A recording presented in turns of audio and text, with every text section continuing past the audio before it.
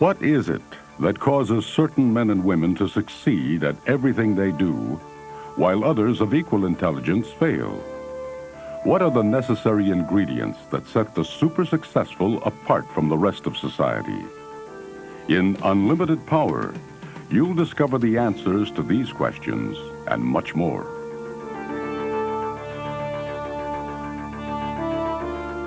So what is the foundational key to all success? Well, I call it personal power. Personal power. To me, this is the one foundational key to all success, from which all success springs. Personal power means the ability to act, the ability to take action. This is really what puts people's life experience and separates basically the winners from those who are still hoping. Those who have the ability to take action in spite of it all are those the people who really make their dreams their day-to-day reality.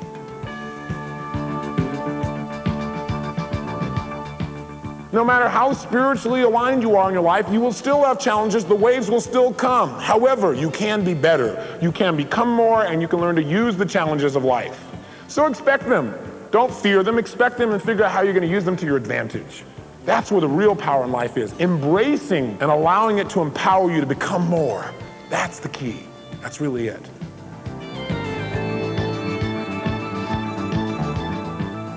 Success leaves clues. People that succeed in any context, in any situation in life, do certain things over and over and over again.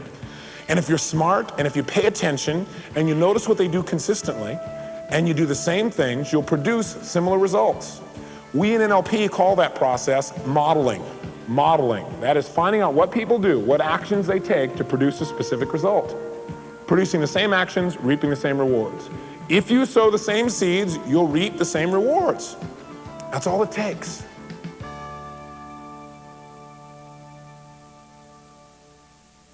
We all want to tap our full potential. And in Unlimited Power, you'll learn how to overcome your personal limitations, turn fear into power, and achieve whatever you want. Tony Robbins will show you how to model and duplicate excellence in any area of your life by using the principles of neuro-linguistic programming. NLP, as it's more commonly known, is the study of how people communicate to themselves. It outlines how language, both verbal and nonverbal, affects our nervous system and everything we do. By practicing NLP, you'll discover how to direct your own state of mind so you can produce the results you desire. In this audio cassette program, you'll be given the ultimate success formula. You'll learn a way to persuade and motivate others with amazing precision. You'll be taught a system for gaining instant rapport with anyone you meet. And with Tony Robbins as your guide, you'll learn techniques for putting yourself in a positive state of mind, no matter what circumstances you find yourself in. Tony Robbins is known internationally for his personal excellence seminars and his training in neuro-linguistics. He has appeared on countless radio and television shows, including The Merv Griffin Show, The Today Show, and CBS News. He is founder and president of Robbins Research Institute, a company dedicated to the advancement of human potential. And his book, Unlimited Power, hit number 5 on the New York bestseller list. On this program, we've combined studio tapes with lively and exciting seminar recordings. And now, let's join Tony Robbins.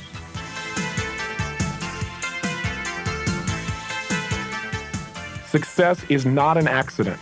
The difference between people who produce positive results and those who do not is not in some sort of random roll of the dice. There are consistent, logical patterns of action, specific pathways to excellence that are within the reach of us all. We can all unleash the magic within us. We simply must learn how to turn on and use our minds and bodies in the most powerful and advantageous way.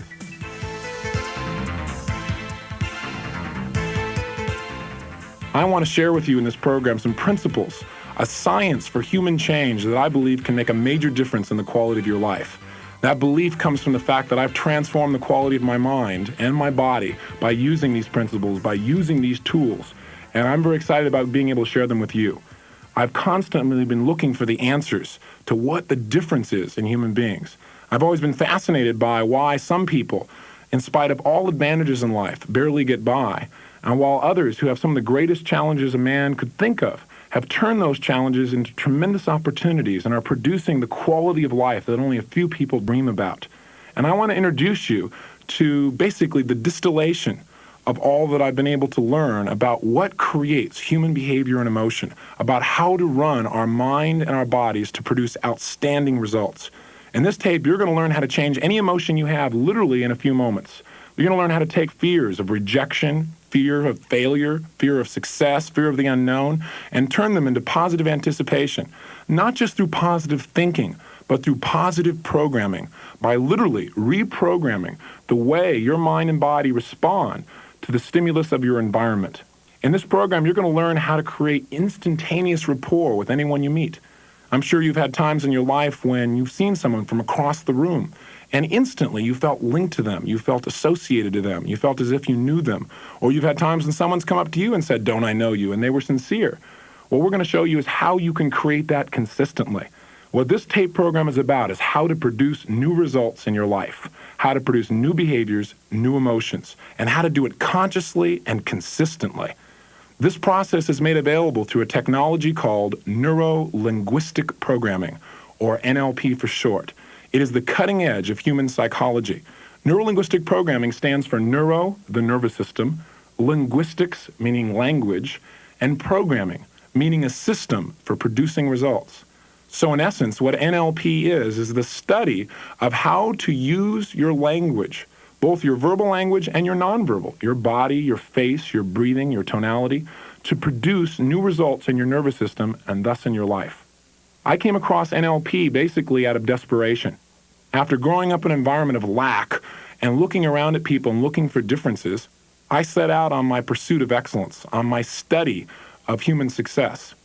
I began to read as many books as I could get on human development, on human psychology, on physiological development, and I applied everything that I could to make differences in my life. I wanted to make sure that when I grew up, I had an environment that would support my friends and my family and my children so that they felt excellent anytime they were in my presence and so that I could have a positive effect on them and on my world. And I made a difference in my life. By the time I was 19 years old, I was quite quote-unquote successful. I had a large business. I was written up in newspapers and magazines as this young entrepreneur. My nickname was Wonder Boy. I was so proud of myself at the time. And I was doing very, very well and impacting people. And also I was doing well economically. At 19 years old, I was earning $5,000 to $10,000 a month in personal income. But eventually what happened is I began to succeed is I also began to get very uncomfortable. I began to find myself in a place where suddenly I began to sabotage my own success. And maybe you've done this at times in your life, when things got almost too good. It sounds absurd, and yet so many of us in the culture fall into the trap of feeling that we're not worthy, or feeling as if we're uncomfortable with things because new success is the unknown. Many times what people begin to do is sabotage their success to get back to their mental idea of what they think they deserve. They don't do it consciously, they do it unconsciously. And that's exactly what I did in my life. All of a sudden, I started not showing up for meetings. All of a sudden, I started treating people really harshly who didn't deserve to be treated that way. All of a sudden, I began to focus on survival and getting by and doing less instead of creating more value in the world. Well, it didn't take very long for my life to deteriorate. Within about 120 days, my company was just a name. I gained over 38 pounds. I was totally broke financially, emotionally, and spiritually. I'd wake up in the morning and my major goal had become, what was I going to eat that day? And I began to find myself sinking deeper and deeper into depression. Now, the biggest challenge with this, of course, is I'd read all the books. I'd been to all the seminars. I knew all the tools that should have allowed me to change my life, but I wasn't using them. I wasn't applying them. And finally, out of desperation, I made changes. And the way I made changes was I decided to totally commit myself to discovering what was the difference between me and people that were succeeding. I knew the information. That wasn't the answer. What was the one key difference between me and others? I wanted to know the one foundational key for all of success. So I began to search for answers. And the first answer, of course, I came up with was knowledge. That is that people who succeed must know things that people who don't succeed don't know. But very quickly I found out I knew as much as anyone did about succeeding. Then I thought, well, if it's not knowledge, it's education. And, I just had a high school education. Maybe that was a problem. And I realized that wasn't true either, because I had been succeeding without any kind of college education. I had been producing outstanding results, both economically, emotionally, personally, and physically. So I realized that wasn't it either. So I began to look at people that were succeeding. And I found a lot of people that were very educated who weren't successful. And I found a lot of people who didn't have a lot of talent, who didn't have a lot of ability, didn't have a lot of education, didn't even have a lot of skill, who were extremely successful. So I looked at this dichotomy to find out what was the difference in people. Really, what caused certain people to succeed in spite of limitation, while others with tremendous resources, like myself, were not following through. And I found what I think the number one foundational key to all success is, and I call it personal power. Personal power to me means the ability to take action. Action, that's what separates human beings. That's what makes the difference between the winners and the losers. We're all winners, but some of us are not activating our resources, so we don't produce the quality of results we desire. Other people do that consistently. It is the man or the woman who can get themselves to consistently do whatever it takes to succeed, to consistently take action. That is the man or woman who lives the life of personal excellence. And I wanted to be one of those people. And as I looked around in life, I said, is this really it? Is, action the whole thing? And of course, attitude plays a role, beliefs play a role, values play a role. But if one is taking consistent action in the direction of our goals, one begins to find out the answers that we need. And I began, as I studied successful people, to discover that they had a common formula for success. I call it the ultimate success formula. And really what it is that one, they all seem to know their outcome. They know what it is they want to accomplish out of their life, out of their communication with the person they're meeting with, out of the situation that they're going for. They know why they're doing what they're doing. They've got a reason, almost an obsession for producing a specific result that they desire. If you don't know what you want, how will you ever get it? It's like we all have this incredible biocomputer that we call our brains, and few of us are making very good use of it. Few of us are ever telling that computer what we want from it. So we don't activate the circuitry that could help us to succeed in a much more quick and much more easy and much more elegant fashion. So knowing what you want is critical and number one, paramount to being able to achieve success. The second thing these people seem to share is they have the ability to take action, this thing called personal power. Because if you know what you want and you don't do anything about it, then what happens is you have a dream, you have a wish, but it'll never be a reality. Action is the only thing that translates dreams into reality. And those who can get themselves to consistently produce the actions that are necessary will absolutely dominate the field of human success. I know that if you look out into the world and you see people are succeeding, you may do what I've done. I used to look at super successful people and say, well, they're lucky. Or, they've got a certain amount of talent, or they're gifted, or they're charismatic, or whatever. But in reality, when you begin to study the personal histories of some of the most successful people in our culture, you begin to discover that it wasn't that they had it so easy or that they were gifted, but rather that they knew what they wanted and they took action until they discovered what it took to succeed. One person who would be a great example of this is a man named Colonel Sanders. I'm sure you've heard the name. The reason you have is because there's a Colonel Sanders chicken store in almost every single city in the United States that has 30,000 people or more. That's a pretty phenomenal achievement. How did it happen? Because Colonel Sanders had so much training, so much marketing ability, because he'd had so much education, because he started when he was young, because he had tremendous amounts of capital? Of course not. None of these things are true. Colonel Sanders made the whole thing happen with only one resource, personal power. He knew what he wanted, and he got himself to take action. At the age of 65, this man received his first Social Security check. It was for $99. He looked at the check and said to himself, I ain't living like this. And he began to not just feel bad, but decide what he did want. And then he took action on it. He asked himself, what resources do I have? And at the time, one resource he seemed to have was a chicken recipe that a lot of people liked. So he came up with an idea. I'll take my chicken recipe, I'll give it to people who own restaurants, and it'll be so good, it'll increase their sales.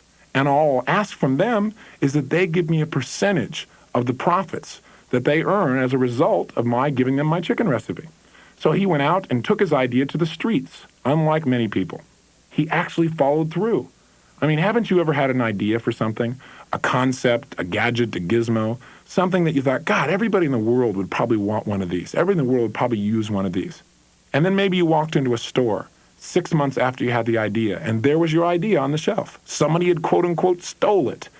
What was the difference between them and you? Was the difference intelligence?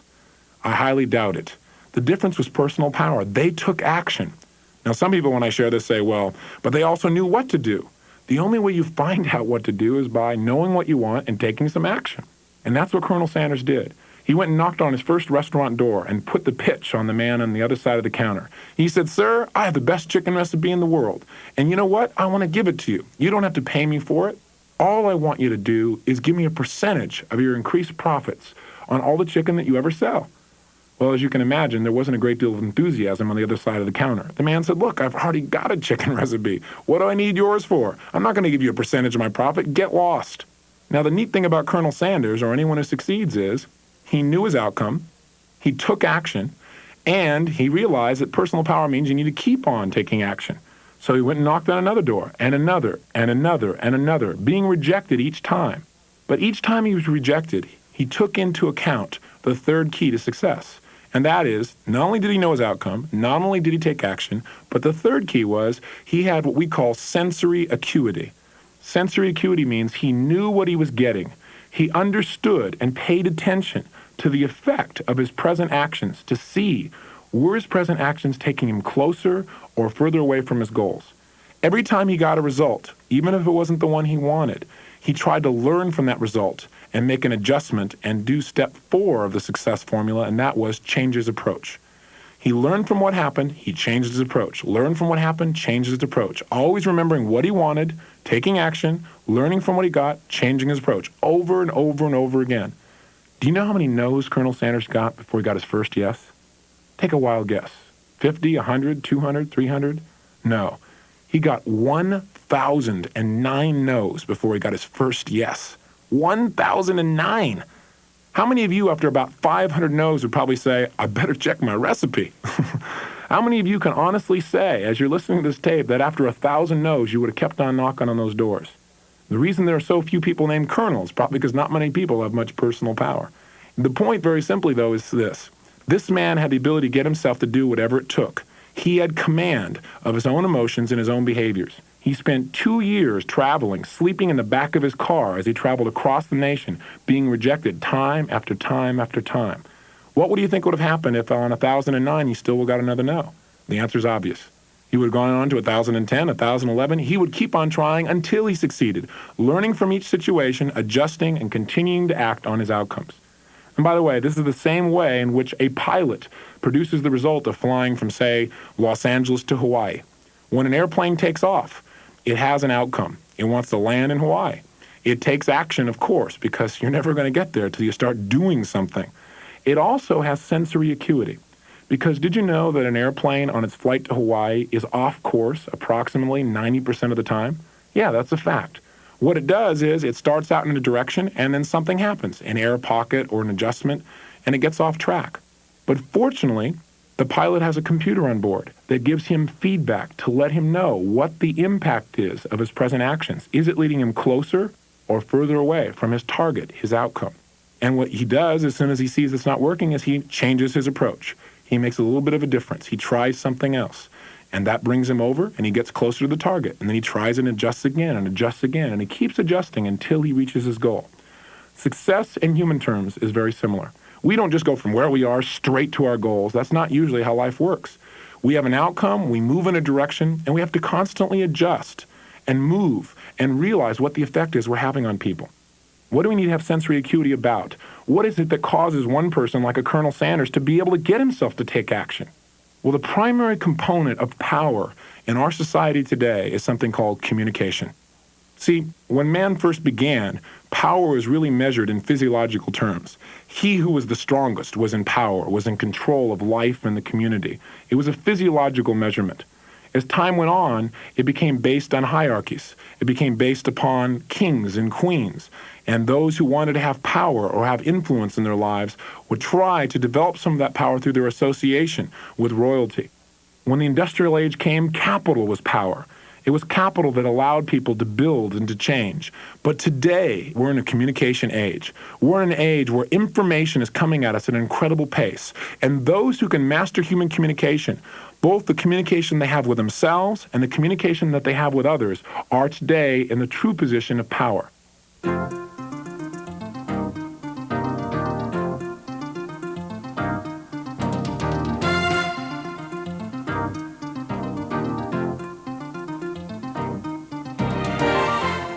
This is a communication seminar because for me, there is no greater skill for us to master than communication. And for me, this is the whole experience of life. Here's what I want you to jot down in your notes. Your first phrase, if you would, is just write down, the quality of my life is the quality of my communication. Pretty simple statement, and I think you'll find it's very true. The quality of your life is the quality of your communication, meaning the kind of communication you direct to yourself is the kind of experience you're going to have of life. Who do you have to master communication with first if you want to really be happy and joyous in this life? Who? Yeah, you have to do it with yourself, number one. You have to learn to master your own communication with yourself. See, when things happen in life, we have a tendency to buy into the concept that things have a meaning. And things don't have a meaning. Everything that happens in our life, the meaning of it is what we decide it to be. And oftentimes we get caught up in what the environment teaches us, what the society teaches us, what our friends tell us the meaning of something is. But we are the final source of deciding the meaning for any experience. We give it the labels. Now for most of us it's on automatic, and we can take charge of that back, and it's important to take charge of that back, otherwise you become a robot. Someone who's directed by the people who know how to direct the masses, through advertisement, through promotion, etc. What we want to do is learn to take control. Let's say you're in a relationship and somebody leaves you. Well, you can have two ways of experiencing it, and the two ways will be determined by the way you communicate to yourself. Either you can go, oh God, they left me because I'm worthless, because I'm so terrible, because I'm ugly, and you'll feel pretty terrible about that. Or they can leave you and go, hallelujah! Thank God this person left, and now they make room for somebody who can appreciate someone of my quality. Now, depending upon how you communicate to yourself in those two situations, you'll have a whole different experience in your body, won't you? Not only will you have a different experience in your body, but you'll produce different behaviors, and you'll live a different kind of life. See? So the key is learning to communicate well with ourselves. I have a good friend, his name is Commander Coffee, and this man is incredible. He, during the Vietnam War, found himself spending 7 years in solitary confinement as a POW. You want to talk about a hairy experience. But you know what? He came out of that experience totally joyous, totally excited about life and who he was and who he'd become. How'd he do it? He mastered his communication with himself. He got shot down. And when he first got picked up, he thought to himself, you know, I might be here a while.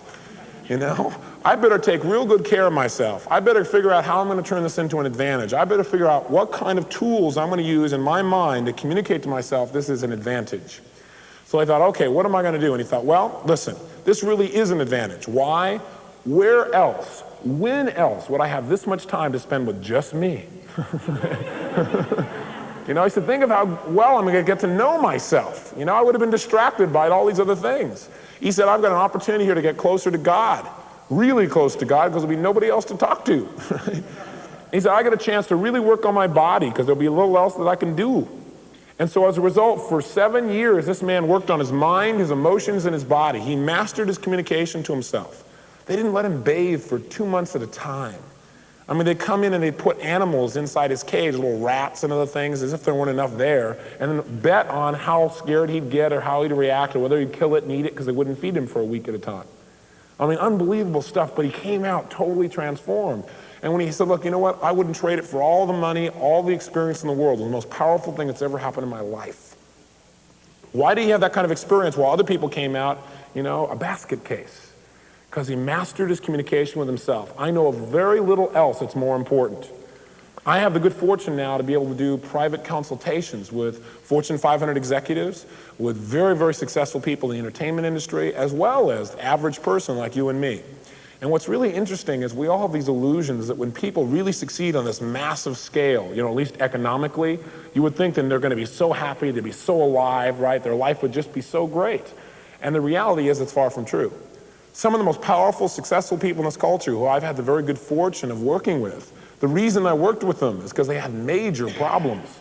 I mean, what happens is they get out there and they haven't mastered their communication with themselves. They've communicated well with the outside world, that's why they were successful. And in case you want to know what it takes to succeed in the outside world, it's communication with the outside world in a way that makes people respond, in a way that gets people to take action, in a way that gets people to buy, gets people to try. Isn't that what a Reagan and a Rose have together, a beet rose? Isn't that what a Springsteen and a Spielberg have in common? The ability really to communicate in a way that affects the masses. So that's what it takes for external success. And many people have mastered that, but have not mastered the internal side. That's how John Belushi's end up the way they do, right? That's how Elvis Presley's end up the way they do. Great people who've mastered the outer communication, but not the inner. And I'm here today to say that we need to master them both. I'm here to say you got to master your own communication so that no matter what happens in your life, you're in charge, you're happy, you are alive, you are vibrant, and you make your life the way you want it. And in addition, you need to master your ability to communicate with others. Because the more you do that, the more external success you can also generate, and why not have it all? That's the way I'd like to live, and that's the way I'd like to entice you, if you don't already believe this, to live as well.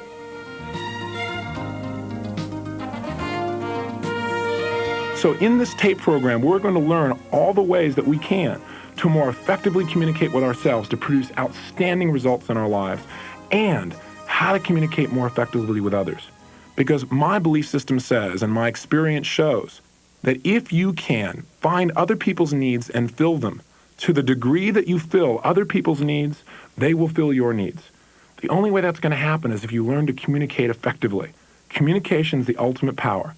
The quality of our lives is the quality of our communication to ourselves and to others. Now, we're going to talk specifically about how to direct your emotions and behavior so that no matter what happens in your life, you're in charge of your emotion and your behavior. So how did I change my life? What did I do? Well, the first thing I had to do was I had to start with the way I was communicating with myself. At the time, I was communicating myself and putting myself down. I was tearing myself up.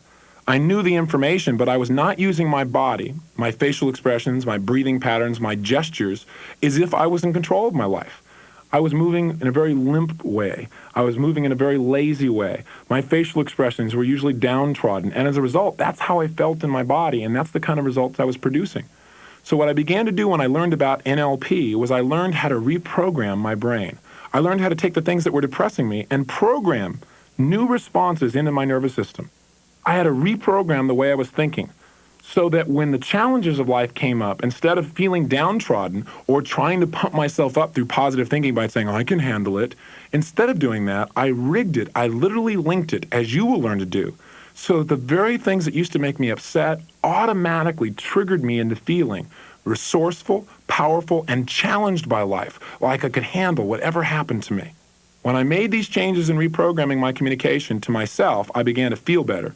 And when I learned to communicate better with other people, I was able to enlist their assistance in producing the results that I wanted for my life. The result? I went in 1 year from living in my 400 square foot bachelor apartment, physically run down, emotionally run down, and 38 pounds overweight, to a year later, 38 pounds lighter, in a relationship with a woman I loved, and then finally married. I became a millionaire in less than a year. And my new home is now a 10,000 square foot castle overlooking the crashing waves of Del Mar, California. I get to travel all over the world and share ideas that matter with people who care. And I don't tell you all these things to impress you. I tell you because it impresses me. It's incredible for me to see how much can happen in 1 year just by learning how to run my brain, just by finding and studying what people do to get themselves to take action instead of just knowing what to do. Attitude is not enough. It is a start, but we must learn to reprogram our nervous systems, and that's exactly what we're going to do in this program.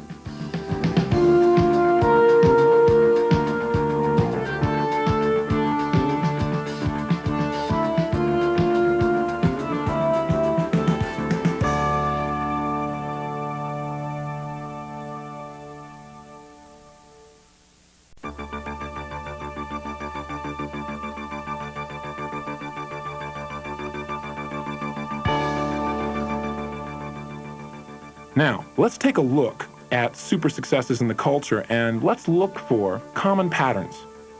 In the beginning of this program, I said I've always been interested in the differences in people, why some people succeed under the most dire and difficult circumstances, while others barely get by and feel unhappy when they're surrounded by success emotionally, socially, spiritually, and physiologically. What I'm also interested in is what creates a super success, what creates a champion. What is it that a Steven Spielberg and a Bruce Springsteen share in common that allow them to affect the culture in such a massively positive way? What is it that gave Kennedy and King the power to transform so many lives, both emotionally and behaviorally? What is it that makes a Pete Rose and a Ronald Reagan unique? What is it that a Tina Turner and a Ted Turner share in terms of characteristics? Because my experience has shown that success leaves clues. That is, people who succeed do certain things over and over and over again. And if you find out what people do in their minds and in their bodies that creates for them high peak emotional states and effective behaviors, if you take the same actions mentally and physically, you'll produce the same results. I call that process modeling. And NLP taught me to model people with more precision than ever before. I found out how to do exactly what they were doing in their head to produce a result. For example, I went to the United States Army, and I went to a general there. And I said, General, I can take anything that you're teaching presently in the entire Army, any training program, and I cut the training time in half, and I can increase the competency simultaneously. He went, you're crazy. I said, no, sir, I'm expensive. We worked out a deal where he would give me projects he thought were impossible. That is, they could not be improved upon. I would cut them in half. If I cut them in half and increased the competency, I would be paid. If I didn't, I would not. The Army had nothing to lose. I had everything to lose if I didn't produce the result and everything to gain if I did.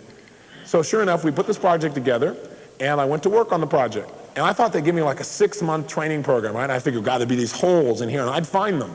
They gave me a 4-day training program. They also gave me a product I was not excited about, pistol shooting. I mean, I didn't go to the Army to enhance the Army's ability to kill people.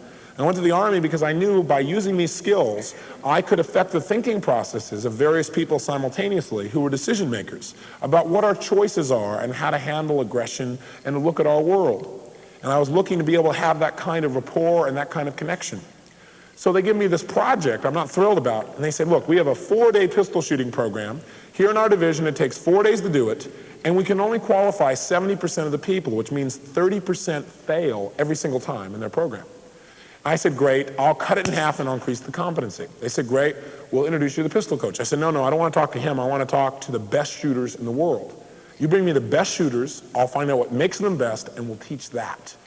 So they gave me the #1 shooter in the Army, the national shooter, and their pistol shooting coach. They all come down to meet me. I'm down this underground shooting range.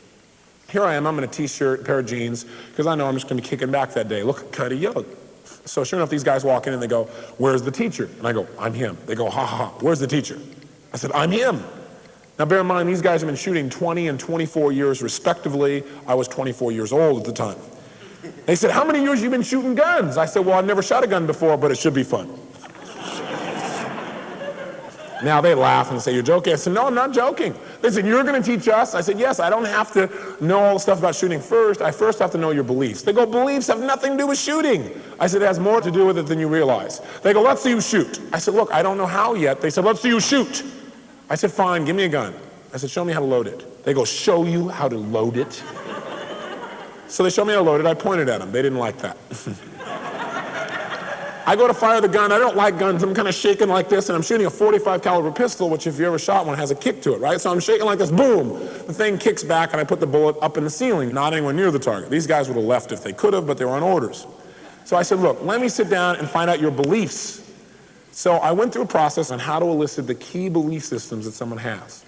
And I found that these shooters, the best shooters in the nation, had 32 specific beliefs about shooting that were totally different than the people I interviewed who could not pass the class. So what did I do? I took their 32 beliefs about shooting and instilled them within myself, literally installed them, if you will, inside my own belief structures. So the bottom line is I put those beliefs in, and then I moved on to the second key to duplicating excellence, and jot down what #2 is. The second key to duplicating any form of human excellence is called duplicate the person's mental syntax. Syntax sounds like a complicated word. It's actually very simple.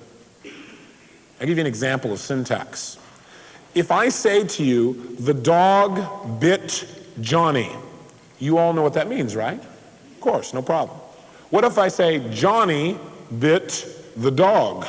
Different experience, isn't it? Especially if you're Johnny or the dog. Now, what did I do? Did I add or subtract words? Absolutely not. All I did was change the what? The order and sequence, also known as the what? Syntax. By changing the syntax of words or even the way you use your nervous system, you absolutely instantly change the meaning and the result. For example, we all have 5 senses. The order in which we use those five senses determines the kind and quality of results that we produce. For example, in order to spell effectively, you use various aspects of your five senses, don't you? If you want to spell a word. Some people are excellent spellers, some are poor spellers. The difference is the syntax of whether they visualize the word or sound the word out first or try to feel it out first, and the order in which these do things make all the difference. For example, how many of you are really great spellers? Let me see a show of hands. Really great. How many of you are really lousy spellers? Raise your hand and tell the truth. Now, let me ask you a question. If you're a bad speller, tell me the truth, yes or no. If you're a bad speller, does that mean you're less intelligent than a good speller, yes or no? No. Bad spellers always say no. Which is true, by the way, okay? Because spelling has nothing to do with intelligence.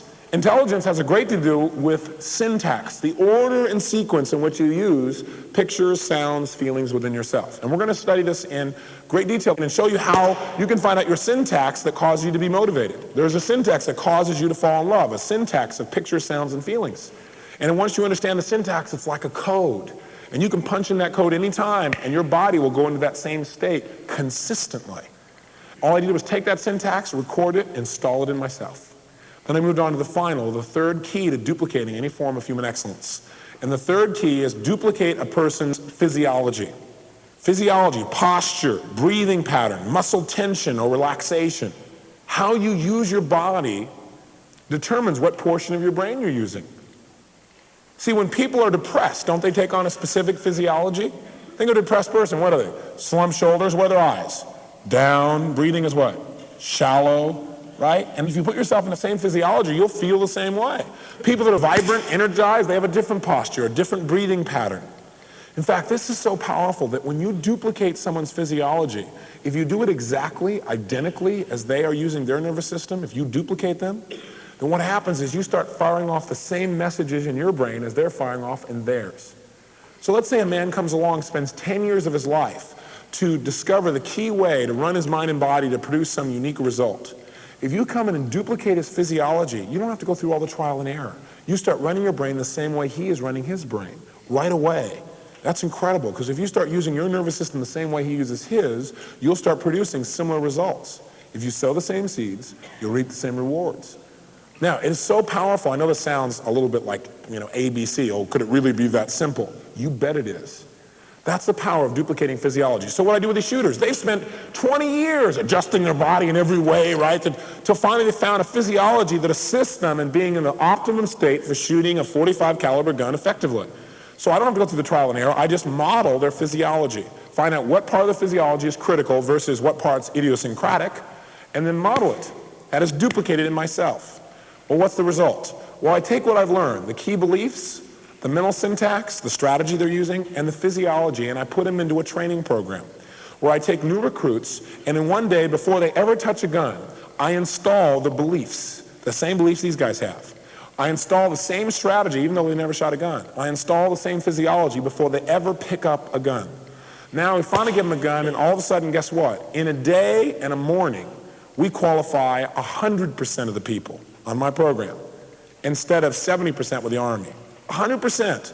Not only that, we tripled the number of people that qualified at the highest level called expert. In other words, they only get so many in 4 days to become expert. We tripled the number it took them 4 days to do in a day and a morning. Incredible. The colonel who was the head of the project wrote the general and said it was the first breakthrough in pistol shooting since World War I. Now the purpose of this is not for you to go, wow, isn't Robbins a great modeler? The purpose is that I want you to leave here this weekend, this 4-day period of time, realizing that who could have done what I did there? Who? Who? You. As long as you duplicated those people's number one, they're what? Number two there? And number three there?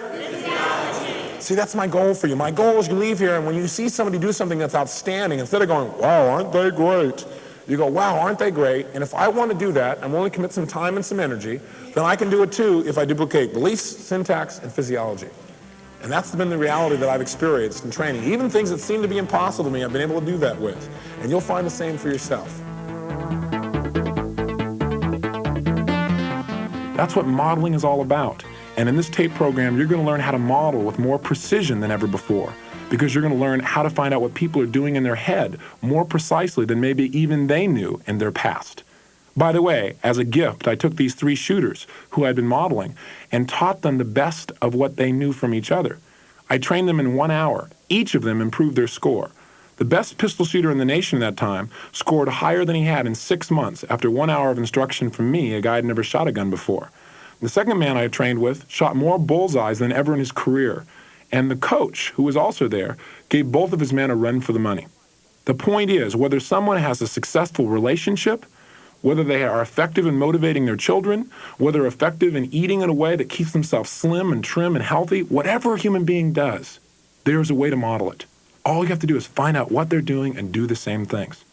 So in that light, let's look at some general belief systems or characteristics that champions seem to share in common.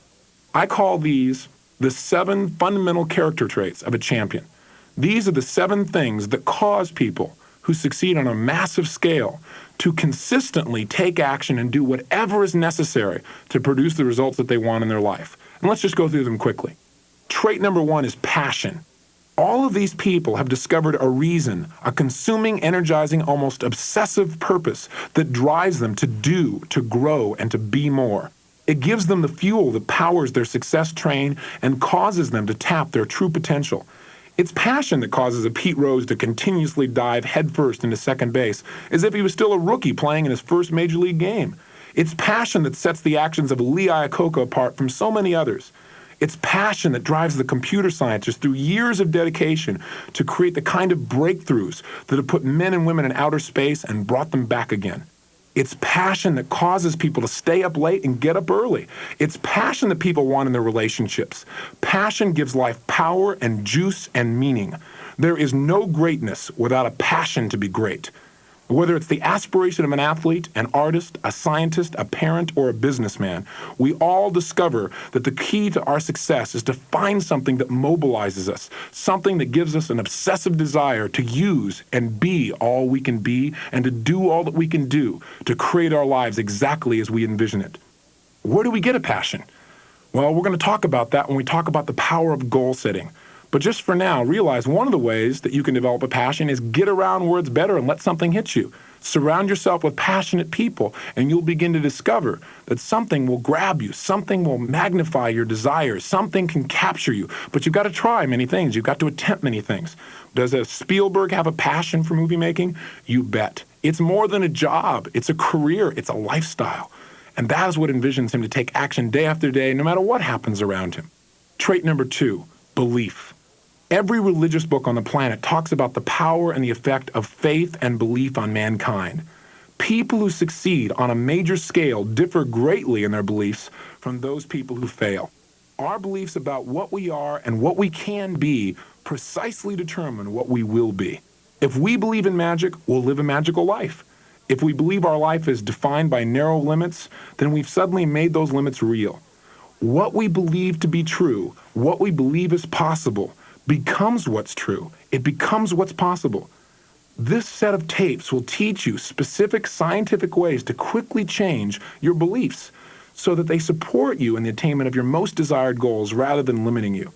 Many people are passionate, but because of their limiting beliefs about who they are and what they can do, they never take the actions that could make their dreams into a reality. People who succeed know what they want and believe they can get it. Now, passion and belief help to provide the fuel, the propulsion, if you will, that pushes us toward excellence. But propulsion's not enough. If it were, it'd be enough to fuel a rocket and send it flying blindly toward the heavens. Besides the power, we need a path. We need an intelligent sense of logical progression. To succeed in hitting a target, we need trait number 3, a strategy. A strategy is a way of organizing our resources. When Steven Spielberg decided to become a filmmaker, he mapped out a course that would lead to the world that he wanted to conquer.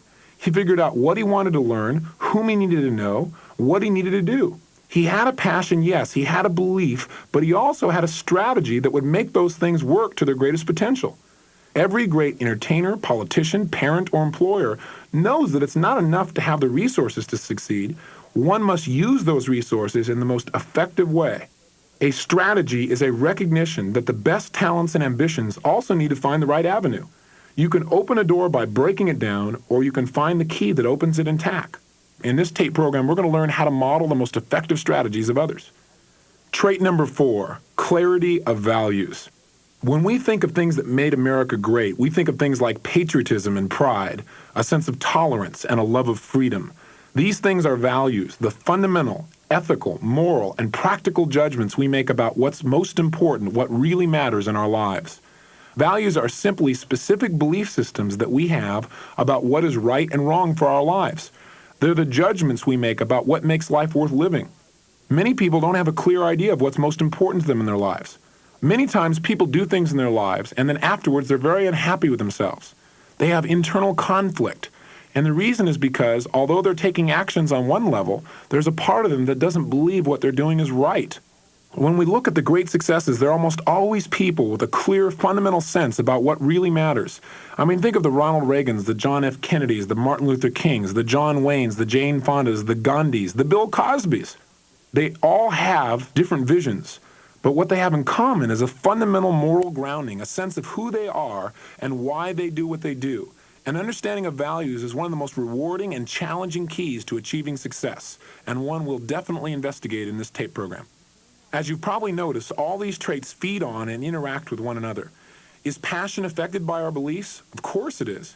The more we believe we can accomplish something, the more we're usually willing to invest in its achievement. Is belief by itself enough to achieve excellence? Well, hey, it's a good start.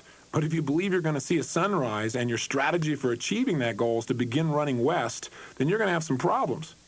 Are our strategies for success affected by our values? You bet. If your strategy for success requires you to do things that don't fit your unconscious beliefs about what is right or wrong for your life, then even that strategy won't work. This is often seen in individuals who begin to succeed only to end up sabotaging their own success. The problem is there's an internal conflict between what the individual values most internally and their strategy for achieving external success. All 4 of the things we've already considered are inseparable from trait number 5, energy.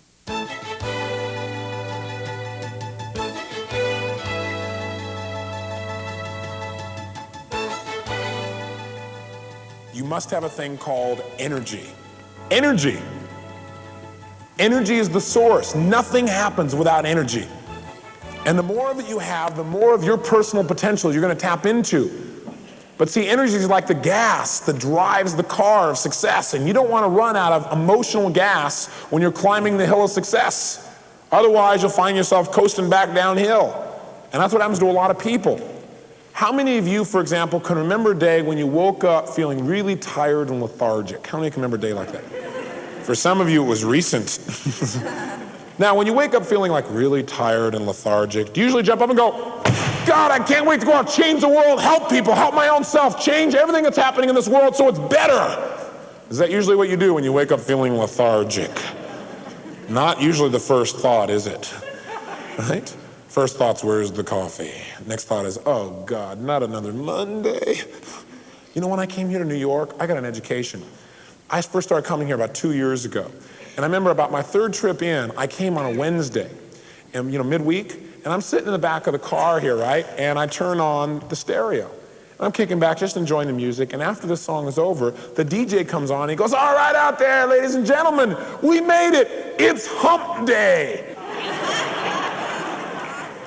Do you know what hump day is? Wednesday. Yeah, some people look at Wednesday as hump day, which means you're over the hump. You're more than half the way to the weekend. Can you imagine that large numbers of people spend 5 days out of every 7 looking forward to only 2 of them? Some people live for 2 days out of every 7.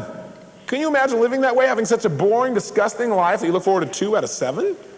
Hey, you know what's worse? In California, there is a new club that's formed.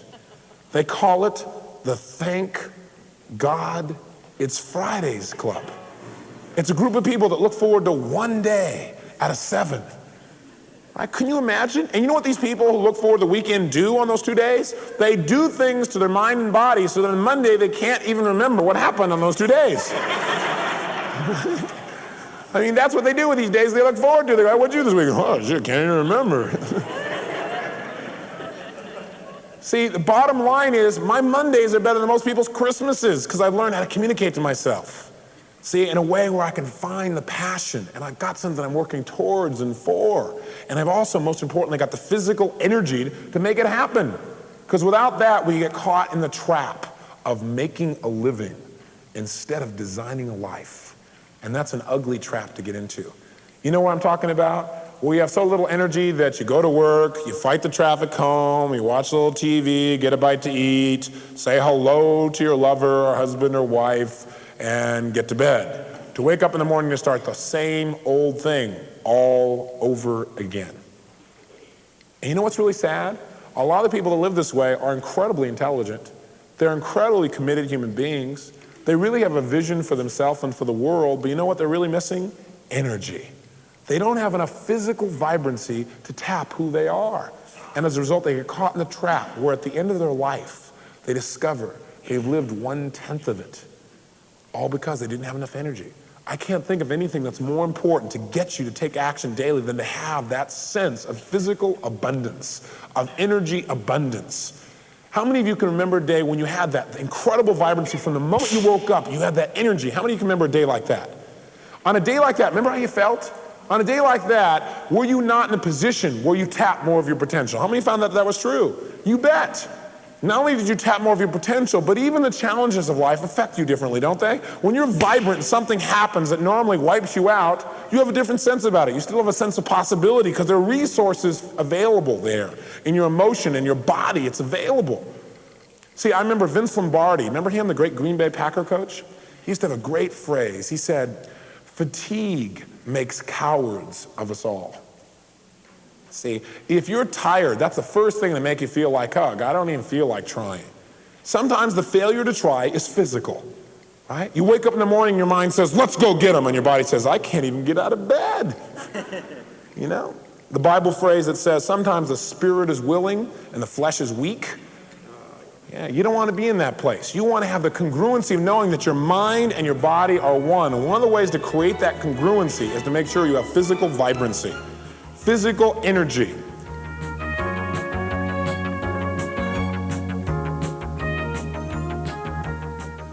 Remember, energy is the fuel that drives your success train, and you don't want to run out of emotional gas when you're climbing the hill of success.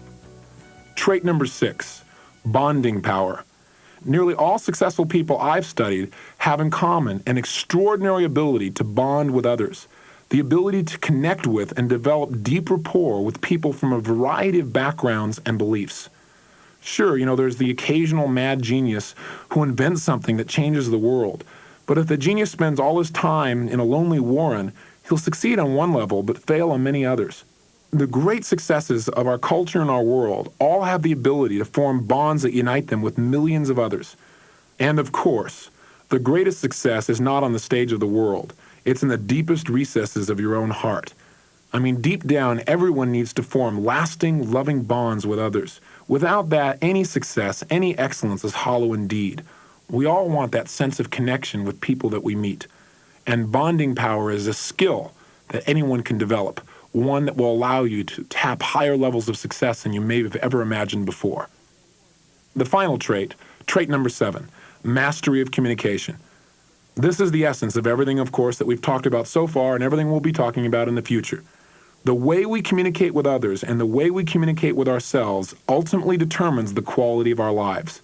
People who succeed in life are those who have learned how to take any challenge that life gives them and communicate that experience to themselves in a way that causes them to successfully change. People who fail take the adversities of life and accept them as limitations. The people who shape our lives and our cultures are also masters of communication to others. What they have in common is an ability to communicate a vision or a quest or a joy or a mission. Mastery of communication is what makes a great parent, a great artist, or a great politician, or a great teacher. Everything in this tape program will be directed towards teaching you how to more effectively communicate to yourself or to others to produce new emotions and new behaviors. So as we review these 7 character traits, how many of them are you experiencing in your life right now? Do you have that passionate desire for something? Do you believe you can really make it happen? Have you developed a strategy yet to make your goals a reality? Are you really clear on your values and what's most important to you in life? Do you have the energy that will be necessary to produce the results that you want? Do you have the ability to meet anyone and in a few moments bond with them and have them feel responsive to you, develop that sense of rapport? Have you mastered the way you communicate to yourself so that you take action instead of being immobilized? Have you learned to communicate to other people in a way that emboldens them to action? Most of us would have to say that we have some of these in alignment, but not all. This tape program is designed for us to learn how to install them all in ourselves. But first, just take a moment and look back at these 7 character traits and see if you believe they really do make a difference. Think of someone that you know personally who's successful.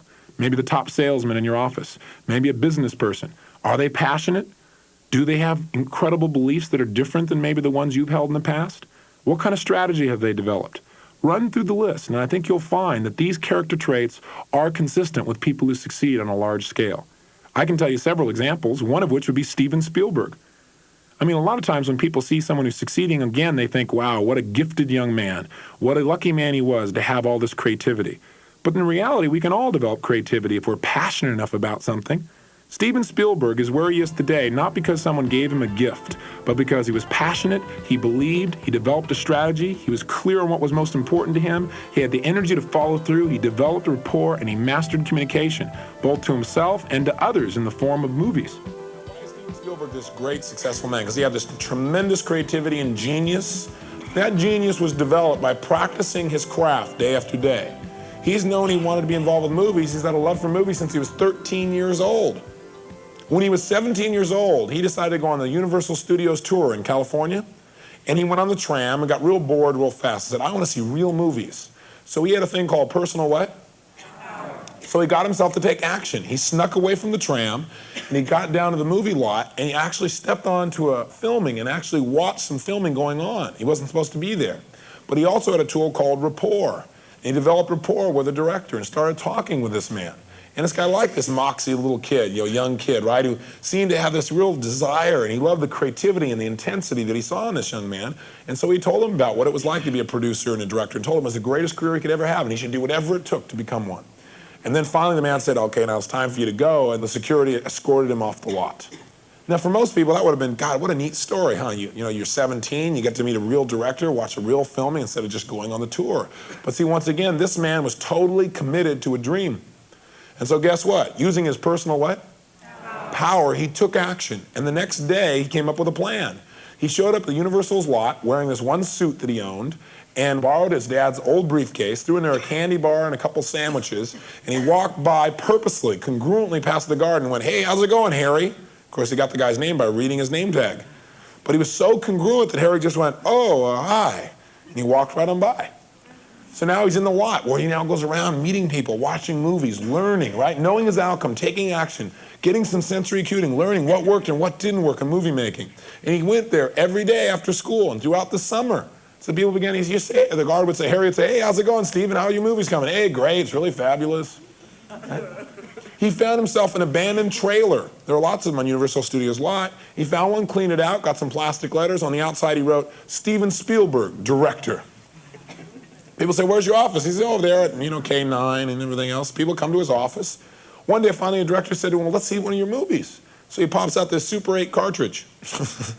He said, well, wait, we got to see a real movie. He said, you seem to know a lot about that. How did you learn so much about movies? Well, he spent 2 years or a year on the lot, right? Being there, developing acuity, developing and stuff, getting creative, letting his mind run, totally committed to his outcome. So finally he said, look, if you'll make a film and show it to us, a short film, he said, we may hire you. So he went out and convinced one of his friends who was in my seminar last week, and I told the story, and this guy got up and said, I financed that original film. It took $10,000, and Steven Spielberg made this little film about a group of teenagers that went from the desert and hitchhiked to California. And this guy financed it. It was amazing. Anyway, bottom line is, he showed up at Universal Studios, and they hired him with a 7-year contract to make television programs. Not bad.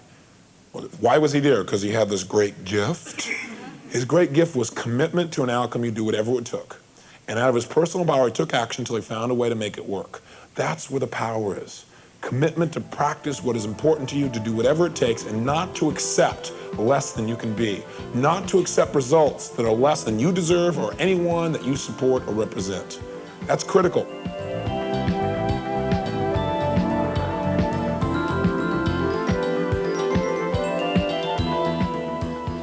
One of my favorite examples of personal power and these fundamental character traits making the difference in the quality of life is the story of Honda International. Honda is now a company that's doing $11 billion in sales. They're the largest manufacturer of motorbikes in the world. How'd they get started? Well, there was a man named Honda who had a passion, a desire. He was so passionate about his goal that in 1938, he took all of his money, everything he owned, and invested it in a little workshop where he began to work on piston rings, something he wanted to sell to Toyota Corporation at the time. He worked day and night, sleeping there, never leaving, always believing he could produce the result.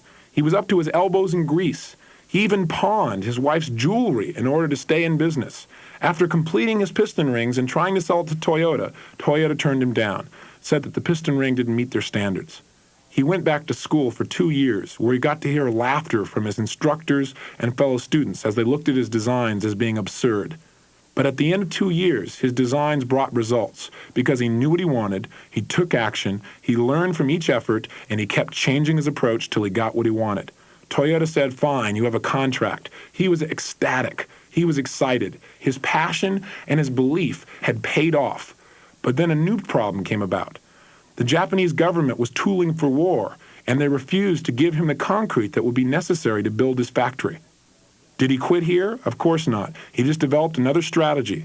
He used his bonding and rapport tools to get a series of men to work with him to learn a new process for creating his own concrete, and he built his own factory.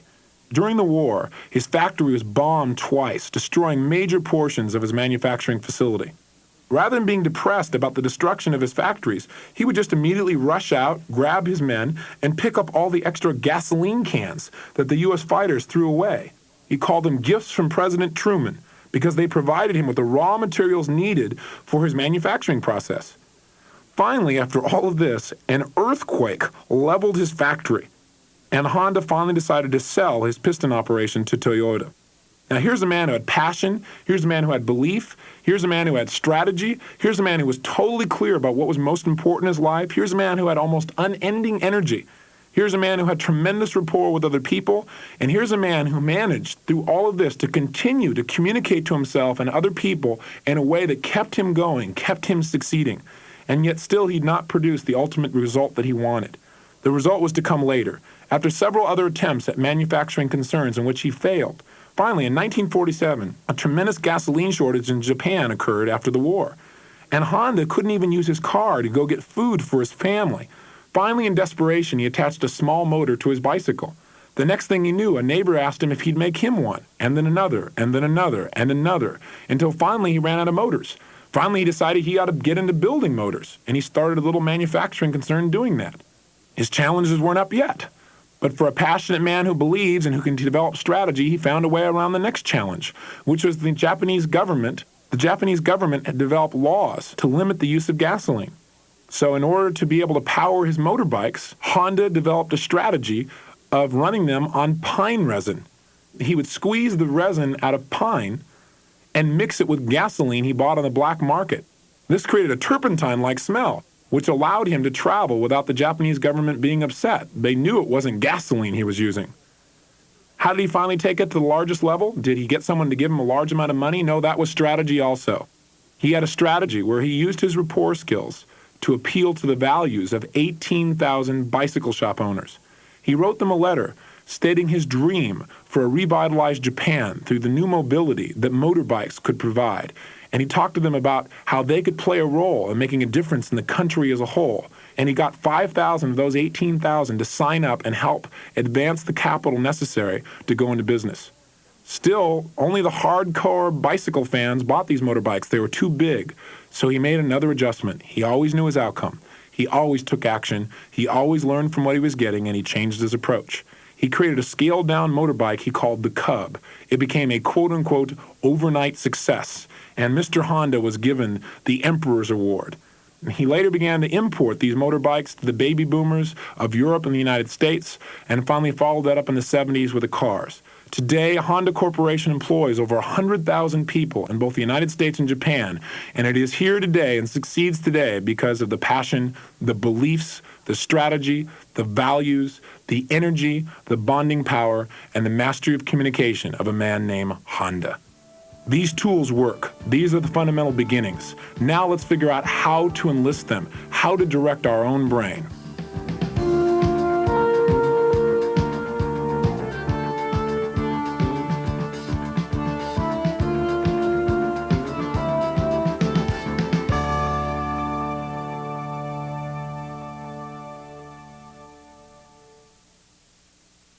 This side contains exercises that ask you to close your eyes and use visualization techniques. You may want to wait to listen to this side until you're not driving, so you can relax completely and get full benefit from this tape.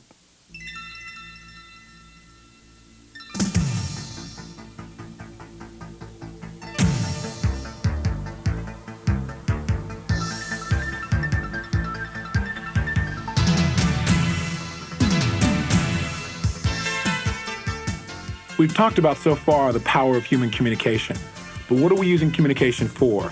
I've talked about using communication to get yourself to take action, but really, what do we need to do to get ourselves to take action? How do we need to communicate to ourselves?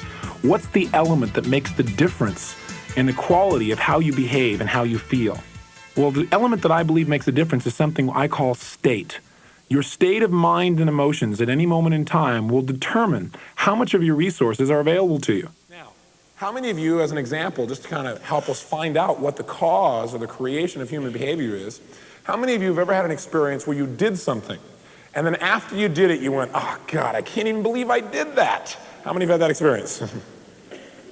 How many of you, same people, have been in a similar situation where after you did something, you went, yeah, that was me? Same situation, yet look at the difference in results. One time you don't even want to talk about it, the other one you're happy to chat about it. How come? How come you're producing such varied behaviors in the same basic situation?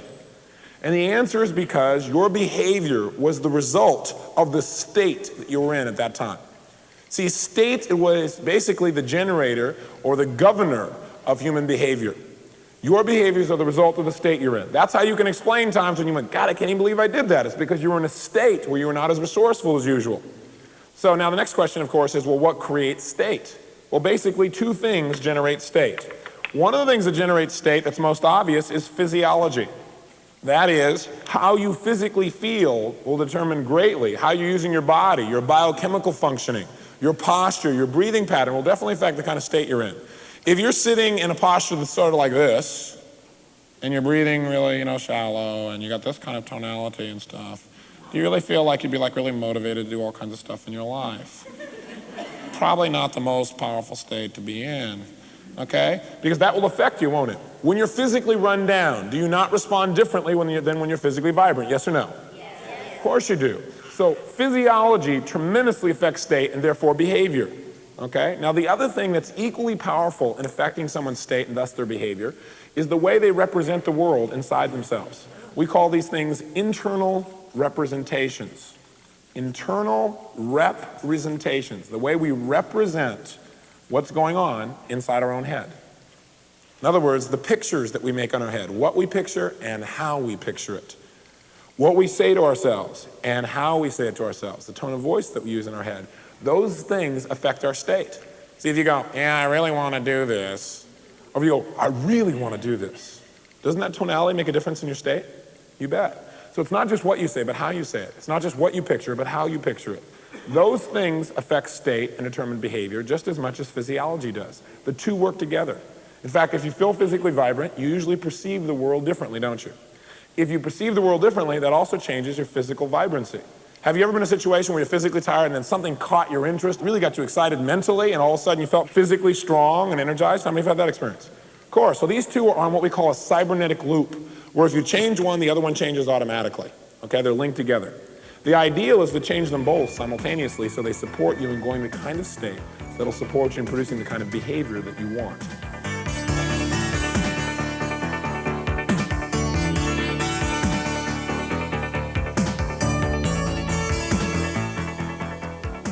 Behavior is the result of the state that we're in, and the state we are in is the result of how we represent things internally, meaning, again, what we picture in our minds and what we say or hear in our minds, as well as our biochemical functioning, our breathing patterns, our muscular tension and relaxation. If you learn to direct the way you represent things mentally, And the way in which you use your body, you can direct any aspect of your life. For example, a woman came into me recently and she was very, very upset. She was extremely depressed and had been, according to her, for the last 12 years. Her response to me immediately as she walks in the room is I can see how she's producing this state called depression. She's doing it by the way she uses her body. So she tells me on and on about all the depressing things she does and how she's even depressed when she's sleeping as she begins to weep and cry in front of me. And I simply turn to her and I say, that's fascinating. How do you do that? She looked at me quite startled. What do you mean, how do I do this? I'm just depressed. I just feel so terrible. Well, how do you get yourself to feel so terrible? I asked her. She said, I don't know. It just happens to me. I said, no, it doesn't just happen to you. You have to do certain things in your mind and certain things in your body to feel depressed. I said, you have to send certain messages. I explained to her, there are no results in your life, either emotional or behavioral, without some cause, without you taking some mental or physical action or a combination thereof. I said, what are you doing with your body that makes you feel depressed? She goes, I don't know. I said, well, let me show you. If I were to take on your physiology, let's see if I can feel as depressed as you. And I began to contort my posture, and I began to drop my shoulders and look down and create muscular tension in my face and squint. I said, yeah, now I feel pretty lousy. Now let me mimic your voice tone. Oh, I feel terrible. Yeah, I said, now I'm really feeling lousy. I said, now what are you picturing in your mind? What are you saying to yourself? She goes, well, I'm just picturing the worst thing that could happen. I said, oh, yeah, now I feel totally depressed too. Now I know how I can do it. I just have to think this way and use my body this way consistently, and I'd be depressed. She looked at me and she smiled. I said, would you like to change? She said, well, that's why I'm here. I said, well, start by changing the quality of your voice tone. Say, that's why I'm here, and use a different tone of voice. She said, that's why I'm here. I said, no, try it a little differently. Say, that's why I'm here. She said, that's why I'm here. All of a sudden, her face changed. Her body began to change. I said, sit the way you'd be sitting right now if you felt totally joyous and excited. She goes, well, I don't really know. I said, well, if you did know, show me how you'd sit. So she said, well, I guess, and she began to change her posture, which immediately sent new messages to her brain about how to feel. Your posture, your breathing pattern, your muscular tension or relaxation tells your brain and emotions how to feel. So she changed her posture, her shoulders came up, she began to breathe differently, her facial expression changed, she began to smile, and all of a sudden she felt very happy. I said, are you depressed now? She said, no. She said, but I'll get depressed later. I said, the only way you'll get depressed later is if you run your brain and your body in the way you were a few moments ago. Instead, develop the pattern of moving your body, walking, talking, breathing, having your face look like what it would look like if you were very happy. You will feel that way. For years, I've been teaching that if you want to change how you feel and how you behave, change the way you use your physiology. If, for example, you're depressed, but you put a smile on your face, you will not feel depressed. Just recently, scientists at the University of California have verified this. They have found that people are beating lie detectors by putting themselves in a physiology or a posture and breathing pattern similar to that of when they're telling the truth. As a result, they feel as if what they're saying is true, and they even fool a lie detector. Why not reprogram your own body by changing how you use your body and your thought processes? And what I'd like to do in this tape is show you some specific ways to make those changes. But first, remember, you're already producing results. So if you don't like the result you're getting, emotionally or behaviorally, change how you communicate to yourself. Change either what you're picturing in your mind or what you're hearing or saying to yourself, or change the way you use your body, or both. See, you have all the resources you really need to succeed in your life. The question is, can you get access to them in the appropriate place? I mean, haven't you had a time in your life when you snapped at somebody for no particular reason? It had nothing to do with them. It was just the state you were in. You weren't very resourceful, were you? And haven't you also had times in your life where somebody did something really terrible, but you were really compassionate in your response? It had to do with how your posture was, how your breathing was, how you were picturing things, how you looked at things in that time. You know, for centuries, man's been fascinated by ways to alter his states and thus his experience of life. He's tried fasting, drugs, ritual, music, sex, food, hypnosis, chanting. All these things will have their uses, and they all have their limitations. However, what I want you to do now is just learn how to take direct control. I've said before, your brain is like a biocomputer. All you have to do is punch in the signals of what results you want, and you'll get them. Why not just do it directly? It's all controlling and directing states. Really, I would say the quality of your life is not only the quality of your communication, but it's really based upon your ability to manage states. Maybe your goal should be an effective state manager, because by managing your states, you manage your emotions and thus your behaviors in life. That's why, for example, when we have toddlers, We make sure that they stay rested up because we know as they get more tired, as their physiology changes, their positive responsiveness to the environment also changes. That's why we make sure they get a nap so they're not cranky. Human beings, as they grow older, some of them still need naps. Some of them still need ways to have more energy so they're not so cranky in their response. But remember, how we represent things, how we use our body, those are the keys. Those are the master tools to directing your brain, your emotion, your behavior, and your life. For example, how do you respond when a loved one arrives home hours late from when you expected them? Well, it depends on how you were representing why they're late. If during the 2 hours that you were waiting for them, you imagine that the reason they were late is they may have been in a car accident, and you imagine them bloody or possibly in a hospital, then when they arrive home, you might greet them with a state of concern. You might give them a big hug and say, "God, how are you?" If instead, while they were late for those 2 hours, you continued to represent to yourself the possibility mentally that the reason they were late is they didn't care about you or because they were with someone else in a clandestine affair, then I guarantee you'll be in a different state when they arrive home, and you will probably treat them in a way that will cause them to want to have clandestine affairs because you wouldn't be very pleasant to be around. Also, the other thing that would determine your response is if you were physically run down, you might respond quite differently than if you felt energized and vital and strong and happy. If because of your dietary patterns your blood sugar is low, you're going to respond quite differently than if you have a dietary pattern that allows you to be biochemically healthy. Now, the next obvious question that came up for me was, okay, it's true, it seems, that human beings' behavior is the result of the state they're in. I mean, if I'm physically run down, I'm going to respond quite differently than if I'm physically vibrant and strong. But my question is, how come when people are in the same states, they behave differently? I mean, one person, when they feel loved by you or they love you, will express it by hugging you. Another person may just tell you and not hug you. Why do they behave differently? Well, the difference is they're models of the world. Some people, for example, when they're angry, have one model in their brain of how to respond. Out of a state of anger, their model of responsiveness is to lash out, and that's their only choice. Other people have more elegant choices of how to communicate, how to change how they feel, how to change the way other people behave through their communication skills, and so they behave differently.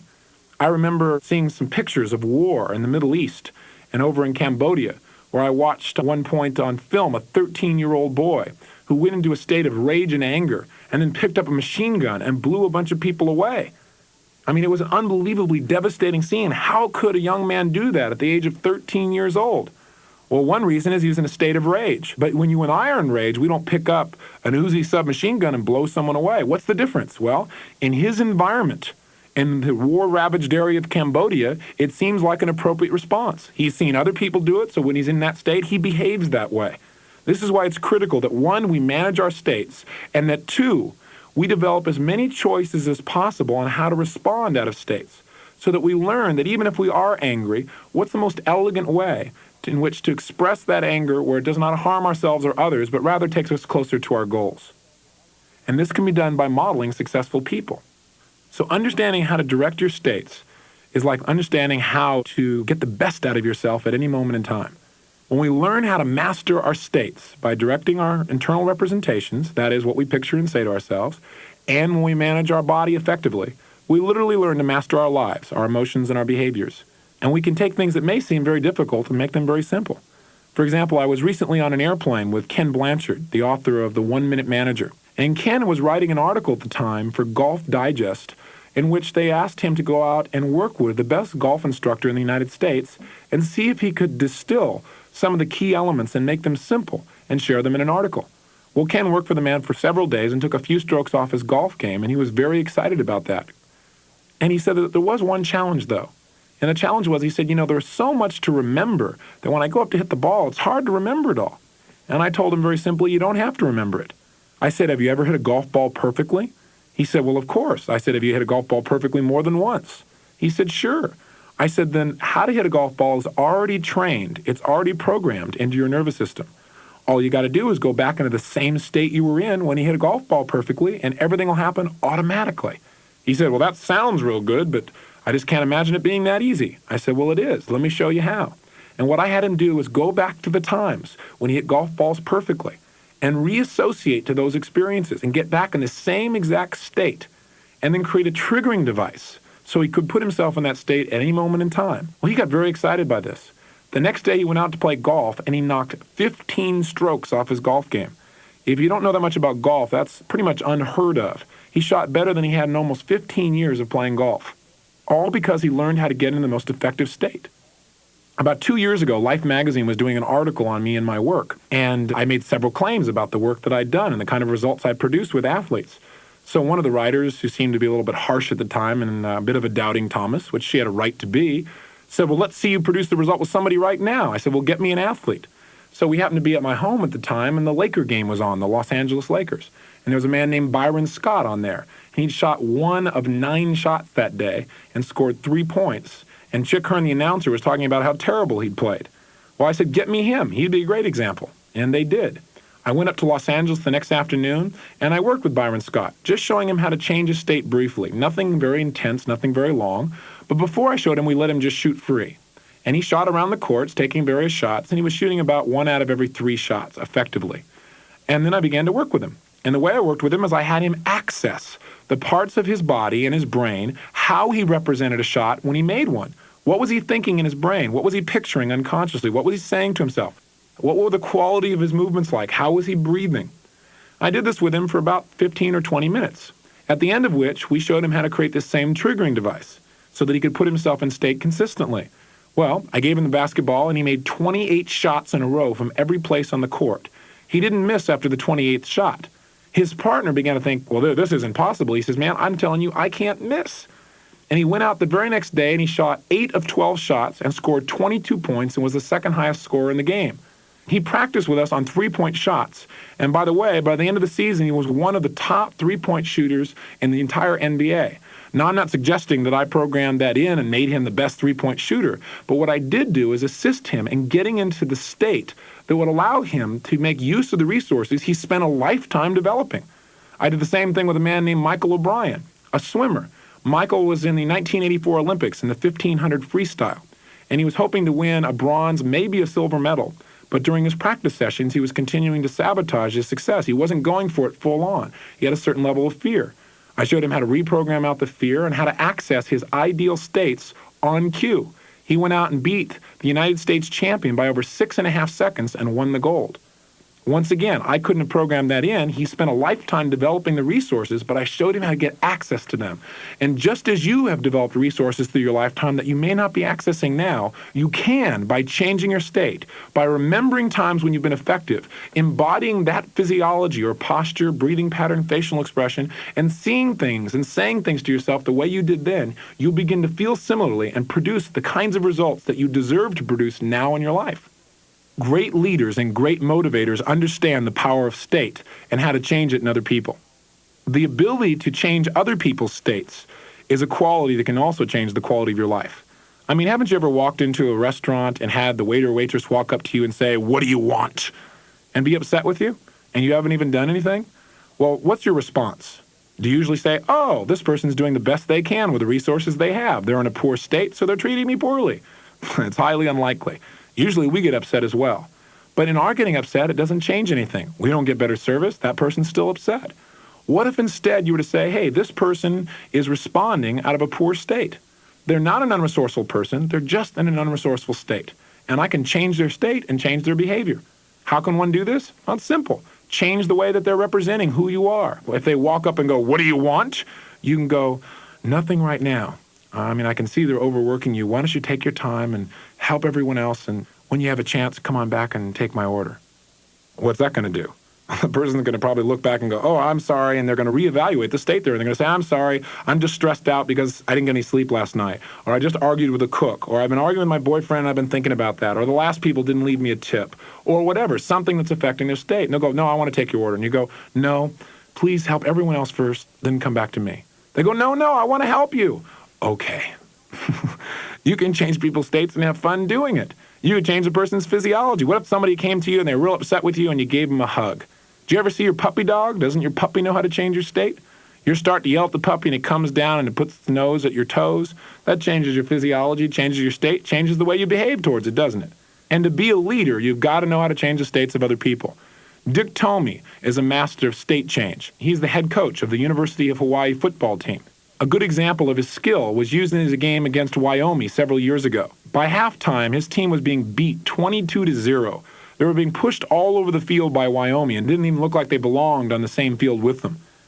At halftime, as the men began to walk into the locker room, it was obvious by their bowed shoulders and heads, the expressions on their faces, their physiology alone told you that they weren't going to go back out in the next half and access their greatest skills and win the game. But Tony had an idea. He decided he'd change the way they were representing what 22-0 meant. And what he did was he pulled out a poster that he had formed. And on it, he had clippings of various newspaper articles about football teams that had come back from incredible margins. 32-0, where a team came back and won, 38-32. 25-point leads, where the team came back and turned it around. Well, the team members began to gather around and read these articles, and pretty soon they began to represent to themselves that they could win, that they could tap their top potential, that they could go out and win the game. The result? In this new state of resourcefulness, the team went out and held Wyoming scoreless in the second half, outscoring them and winning the game 28-22.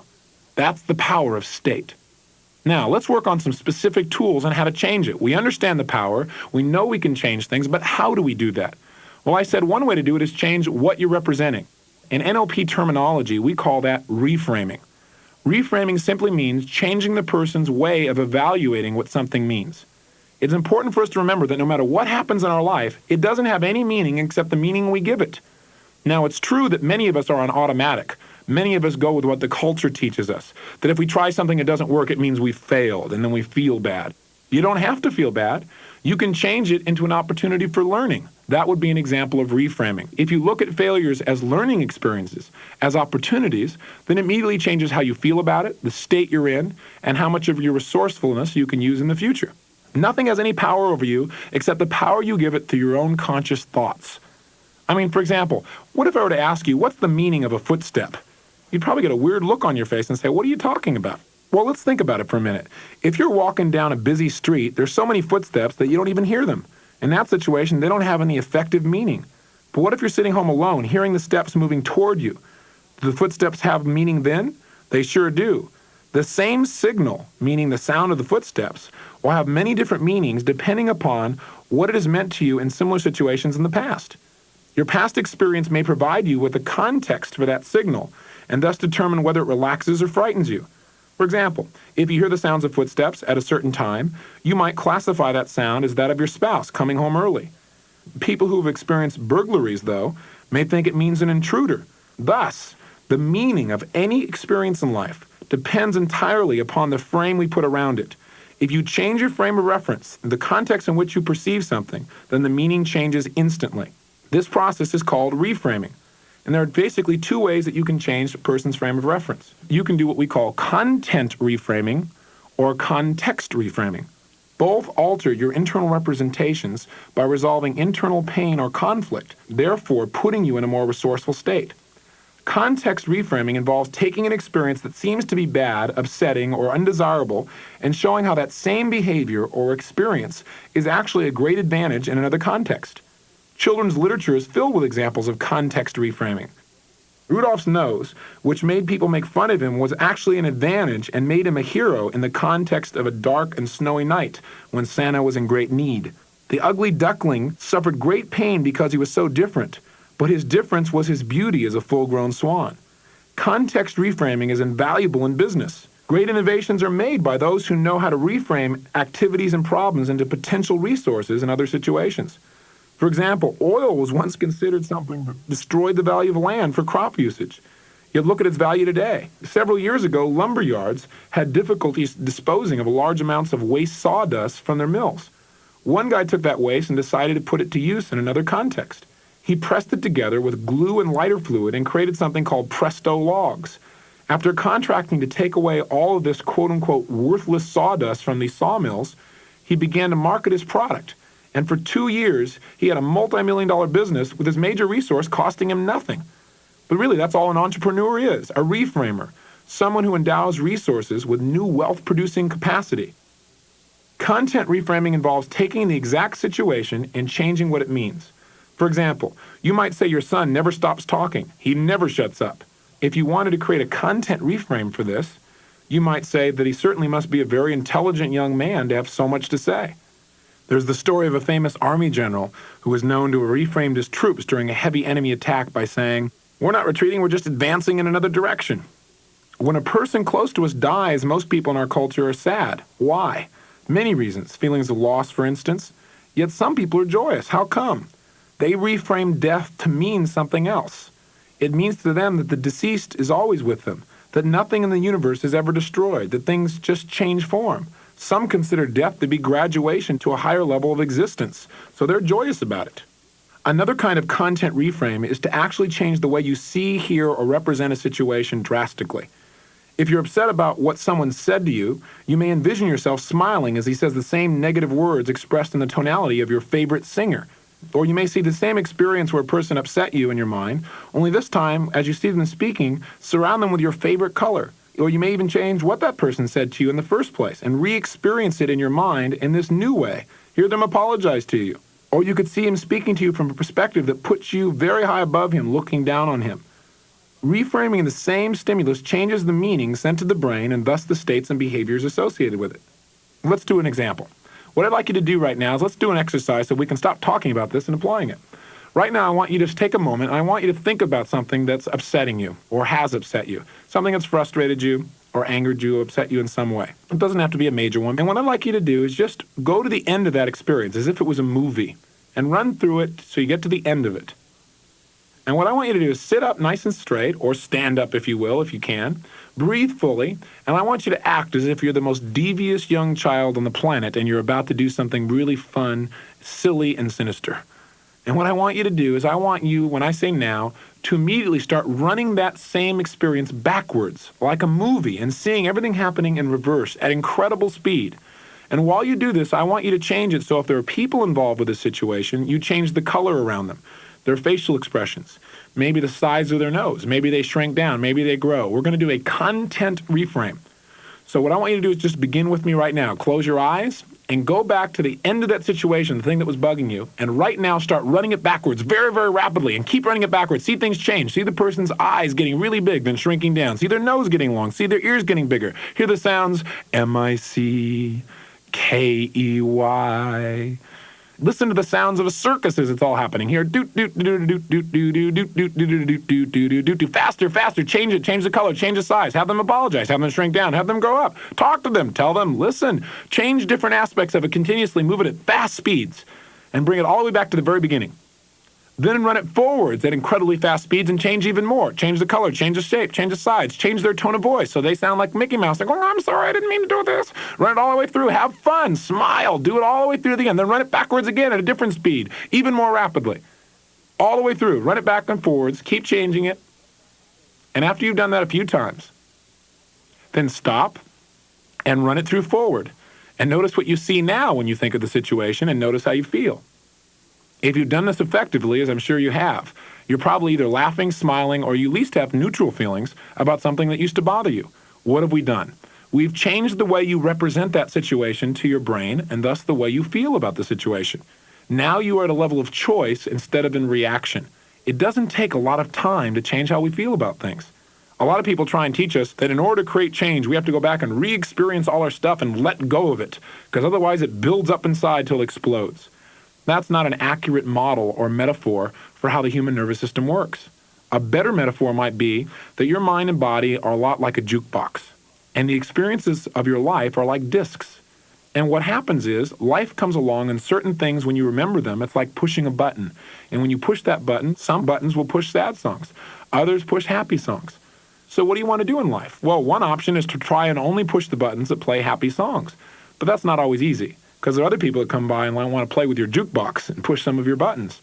So you have another option. You can reprogram the buttons. So now when you push the button that used to play a sad song, when it goes to play it, you've changed the disc. You've re-recorded over it a new movie in your mind, as you just did. So now when that situation happens and the button is pushed, you can just smile, or you can just feel neutral about it instead of being in reaction. You wouldn't be concerned that if a person didn't listen to all the discs in their jukebox, that the jukebox would explode and overflow onto everyone else. Because you know you don't have to play all the discs. You can re-record them or you can replace them. Your brain is very similar. You can take any experience and re-record over it. You can change your mental movies, change the way you feel from this day forward, and you can do it in moments about just about anything.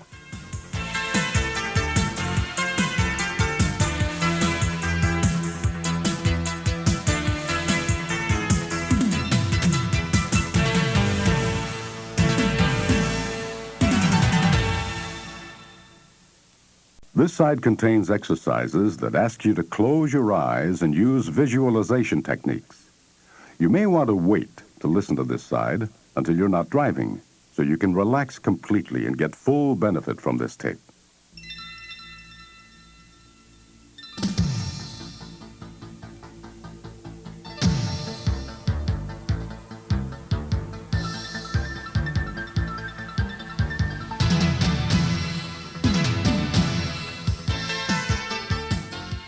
There was a touching and powerful article in the Baltimore Sun newspaper that was published not long ago. It was about a young boy named Calvin Stanley. It seems Calvin rides a bike, plays baseball, goes to school, and does just about everything else that 11-year-olds do, except see. How could this little boy do all these things while many people in the same situation just give up on life or live in sorrow? As I read the article, it became clear that Calvin's mother is a master reframer. She has turned every experience that Calvin has, experiences that others would have classified as limitations, into advantages in Calvin's mind. Since that's what he represents to himself, that's what Calvin experiences. Here's some examples out of the article of how his mother communicates to him. Quote, Calvin's mother remembers the day her son asked why he was blind. I explained he was born that way and that it was nobody's fault. He asked, why me? I said, I don't know why, Calvin. Maybe there's a special plan for you.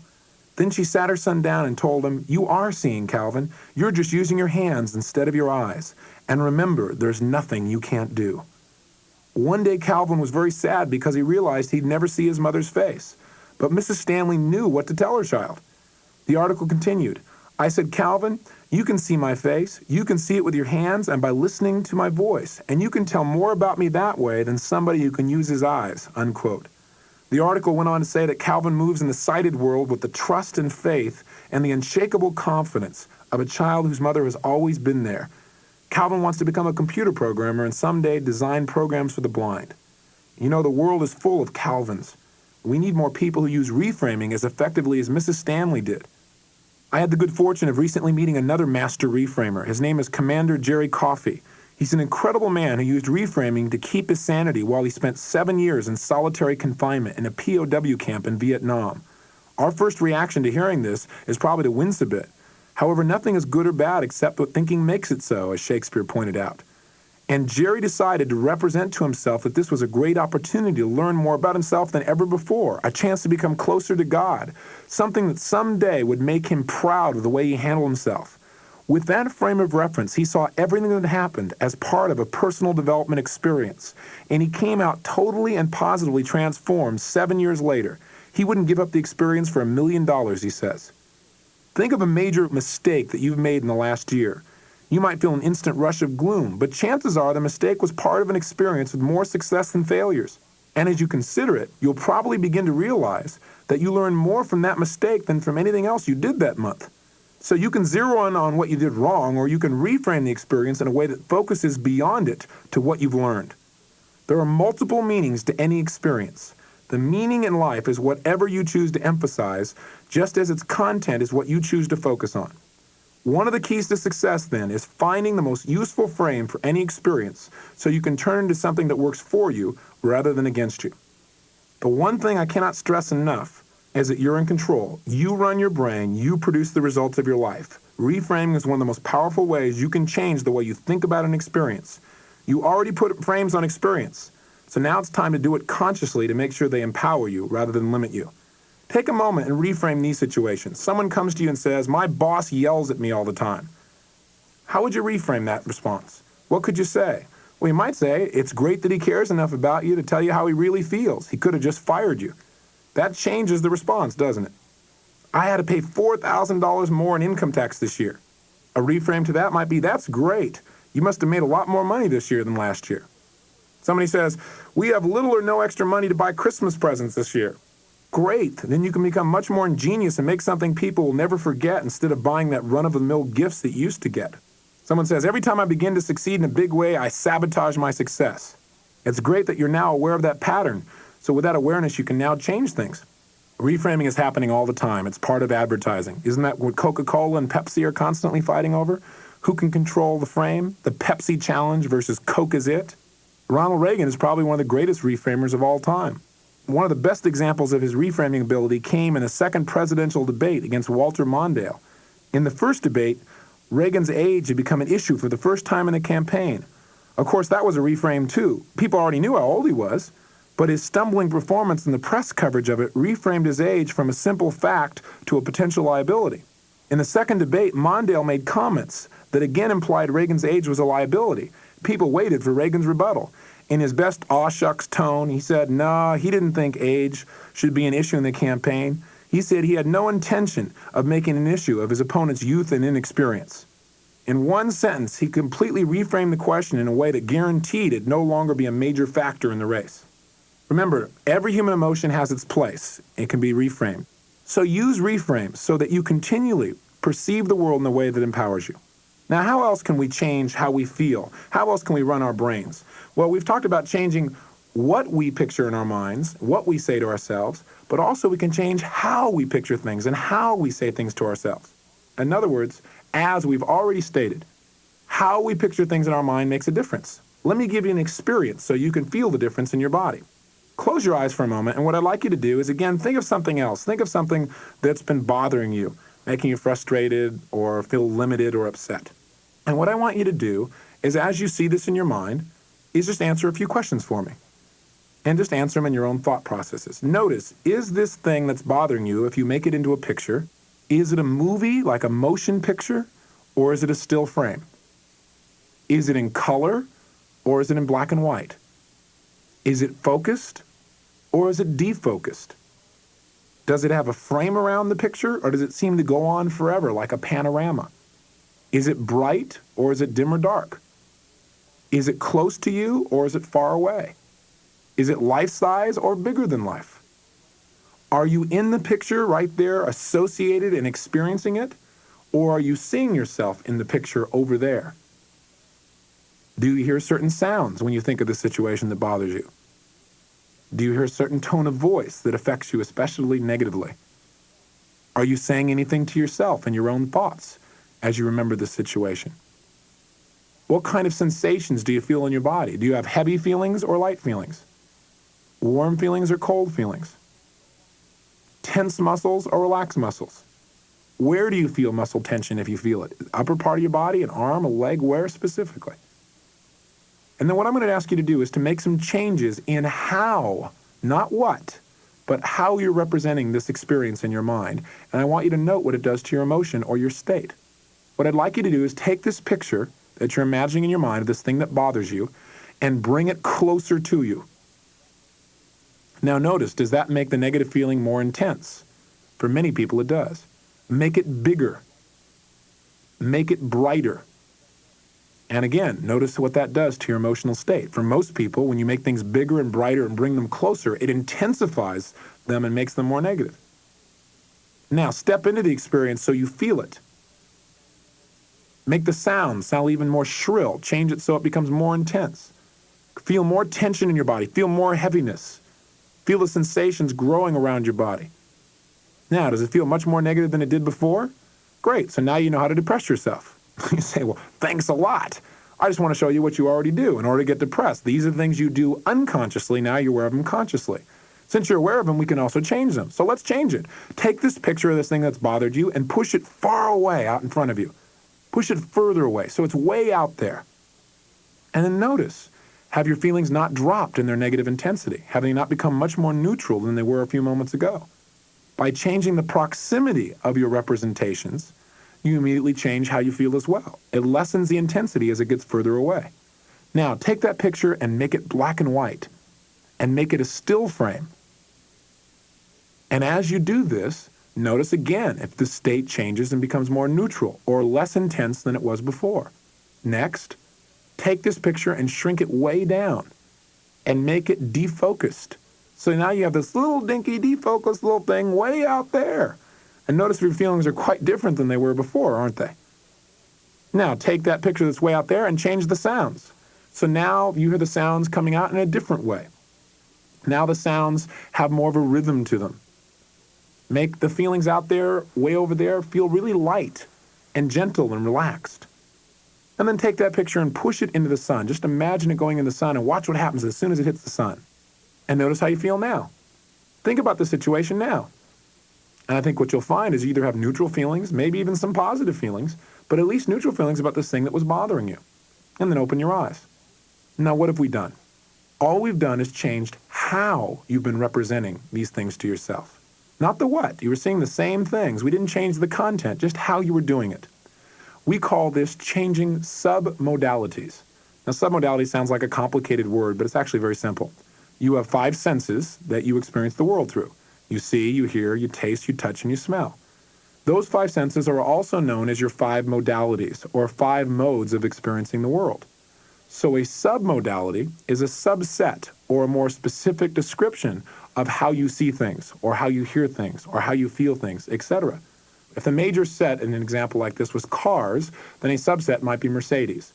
If the major set in human experience is visual, then a subset might be brightness, or size, or shape. So what's the impact when we change submodalities? Well, the impact is quite profound, as I'm sure you experienced. Why? Well, think about it. Haven't you had people say to you before, oh, you're blowing things out of proportion? They're describing probably exactly what's going on in your brain. Because when you make things larger, it intensifies your feeling about them. If they're negative, it intensifies the negative feeling. If it's a great picture, it intensifies the feelings that are positive about that picture. Have you ever had a situation where a job seemed to be so big that you didn't even know where to start? Most of us have. You want to know how to change it? Just stop for a moment, close your eyes, and imagine the project. And then shrink it way down to size where you can imagine the whole project, you doing it, and seeing that picture of that happening in your right hand. All of a sudden, you'll find that by making it smaller, it seems much less intimidating. All of a sudden, you feel differently. And because you feel differently, you'll be in a better state. And when you're in a better state, you'll get access to the part of you that does know how to handle the situation. You won't be overwhelmed. You'll be able to handle it. Now, I know this sounds like a simplification, but it's exactly what happens in your brain. If you've ever had a project and somehow turned yourself around to go do it, the way you did it unconsciously probably was by shrinking it in your unconscious mind. Now you have the ability to do it right away and not have to wait till somehow you manage to change things. You can change them right now and you can do it directly. Have you ever heard somebody say, I just need to get some distance from my problems? Well, guess what? You don't have to go far away. Just take your problems and push them far away. Push them way out there and notice immediately you have a different emotional state. You want to know why some people are unhappy all the time? It's real simple. They take all the positive experiences of their life and they store them far away, or oftentimes behind them. Let's try something else. What I'd like you to do is close your eyes, and I want you to think of something that's happened in the last few days or the last week. Anything at all that you have some feelings about. Just think of anything at all that you want, some experience that's happened in the last week or so. And what I'd like you to do is I'd like you to take that experience and first of all, notice where it's located. Is it in front of you? Is it above you? Is it below you? To the right? To the left? Where is it located? Is it behind you? And what I want you to do is I want you to notice how recent it feels like that happened. And it should feel fairly recent, I would imagine. Now take this experience, this picture, these sounds, these feelings, and I want you to just imagine putting them behind your back and then pushing them behind you further and further and further until the picture goes like 2 or 3 miles behind you where you can't see it, where it's dark and small and it's a little tiny thing way, way, way behind you. Now, as it's way back there, think about it being way back there and think about how recent does it feel now? Does it feel like it happened last week or quite a long time ago? Let's try something else. Bring that experience back where it was. Bring it from way back there and put it back where it was. If it was a positive experience. If it's a negative experience, you might want to put it behind you. Haven't you heard people say things like, oh, God, he's so great. He just puts all the problems behind him. People who succeed do put their problems behind them, literally. And they bring the things they're excited about them and they keep them in front of them. So in their mind, they're stored mentally in front of them, constantly enticing them to go for more, to become more, to do more. Now let's try something else. Think of a pleasant memory that you had from your childhood, any memory at all. And what I'd like you to do is notice as you think about it way back then, how recent does it feel like it happened? Next, take that image or that experience and bring it forward till it's very, very close, and it's very big and very bright. Make it big, bright, and close right in front of you. Bring it even closer.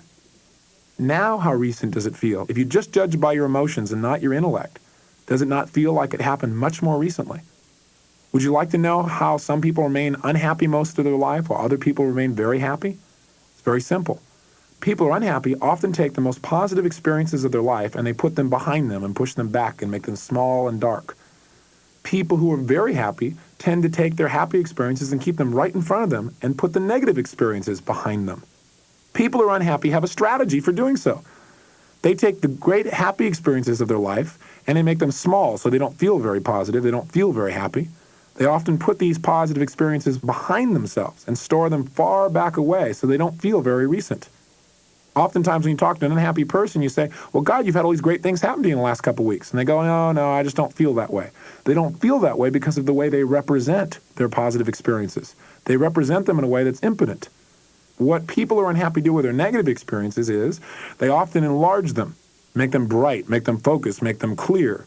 They often associate to them. They often store them right in front of themselves. So they're constantly near, making them feel bad while the positive experiences are far away. I know a man named W. Mitchell who lives in Denver, Colorado. He's a very, very special man. About 12 years ago, had an interesting experience. He was riding a motorcycle 65 miles an hour down the highway in San Francisco. Something caught his attention on the side of the road. He glanced over to see what it was while he was driving, turned back what seemed like a split second later, but it actually passes about 5 or 10 seconds. When he looked up, a Mack truck had stopped right in front of him. He was heading into the back of it 65 miles an hour. In an effort to save his life, he threw his motorcycle down at the last second and skidded on the ground underneath this truck at 65 miles an hour. Now that's bad enough, only something worse happened. The gas cap on his motorcycle popped off. Fuel spilled out all over the place. The friction ignited it. Boom! Instantly, fire. 3/4 of his body burned off. His entire face melted. His fingers burned off. He wakes up in a hospital bed in searing pain. Unbelievable pain. I mean, he's fearing to breathe, fearing to move. He comes back from this experience because he has mastered his what with himself? Mastered his communication with himself. Somehow he gets himself through this experience and literally goes back to work in the business community. He starts a business and becomes a millionaire within 2 years. A millionaire from nothing, from scratch. He got $100,000 in the accident, used it to start a business. Guess what the business was? A wood-burning stove company. Yes, it's a fact. He decided that was his way of conquering his fear and became one of the most successful wood-burning stove companies in the entire United States, sold out of Vermont. Now, 3 years later, he has another experience. He has an airplane accident and becomes paralyzed from the waist down for life. Now, according to his wife, he's fried and crippled. And of course, she doesn't want to be around a fried cripple, so she leaves him. Right? You thought you had problems. Now, here's this man who now, after weeks and weeks of working at this and developing his body, comes back, because now he has to face his life. He's grotesquely burned. People don't even want to look at him. It's hard to even look at him. He's so grotesque looking. They cut off his toes and they sew them on his hands so he has something to manipulate with, right? And here's this man who's now beginning his life again, right? I mean, his life makes most of our worst tragedies look like a comedy, doesn't it? And guess what? He's totally joyous. Because you know what? He understands that it's not what happens, it's what you do. He said, okay, this is what's happened. I can keep worrying and feeling bad about what happened, or I can decide what I'm going to do with my life. And he decided he was going to do something that was going to make a difference. And he decided that there were a lot of issues in the community of Colorado that he thought were important that were not being addressed. So he decided to become a politician. He ran for Congress 2 years ago and came very close to winning. He won the internal game, he didn't quite win the external game. He is now this year running for lieutenant governor of Colorado, and he seems to be the favored candidate for the Democratic Party. Not bad. Arguing the issues intensely. Great communicator. In fact, one of his logos, one of the things that he has on all of his buttons is it says, send me to the governor's mansion, and he said, I won't just be another pretty face. See, he's mastered his communication himself. He knows it's not what happens, it's what you do. Julio Iglesias. How many of you have heard of him? No kidding. You know why you've heard of him? Because his music is played every 30 seconds somewhere in the world. Not bad. One of the greatest selling artists in the history of the world. Did that happen because this man had such great ability, such great talent? He grew up young with this tremendous singing voice, right? And that, suave look, right, that knocks women over and all that kind of stuff. Is that what happened? No way. At the age of 20, he wanted to be either a soccer player or an attorney. And he had a car accident where they thought for sure he'd die. Not only did he survive, but then they told him he'd never walk again. He didn't believe that either, fortunately, and he kept working at it. He lived for 1 year in the hospital. While he was there, a nurse gave him a guitar, and he began to try singing and playing with his voice and working on himself. That's how his career got started. In high school, they wouldn't even let him in the choir. He didn't even want to be there except his girlfriend was in that class, and he figured he'd get next to her and be with her more. He had no interest in singing. All of a sudden, boom, transformed the greatest singer, one of the greatest singers in the history of the world. All because he realized it's what? It's what you what? It's what you do that makes a difference.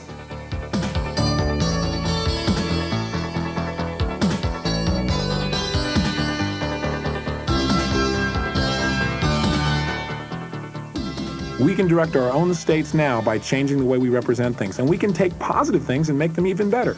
We don't just have to change problems, that's easy. Let's do some good things. Close your eyes. Let's try another exercise. Think of something that creates for you feelings of ecstasy, feelings of joy, something that creates powerful positive feelings, and make a picture of that in your mind. And by the way, if you think you have difficulty making pictures, just feel the feelings you have when you feel joy and ecstasy. Hear what you say to yourself, and then gradually you may begin to have pictures appear as well. Just imagine and notice this feeling that creates feelings of ecstasy. Is it a movie or is it a still frame? Is it life-size or smaller? Is it in color or black and white? Is it focused or defocused? Is it bright, dim, or dark? Is there a frame around it or is it a panorama that goes on forever? Are you in the picture experiencing it? Or are you watching it from over there? Is it close to you or far away? What sounds do you hear? Is your own voice involved? What's the tone of the voices you hear that creates these positive feelings of joy and ecstasy? What are the sensations in your body? Do you feel light or heavy? Do you feel tension or relaxation? And if you do feel tension, where do you feel the tension? See, just by changing your submodality of tension, you can immediately change your state. Notice all the sensations. And now let's try something. Let's make this even better. Take this experience and bring it closer. For most people in the culture, and everyone's a little bit different, this intensifies the positive feeling. Bring it even closer. Try this one. Make it bigger. Even bigger. And notice what the impact of making it bigger is. Try this one. Make it brighter. Turn the brightness knob up. Make it much brighter. Notice how it feels. Brighter and brighter. Make sure you're in the experience. Make sure it's in color and there's movement. Make the sounds even more positive. Enhance them in every way you can. Enhance the sensations in your body as well. And as you do this, notice you do feel even better now than when you first thought about it. You can take any experience in your life and add juice to it, add joy to it by enhancing the way you represent it. So you don't have to just change problems. You can take things that make you feel good and make them turn into ecstasy. You have the ability to run your own brain. You can do things directly to change how you feel. And you don't have to rely on drugs or food or alcohol. If you want to, that's your business. But this is a more direct and precise way, and there are no side effects. Let's try another exercise. How do you feel when somebody says you got a bright future? Feels pretty good, doesn't it? Just try something. Imagine your future right now. Just get a picture in your mind about your future. Something that represents to you what your future might be like. And notice how you feel about it. And then just try one thing. Turn the brightness up. Make it brighter and brighter and brighter. Come on, try it again. Brighter. And notice how you feel about your future. Is it more attractive? Does it draw you more? Now, let's try the opposite. Look at that same picture and make it dark and black and whitish. Make it darker and darker and black and white. For most people, their future doesn't feel as attractive now. So turn it back up again. Put the brightness back up. Put the brightness in your future. And notice, you do feel like you have a bright future now, don't you? You quite literally can control how you feel. And by the way, if you feel like your future is bright, you're willing to do things today to make it even better. When people feel like it's not so bright, they feel like, why even try? Now, it's important to note that of all the questions that I've asked you about submodalities, most people have a couple that affect them most, because we're all different. For some people, making things darker will intensify it, rather than making it brighter. So just pay attention to the effect. Also, for some people, bringing something closer doesn't make a big difference, but if you make it brighter, it makes a huge difference. For some people, it's not what they see that makes a difference, but how they change the quality of the tone of voice. For example, Do you have one of those internal dialogues that sometimes says to you, you can't do this? Do you ever have one of those things that stops you right before you go for it? Well, let me show you a way to handle it. Rather than trying to shut the voice down, just change the volume of the voice. So now instead of it saying, you can't do this, it now says, you can't do this. It changes how you feel instantly, doesn't it? And out of that kind of voice tone, you might laugh or change the approach. You might change that same voice so it's just as loud, but it has a sexual tone of voice. So now it says, you can't do that. For a lot of people, when they hear that tone of voice, they feel like really doing it. It's all up to you to make the changes and to find out what impacts you most. But once you discover it, you can find anything that upsets you. And if you discover, for example, that changing brightness is the biggest difference for you, you can just brighten it up. Instantly you'll feel differently. Instantly you'll behave differently. This is the power of mind mastery. This is the power of knowing how to run your brain. This is the beginning of your owner's manual for directing that brain to produce the results that you want right now. This is going beyond positive thinking to precise direction of your thoughts, emotions, and behaviors. Various emotional states are impacted by the way we use our submodalities. Like, for example, let's take a look at love. Love for most of us is a wonderful, ethereal, almost mystical experience. It's also important from a modeling point of view to note that love is a state, and like all states, all results, it's produced by specific sets of actions or stimuli when they're perceived and represented in certain ways. How do you fall in love? Well, one of the most important perceptual ingredients of falling into love is associating with all the things you love about someone and disassociating from the things you don't love. Falling in love is such a heady, disorienting feeling for so many people because it's not a balanced one.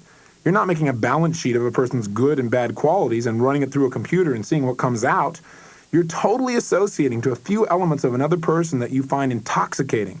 You're never even aware, at least in that moment, of the person's faults. So what ruins relationships? Well, there are, of course, many factors. One may be that you no longer associate with the things that attracted you to that person in the first place. In fact, you may have gone so far as to associate with all the unpleasant experiences you've had with them and disassociate from the pleasant ones you've shared. How does this happen? A person may have noticed and made big pictures of his mate's habit of leaving the cap off the toothpaste or strewing her stuff on the floor. Maybe he no longer writes her love notes and she associates to that fact. Or possibly she remembers what he said to her in the heat of an argument, and she listens to that dialogue play over and over in her head, re-experiencing how she felt. She doesn't remember the gentle way he touched her that day, or the special things that he said the previous week, or what he did for her on their anniversary. The examples can go on and on. Bear in mind, there's nothing wrong with doing this. Just be clear that this pattern of representation will probably not empower your relationship. What if in the middle of an argument you remember the first time you kissed or held hands? A time when your lover did something really special for you, and then you made that picture big and close and bright again. From that state, how will you treat this person that you love? So the point here is it's critical that we look at our patterns of communication and ask ourselves regularly, if I continue to represent things to myself this way, what will likely be the final result in my life? What direction is my present behavior taking me? And is that really where I want to go? Right now is the time to examine what your mental and physical actions are creating for you. You don't want to find out later that something you could simply and easily have changed led you down a path to a place you didn't want to be. In addition, it might be really valuable for you to note if you have a particular pattern of using association and disassociation. There are many people who spend most of their time disassociated from most of their representations. They seldom seem to be emotionally moved by anything. Disassociation has its advantages. I mean, if you keep out of deep emotions about some things, you have more resources in handling them. However, if this is your consistent pattern for representing most of your experiences in your life, then you're really missing what I like to call the juice of life. A tremendous amount of joy. I've counseled conservative people who were limited in expressing what they felt about their lives, and I've helped them to set up new perceptual patterns. By greatly increasing their associated internal representations, they've come alive and found life to be a whole new experience. On the other hand, if all or the vast majority of your representations are fully associated, you might find yourself to be an emotional misfit. If you develop this strategy, you might find great difficulty in coping with life because you feel every little thing, and life isn't always fun or easy or exciting. A person who is fully associated with everything in life is extremely vulnerable and will usually take things too personally. The key to life is a balance in all things, including the perceptual filters of association and disassociation. We can associate and disassociate from anything we want, The key is to associate consciously, so it helps us. We can control any representation we make in our brain. Remember, when you change the way you represent something to yourself, you instantly change the choices available in your mind and in your body. Think of the power that you have from this day forward by knowing that you are not at the effect of anything. You can change how you feel and how you behave about anything by changing either what you're representing, what it means, or how you're representing it to yourself, or how you're using your body. Because your body, of course, is the filter that will tell you how to feel. See, if you try and look at the advantage of something and see it as a benefit in another situation, but you're sitting with your shoulders collapsed, your head down, you're breathing shallow, it's highly unlikely that you're going to feel congruent or certain that there really is a benefit in the situation. But if you will command both the use of your body so that you move it and use it in positive ways, while you change the meaning and what you represent, you can change any aspect of your life. If W. Mitchell can change what life means to him, then you can change what it means to you. And to be an effective business person, you've got to be a master reframer. To be an effective leader, of course, you must be a master reframer. There's a famous story about Tom Watson, the founder of IBM. One of his subordinates had made a horrendous mistake that cost the company $10 million. And he was called into Watson's office and he said, "I suppose you want my resignation." Watson looked at him and said, "Are you kidding? We just spent $10 million educating you." There's a valuable lesson in everything that happens in life. The best leaders are the ones who learn the lesson and put the most empowering frame on outside events. This works for politics, business, teaching, and your home life as well. Be a leader by directing your mind now. One final thing about controlling our states. Physiology is our fastest way of changing our states. It is even more powerful and quicker than changing what or how we represent things.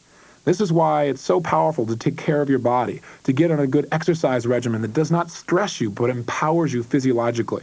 When we feel good physically, it affects the way we perceive the world. The same challenges don't seem to be so tough anymore because the vehicle we need to make it through life with is taken care of and feels strong. Even though I've spent more time in this tape talking about how to change our representations, that's only because the descriptions of those takes longer. What's equally important, if not more important, is how you use your body. Diet is critically important. If you're ingesting foods that cause your body to work overtime and drain your nervous system of energy, then you're robbing yourself of a great deal of the resources that could change the quality of your life. If you're taking in high levels of sugar or if you're smoking, then you're robbing your body of oxygen and you're changing your biochemistry in ways that are definitely going to alter your moods. After all, that's the only reason people use drugs, is to alter their states. So why use food as a drug when you can do it directly without having the side effect of excess pounds or a hangover the next morning? In addition, the critical key is to make sure your body and mind are working together and not fighting each other. If in your mind you're representing you can do something, but your body doesn't match that, then you're incongruent and that'll cost you. So it's critical to notice the difference between being congruent about something and being incongruent. I'm sure there have been times when you've talked to someone and you left the meeting and they said they'd do something, but you didn't believe that they would. And the reason was because your unconscious mind probably noticed some incongruency. It probably noticed that the person was shaking their head no while they said, "Sure, we'll get it done." This happens more often than you can realize. Or someone says, "I really love you," while they shake their head no. That's called incongruence. The body is saying one thing and the mouth is saying another. Power comes when you align your body and mind in the same direction. So make sure while you're reframing your thoughts, you also reframe your body and make sure that you're moving with the quality you desire to change. And once again, remember, you can change how you feel by changing the way you walk and move, and that'll help you to change the way you represent things, quicker and easier than if you just try and change the picture. Posture and breathing pattern are number one for changing state. Changing what you perceive and how you perceive it are number two. And there are many models available to you. If you want to have some fun sometime, get a videotape of somebody like Bruce Springsteen and start modeling or mirroring the way he uses his body. Use the same kind of gestures, use the same kind of tone of voice, the same kind of facial expression. I think you'll discover something really exciting. Get a tape of Martin Luther King and try and speak with the same tonality. When you do this, you'll begin to send the exact same messages to your brain as they send to theirs through their own physiology. It's quite a profound and enjoyable experience, and it'll give you new choices of how to use your body to produce peak experiences in your life. And finally, take care of your physical health. That includes exercise and that includes diet. So now you have the fundamental tools to run your brain, to direct your internal computer to produce any result you want. You can now choose ecstasy, love, desire, confidence, or any other emotion you want any moment in time. The power and the tools are at your fingertips. The buttons are your physiology and the way you represent things to yourself. So once you know how to do things, the question is, will you use these tools? And what will cause you to use them is if you have a compelling enough future. So let's take a look at how to create a future that's real.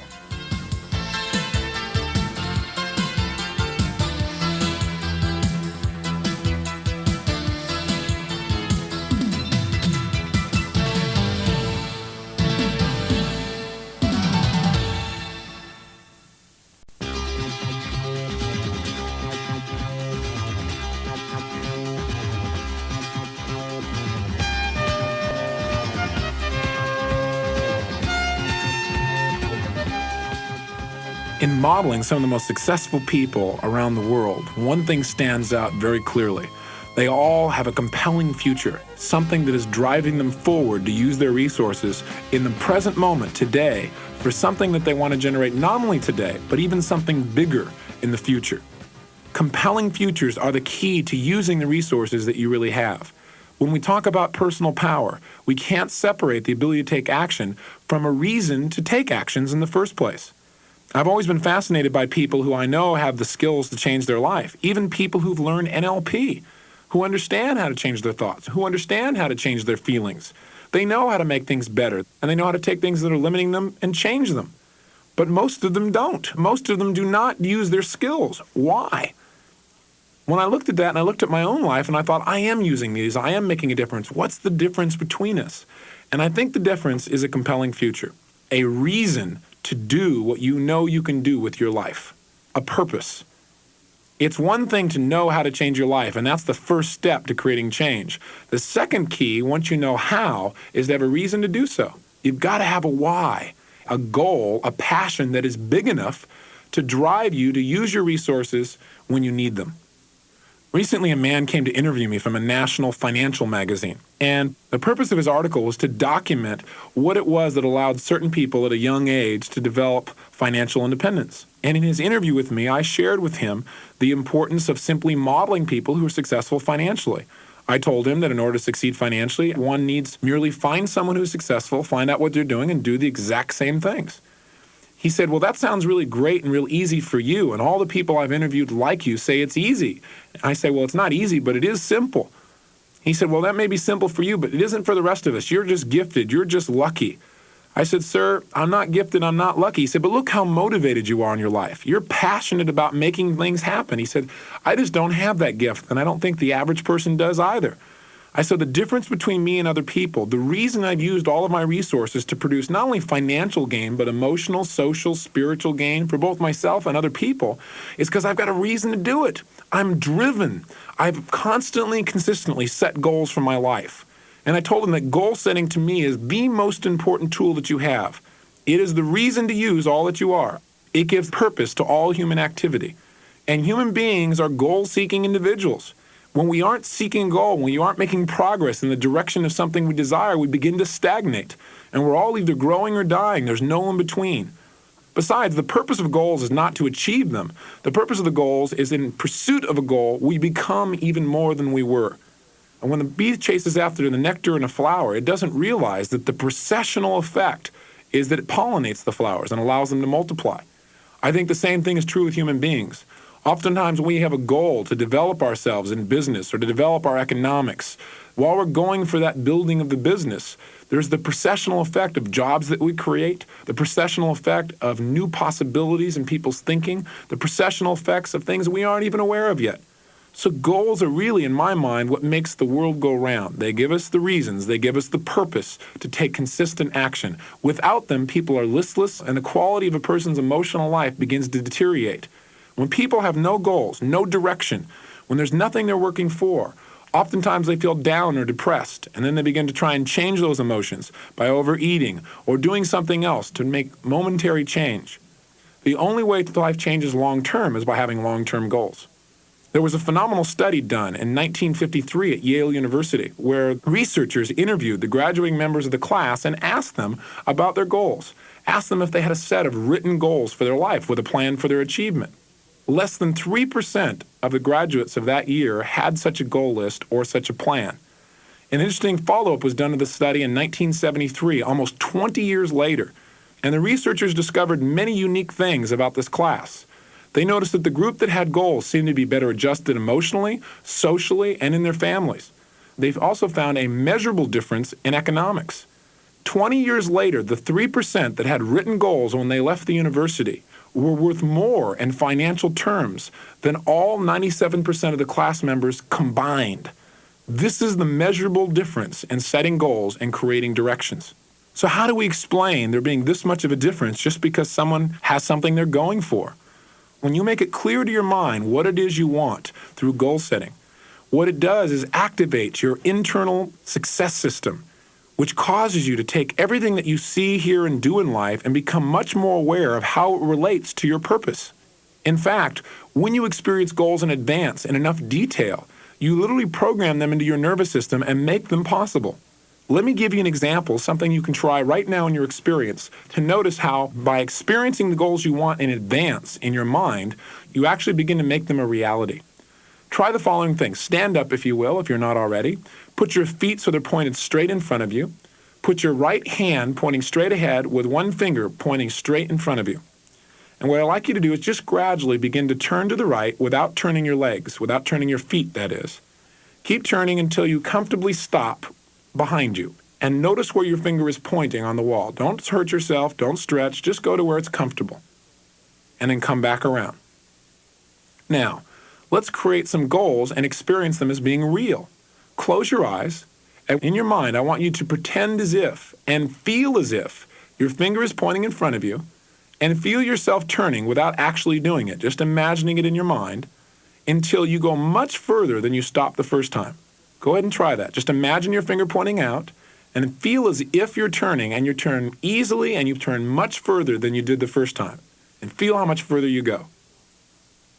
Now, open your eyes. Put your finger in front of you, and now do it for real. See how far you go this time.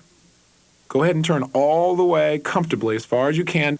I think you'll notice, much to your surprise maybe, that you can go a good 25 to 50% farther after you've traced the same experience in your mind in advance. You've literally programmed your nervous system. The same thing happens when you start to take goals and make them real. My life changed not only when I learned how to direct my nervous system, but when I gave myself reasons to do so, when I gave myself something I could get passionate about that would drive me. 3 years ago, when things were not going well, the place I started when I got disgusted with where I was in my life was goal setting. What I did is I sat down and I went through a process that I'll share with you, a process of asking myself questions and making distinctions until I had a clear-cut game plan for what I wanted to accomplish in my life. First, let's go through a couple key fundamentals about goals that are really critical to know. Some people say the key to getting whatever you want is real simple.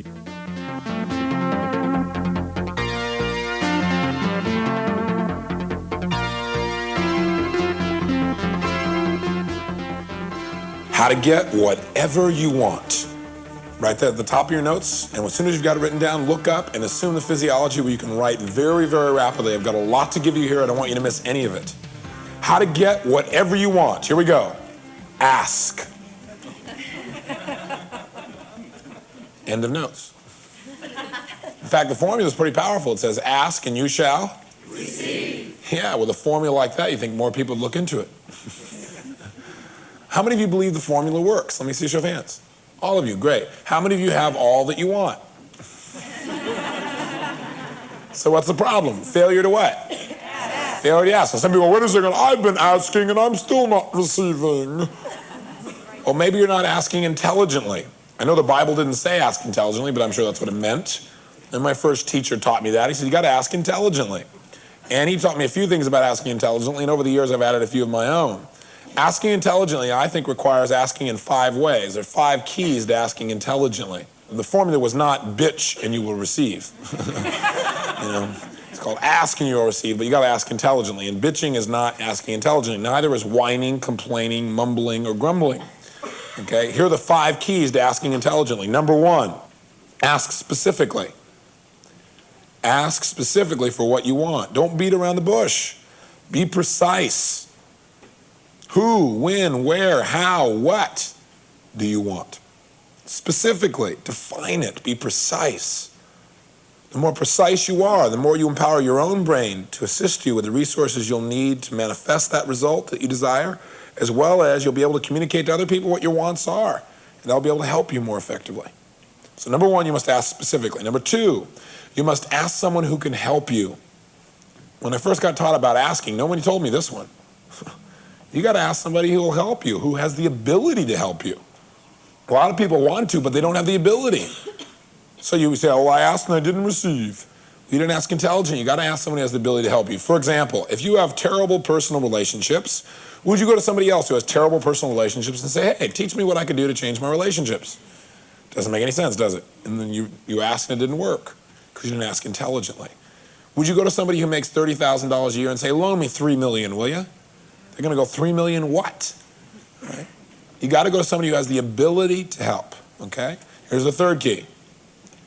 Create value for this person first. Don't just ask and expect them to give you something. Intelligent asking is you try and find a way to fill their needs first, or a way to connect the two. Maybe what you're going to do is just fill a need. Say, look, if you support me this way, it'll support something that you're involved in, that you feel is important. I know by what I know about you. Maybe you try and do something for them. I know one of my friends met a man. He wanted to become a millionaire, and he found a way that he could make this man $4 million. So I went to him and he said, listen, I know that I can make you $4 million in the next 2 years. And guess how many times this guy probably heard this story, right? He said, but let me tell you something. I have no strings attached. I'll work for free for 2 years. I'll support myself in other ways. But if I make you $4 million, I want you to promise me that you'll give me $1. What do you think the guy said? Of course, you're going to work for 2 years? And he said, what happens if you don't make me $4 million? You pay me nothing. He said, you got a deal. He ended up making the guy $8 million, and the man paid him $2. Because he created value first. That's called intelligent asking. Don't just say, give me this. Figure out how you can fill their needs and then ask, okay? Fourth key, you must ask with congruent belief. As you really got to believe that they're going to say yes. If you don't believe they're going to say yes, they're not going to say yes. Because when you ask, your lack of belief will come through. You say, you wouldn't want to help me, would you? And that's not going to assist them. But if you absolutely believe they're going to say yes, and you believe so strongly, then they'll get that, and they'll begin to think, well, maybe, I guess, he must have a reason. They begin to believe that they really should do this. Your belief can affect their beliefs. Your belief can affect their behavior. So you want to get really congruent, where you absolutely believe they can't say no. Now, the best way to do that is make sure you're adding so much more value than you're asking for that you know they can't afford to say anything but yes, okay?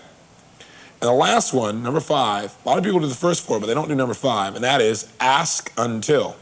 There's a neat phrase that I think Dr. Schuller came up with. He said, God's delays are not God's denials. So if you ask and you don't receive right now, just keep asking. Asking intelligently means ask over and over again. Ask in a different way. Have sensory acuity. Don't ask the same person the same thing 8 million times. Maybe it's time you try to ask somebody else. Ask another company, ask another organization. But ask until. See? That's what makes the biggest difference.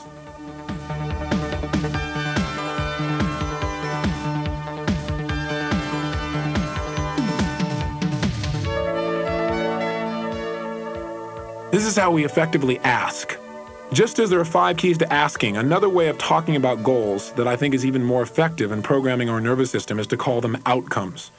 Because truly, how do you feel about goals? Do you always achieve your goals? Probably not. Do you always achieve an outcome? The answer there is probably yes. No matter what the situation is that you're going for, you always produce a result or an outcome. So when you use the word outcome, it creates more certainty in your nervous system and provides a greater sense of certainty that you will achieve this thing you're talking about.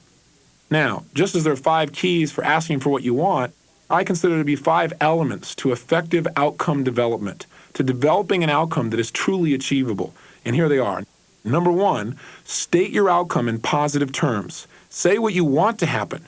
Too often people say what they don't want to happen. They set outcomes like, I want to stop smoking. The challenge with that, of course, is by making that your outcome, you begin to focus on what you don't want. And whatever you focus on consistently, you'll create in your experience of life. So make certain you trade that for, I am now a non-smoker, or I've traded smoking for breathing, or some other positive way of stating what you now want and what you will experience in your nervous system. 2, be as specific as possible. As I just stated, you need to know, how does your outcome look? How does it sound? How does it feel? How does it smell? You want to engage all of your senses in describing the result that you want. The more sensory rich your description of what you want, the more you'll empower your brain to create what you desire. Remember, when you imagined in your mind turning your body and going further than before, and you really associated to it, and you felt as if it was true, and you saw it as being true, it became true in your real life experience. The same thing is true in setting effective outcomes. You must daily experience the reality of your outcome already being true. You should set a certain completion date for your desired outcome. However, you also want to experience it as already being a reality, so that your brain and nervous system produce whatever actions are necessary to create that result. Number 3, you've got to have an evidence procedure. You've got to know, how will you look? How will you feel? What will you see? And what will you hear in your external world after you've achieved your outcome? If you don't know how you'll know when you've achieved your outcome, then how do you know you don't already have it? Sometimes people are winning and they feel like they're losing just because they don't keep score. Many goals people have, they've already achieved, and they don't even realize it because they haven't been specific about how they'll know when they've got it. For example, many times when I talk with people and I ask them what their goals are in life, they give me very, very general examples. Like they say things like, I want more money. So I go, fine, here's $2, get out of here. You've got to be much more specific than that. Because the truth is, they probably have got more money. They got their goal. They just don't know it because they're not very specific about it, and they don't have an evidence procedure for it. Or people say to me oftentimes things like, well, Mr. Robbins, I just like to be happier, or I just like to have peace of mind. Those outcomes are not stated specifically enough. They're very general. In fact, I often say that human language has 3 forms. There's the form called fluff, there's a form called super fluff, and then there's sensory specific language. Let me explain to you the differences. If you were to look across the room at me and you saw me sitting in a chair with my right leg crossed over my left, my head tilted slightly to the right, breathing comfortably with my shoulders relaxed. If you were to look at me and describe me by saying, Tony is sitting in the chair across from me, his right leg is crossed over his left, his head is tilted slightly to the right, he's breathing in a relaxed way, his shoulders are relaxed, then you would be using sensory-based descriptions of how I am in this moment. Meaning you would not be interpreting or hallucinating about my experience or how I was feeling. You would just be describing exactly what was going on, and anyone who heard that description could get a picture of exactly how I was in that moment. If instead you looked at me and said, Tony looks happy, Tony looks sad, Tony looks excited, Tony seems joyous, all of those are what we call fluff words, meaning you are describing things based upon your interpretation, and you don't know if that's what I'm feeling just by a look. You can guess, but you don't know for sure. If you looked at me and you said, well, he's kind of like into it today, or I think he got it, or I think, he's kind of like aligned with all that's going on. Those are super generalizations, or what I call super fluff. Now, all of them have their place in human experience, but those kinds of generalizations will not help you if you set goals in that way. You've got to be very specific about what you want so that there's no possibility of misinterpretation. You've got to be so precise in not only what you want, but how you know when you've got it. For example, do you have the goal of being happy? Well, if that's your goal, I can give it to you right now. It's very simple. Try this. Right now, sit the way you'd be sitting if you felt totally and completely happy. Come on, go ahead and do it. And breathe the way you'd be breathing if you felt totally happy. And say something to yourself in your own mind, the way you'd be saying things to yourself if you were totally happy. See what you'd be seeing if you felt totally happy. Make your face look like what it would look like if it was totally happy. Come on, does your face look that way now? Good. Now notice how you feel. Breathe that way, speak that way, see yourself that way, sit the way you feel if you're totally happy. And notice if you've done this effectively and you're not saying something in your mind like, oh, this is ridiculous. If you're saying you're really happy, you're using that tone of voice and moving your body that way, you'll feel totally happy. So cross that one off your goals list. You've got happiness. I'm not trying to be facetious. I want to be accurate. See, most people don't have an evidence procedure for happiness. Happiness is a state. You can go into any state, any moment in time that you want to. Somebody says, well, what about peace of mind? I've been chasing that for years. That's easy. Let's try it. Sit the way you'd be sitting right now if you felt total peace of mind. Breathe the way you'd be breathing if you felt total peace of mind. See what you'd be seeing in your mind if you felt total peace of mind. Hear what you'd be hearing if you felt total peace of mind. have your face look like what it would look like if you right now felt total peace of mind. And I think if you're doing this effectively now, you'll find you feel total peace of mind. So cross that one off your goals list. The truth of the matter is, if you have an evidence procedure and you know what it is that allows you to be in peace of mind, and you know how you are when you're feeling peace of mind, then you can go there right away. You don't have to beat around the bush. Clarity is power. Make sure you have an evidence procedure. Here's number 4 for creating an achievable outcome. Be in control. Make sure your outcome is something that you initiate and maintain. Make sure it's not dependent upon other people having to change themselves for you to be happy. That's not an effective outcome. Make sure your outcome reflects things that you can affect directly, and you can affect directly how you behave and how you feel, and that can impact other people, and that's fine. But make sure that in order to achieve your goal, it doesn't require you change other people, but rather that you direct your own emotion, your own communication, and your own behavior. Number 5, verify that your outcome is something that you really truly want. Make sure it's ecological and desirable. What do I mean by ecological? Well, ecology is really the study of consequences. Many times when we set out on a goal, we don't look at the consequences long-term in our lives, and we really need to do that. See, if your goal is to become a super successful person in financial terms, there's a cost for that, and it's a cost of a certain amount of time. And if you also have a goal of being the best parent in the world, there's a cost to that too. And best you look at how the goals you're setting now are going to impact you long term to make sure they're what you really want, not just in the moment out of your excitement, but something you can commit to and you'll be happy with the result of. The best way to find out whether a goal or an outcome is ecological is to simply imagine that it's already achieved and step into the future and look around you and see how does achieving this goal or how does pursuing this goal affect your family, your friends, yourself. What kind of person are you having to become to create all that you want? Are you moving in the direction emotionally, socially, spiritually, physiologically, and financially that you really want to go? Take a look at the impact. And if it's something that you really want inside and you're committed to it and you like the effect it's having and you like the effect that it's creating, now you know you have an outcome that is truly achievable.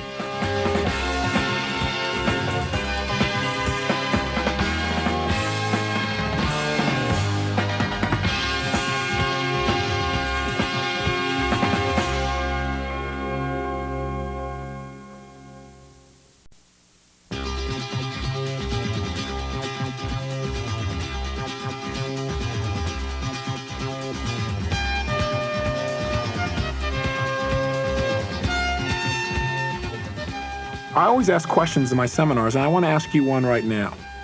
If you knew it would be impossible for you to fail, what would you attempt to do right now in your life?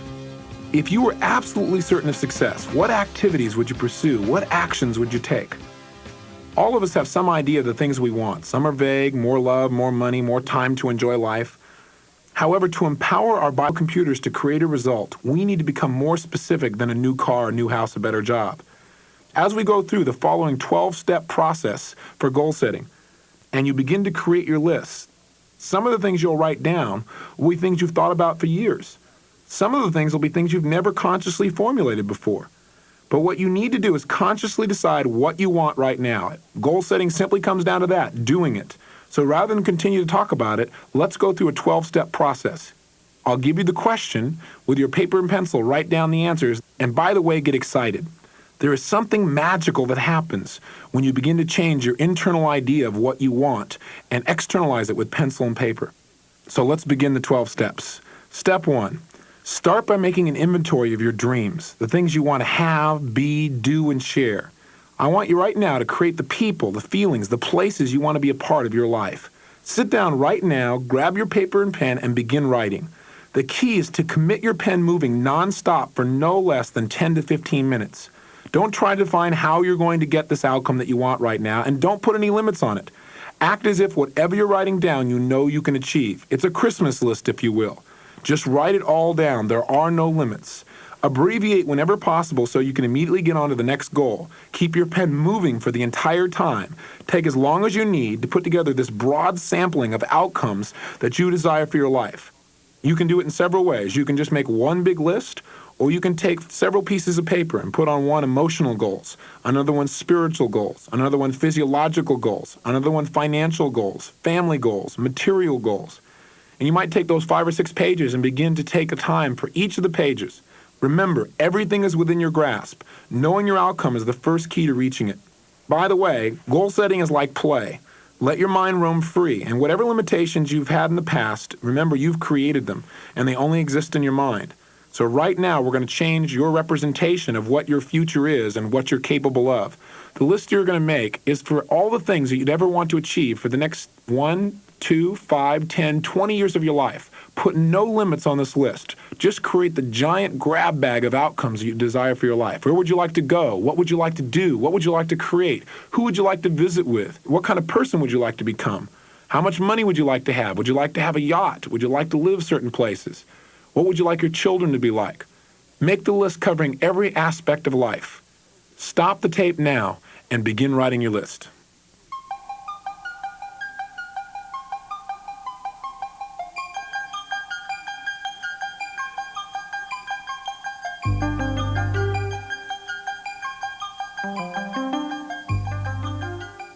Welcome back.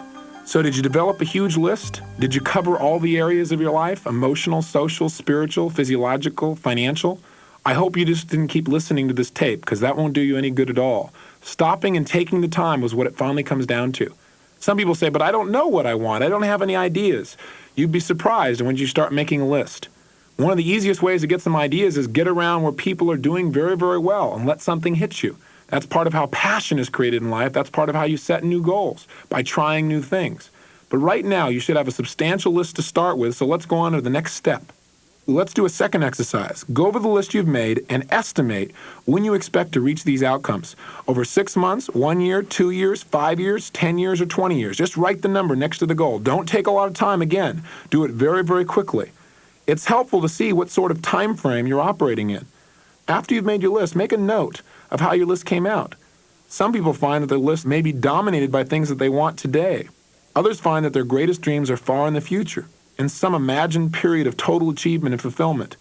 If all your goals are short-term, you need to start taking a longer view of your potential possibility. If all your goals are long-term, you need to first develop some steps that can lead you in the direction you expect to go. Remember, a journey of 1,000 miles begins with a single step. It's important to be aware of both the first steps and the final ones. Stop the tape and figure out your timelines now.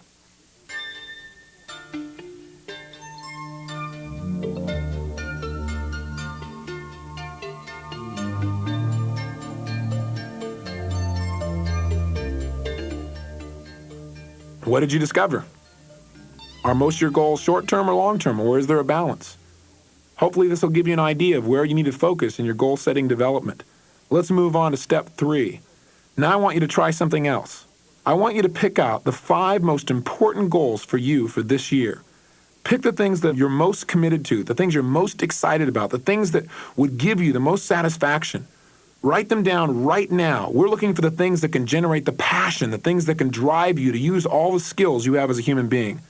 And once you've done that, I want you to also to write at least a paragraph about why you will absolutely achieve these 5 outcomes. I want you to sell yourself on the reasons of why it's important that you do. One of my first teachers, Jim Rohn, taught me that if you can find enough reasons to do something, you can get yourself to do anything. Our purpose in doing something is a much stronger motivator than the object that we're pursuing. So get yourself some reasons. Reasons are the difference between being interested versus being committed to accomplishing something. There are many things in life we say we want, but we're only really interested in them for a short time. In order for outcomes to be achieved, we must be totally committed to do whatever it takes to achieve them. If, for example, you just say you want to be rich, well, that's a goal, but it doesn't tell your brain very much. If you understand why you want to be rich, what being wealthy would mean to you, you'll be much more motivated to get there. Why to do something is much more important than how to do it. If you get a big enough why, you can always figure out how to do something. If you have enough reasons, you can virtually do anything in this world. So turn the tape off now, select your 5 outcomes, and create a paragraph in each one as to why you absolutely will do whatever it takes to achieve them this year.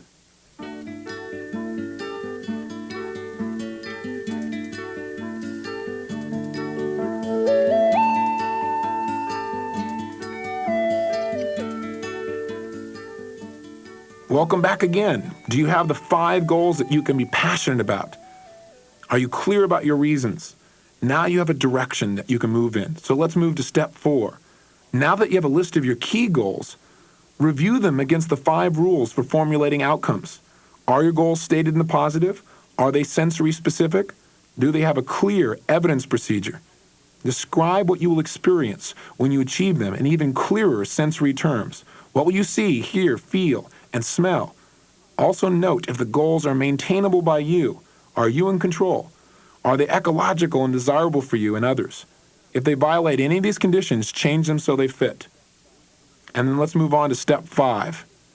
Next, make a list of the most important resources you already have at your disposal that could help you to achieve these goals. When you begin a construction project, you need to know which tools you have. To construct an empowering vision of your future, you need to do the same thing. So make a list of what you already have going for you: character traits, friends, financial resources, education, time, energy, or whatever. Come up with an inventory of strengths, skills, resources, and tools. Turn the tape off now and take this seriously. Create a resource list that you can pull from in the future and that you're consciously aware of now.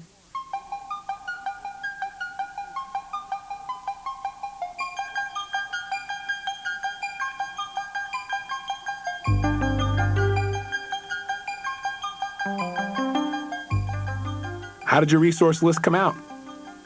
Did you have more resources than you realized? Most of us do. Let's move on to step 6.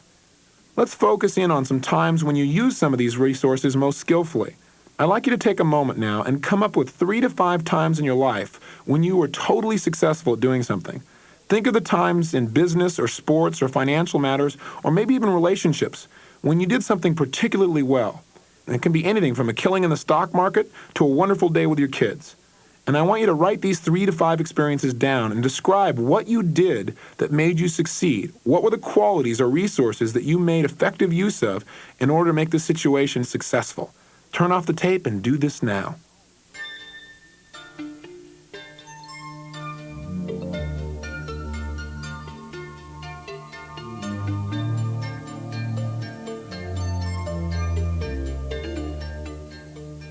Few of us take the time to analyze their successes. Most people are busy reviewing their past failures over and over again. You might even want to take a moment at some point to take these experiences of the past that you felt so good about and enhance them by making them bigger, brighter, more focused, bringing them closer to you. Now, after we've done all that, let's take a moment and have you describe the kind of person that you would have to become to attain all of your outcomes. Will it take a great deal of discipline, a great deal of education? Would you have to manage your time well? If, for example, you want to be a civic leader who really makes a difference, describe what kind of person gets elected and really has the ability to affect large numbers of people. You know, we hear a lot about success, but we don't hear as much about the components of success, the attitudes, the beliefs, and behaviors that go into producing it. If you don't have a good grasp of the components, you may find it difficult to put together the whole. So stop now and write a couple of paragraphs or a page about all the character traits, skills, attitudes, beliefs, and disciplines you'd need to have to be the kind of person who could achieve all that you desire. Take the time and do it now.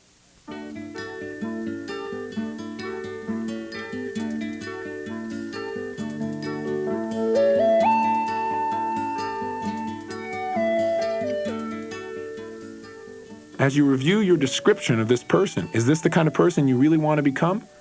If it is, you have goals that will truly cause you to be happy long term. Let's do step number 8. Next, in a few paragraphs, I want you to write down what prevents you from having the things you desire right now. One way to overcome limitations you've created in the past is to know exactly what they are.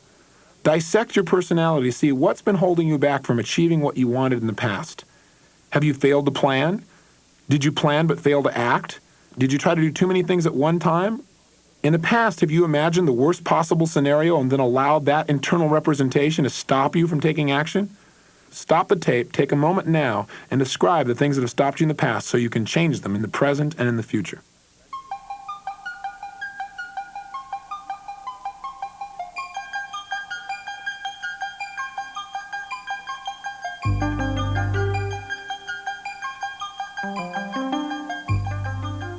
We can know what we want, why we want it, and who will help us, and a lot of other things, but the critical ingredient that in the end determines whether we succeed in achieving our outcomes is our actions. To guide our actions, we must create a step-by-step plan. When you build a house, you don't just go out and get a pile of wood, some nails, a hammer, and a saw, and then start to go to work. Would you just start sawing and hammering and see what came out? Would that lead to success? It's highly unlikely. To build a house, you need a blueprint. You need a plan. You need a sequence and a structure so your actions complement and reinforce one another. Otherwise, you'll just have a wild assemblage of boards. It's the same with life. So right now, you need to put together your own blueprint for success. What are the necessary actions that you must take consistently to produce the result you desire? If you're not sure, think of someone you can model, someone who's already accomplished what you desire.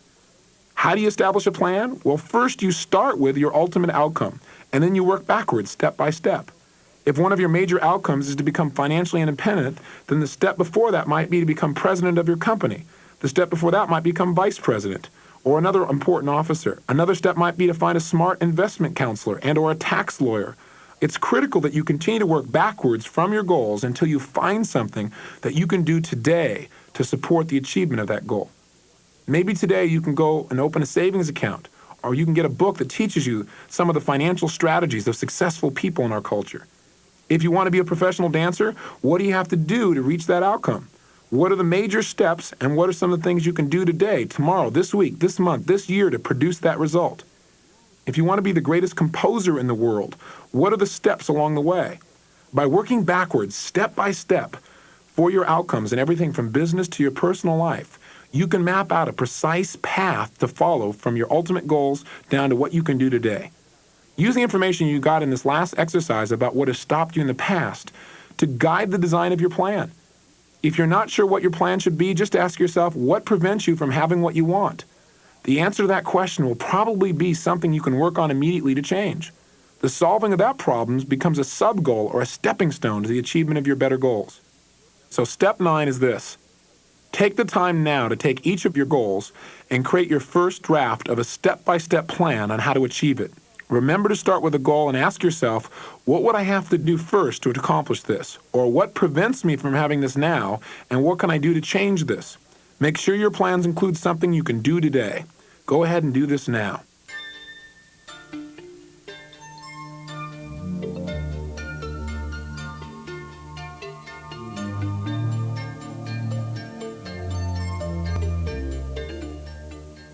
Welcome back. So far, we've completed the first part of that ultimate success formula we talked about earlier. You absolutely know your outcomes. You've defined your outcomes over both the short and long term, and you define which aspects of your personality help you and which have hindered you from getting what you wanted in the past. Now I want you to start developing a strategy for how to get there. What's the surest way to achieve excellence? It's, of course, to model someone who's already done what you want to do. So step 10 is simple. Come up with some models. They can be people from your life, or they can be famous people who have achieved great success. Right now, write down the names of 3 to 5 people who've achieved what you want to achieve, and specify in a few words the qualities and behaviors that make them successful. After you've done this, close your eyes and imagine for a moment that each of these people is going to give you some advice about how to best go about accomplishing your goals. Write down one main idea that each of these people would give you if he or she was speaking to you personally. Maybe it's about how to avoid a roadblock or break through a limitation or what to pay attention to. Just imagine that they're talking to you and jot down under each of their names the first idea that comes to you about what you think each one of them would say to you. Even though you may not know them personally, this process can become an excellent advisors committee for your future. You know, Adnan Khashoggi modeled Rockefeller.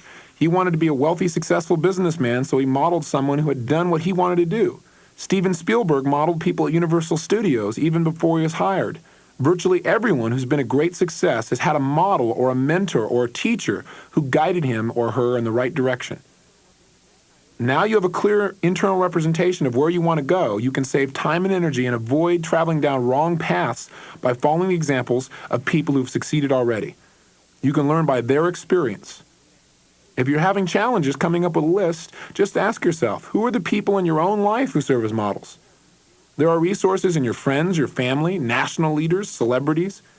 If you don't know any good models, you should make a point of going out and finding some now.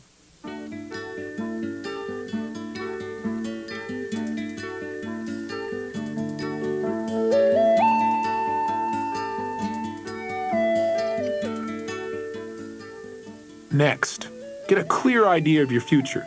Get a clear idea of some of the goals that you want to accomplish and know that you'll accomplish. And use some of the methods that you've already learned. Right now, enlarge the pictures, make it brighter, make it more focused, step into it and more fully associate.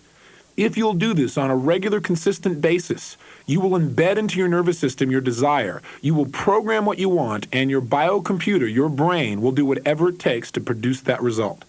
Let's move on to the last two processes. Step number 11. It's great to have all kinds of different goals, but what's even nicer is to find a way to put them all together so they dovetail or support each other. The best way to do this is to create your ideal day. Let's do that now. What people would be involved? What would you do? How would it begin? Where would you go? Where would you be? Do it from the time you get up to the time you go to sleep at night. What kind of environment would you be in? How would you feel when you climbed into bed at the end of a perfect day? Use your pen and paper and describe it in detail. Remember, all the results, actions, and realities we experience start from creations in our minds. So create your day the way you desire it most. Stop the tape, have fun, and do this now.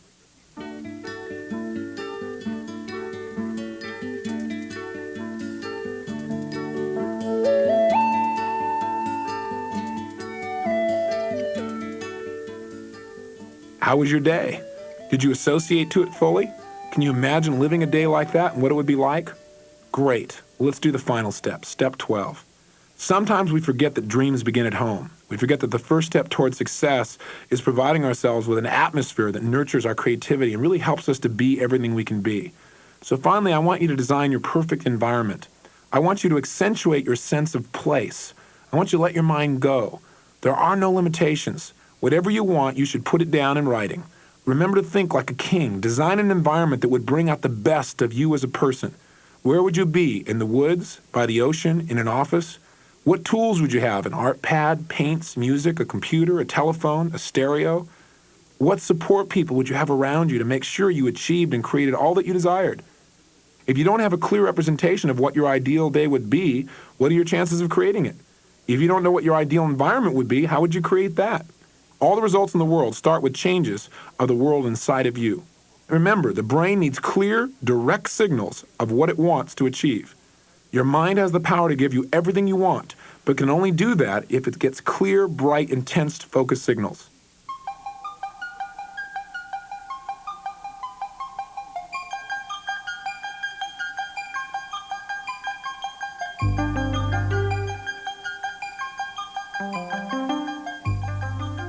Henry Ford once said, "Thinking is the hardest work there is," which is the probable reason why so few people engage in it. My compliments to you for doing the exercises in this portion of the tape. These exercises could be one of the most important steps you've taken toward producing the unmistakable brain signals that produce the results you want. You can't reach your outcomes if you don't know what it is. If you get anything at all from this portion of the tape, it should be this: results are inevitable. If you don't provide your mind with the programming of the results you desire, someone else will provide the programming for you. If you don't have your own plan for your life, someone else is going to make you fit into their plan. If all you did was listen to this tape, you've wasted your time. It's imperative that you take the time to do each of these exercises. They may not be easy at first, but believe me, they're worth it. And as you begin to do them, they become more and more fun. One of the reasons most people don't do well in life is because success is usually disguised behind hard work. And goal setting or outcome development is hard work. It's easy for people to put things like this off and get trapped into making a living instead of designing their lives.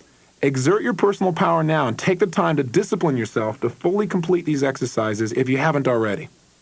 It's been said that there are only two pains in life. One is the pain of discipline, the other the pain of regret. And that discipline weighs ounces while regret weighs tons. There's a great deal of excitement to be gained by applying these 12 principles.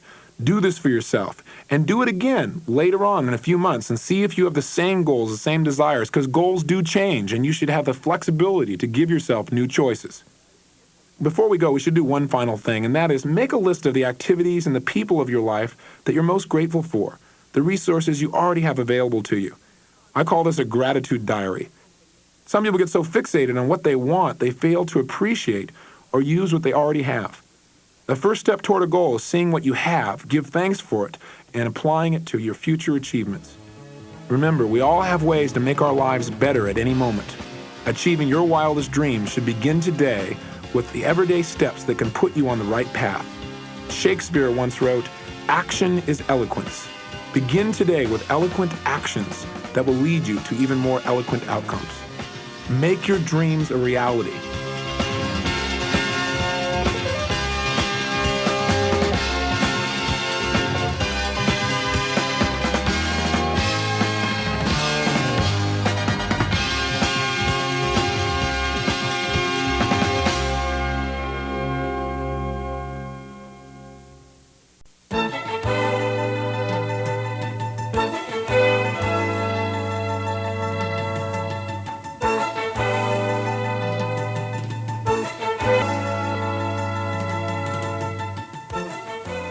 Beliefs, the foundation for creating change in human state and human behavior. In his wonderful book, Anatomy of an Illness, Norman Cousins tells an instructive story about Pablo Casals, one of the great musicians of the 20th century. It's a story of belief and renewal, and we can all learn from it. Cousins says that it was almost painful to watch the old man as he began his day. His frailty and arthritis were so debilitating that he needed help him in dressing. His emphysema was evident in his labored breathing. He walked with a shuffle, stooped over, his head pitched forward, his hands were swollen, his fingers clenched. He looked like a very old, very tired man. Even before eating, he made his way to the piano, though, one of the several instruments on which Casals had become proficient. With great difficulty, he arranged himself on the piano bench. It seemed a terrible effort for him to bring his clenched, swollen fingers to the keyboard. And then something quite miraculous happened. Casals suddenly and completely transformed himself before Cousins' eyes.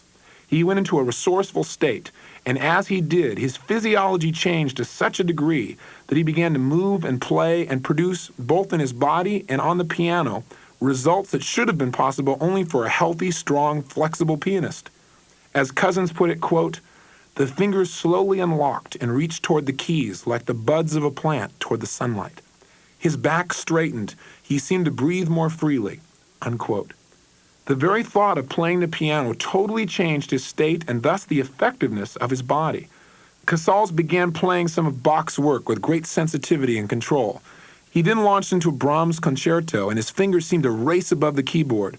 Cousins wrote, "His entire body seemed fused with the music. It was no longer stiff and shrunken, but supple and graceful and completely freed of its arthritic coils. By the time he walked away from the piano, he seemed entirely different from the person who'd sat down to play. He stood straighter and taller. He walked without the trace of a shuffle. He immediately walked to breakfast, ate heartily, and then went out for a stroll along the beach." We usually think of beliefs in terms of creeds or doctrines, and that's what many beliefs are. But in the most basic sense, a belief is any guiding principle, dictum, faith, or passion that can provide meaning and direction in life. Unlimited stimuli are available to us. Beliefs are the prearranged, organized filters to our perceptions of the world. Beliefs are like commanders of the brain. When we congruently believe something is true, it is like delivering a command to our brain as to how to represent what is occurring. Casals believed in music and in art. That's what had given beauty and order and nobility to his life, and that's what would still provide daily miracles for him. Because he believed in the transcendent power of his art, he was empowered in a way that almost defies understanding. His beliefs transformed him daily from a tired old man to a vital genius. In the most profound sense, they kept him alive. John Stuart Mill once wrote, "One person with a belief is equal to a force of 99 who have only interests." That's precisely why beliefs open the door to excellence. Beliefs deliver a direct command to your nervous system. When you believe something is true, you literally go into the state of it being true. Handled effectively, beliefs can be the most powerful forces for creating good in our lives. On the other hand, beliefs that limit your actions and thoughts can be as devastating as resourceful beliefs can be empowering. Religions throughout history have empowered millions of people and given them strength to do things they thought they could not. Beliefs help us to tap the richest resources deep within us, creating and directing these resources in the support of our desired outcomes. In fact, there is no more powerful directing force in human behavior than belief. In essence, human history is really the history of human belief. The people who've changed history, whether it be Christ, Muhammad, Copernicus, Columbus, Edison, or Einstein, they've all been people who've changed our beliefs. To change our behaviors, we've got to start with changing our beliefs. If we want to model excellence, we need to learn to model the beliefs of those who have achieved excellence. The more we learn about human behavior, the more we learn about the extraordinary power that beliefs have over our lives. In many ways, that power defies the logical models most of us have. But it's clear that even at the level of physiology, beliefs, which are nothing but congruent internal representations, control our reality. A remarkable study was done on schizophrenia not long ago. One case involved a woman with a split personality. Normally, her blood sugar levels were completely normal, but when she believed she was a diabetic, her whole physiology changed to become that of a diabetic. Her belief had become her reality. In a similar vein, there have been numerous studies in which a person in a hypnotic trance is touched with a piece of ice and told that it is actually a piece of hot metal. Invariably, a blister will develop at the point of contact. What counted was not reality but belief, the direct, unquestioned communication to the nervous system. The brain simply does what it's told. Most of us are aware of the placebo effect. People who are told a drug will have a certain effect will many times experience that effect, even when an empty pill with no active properties is given.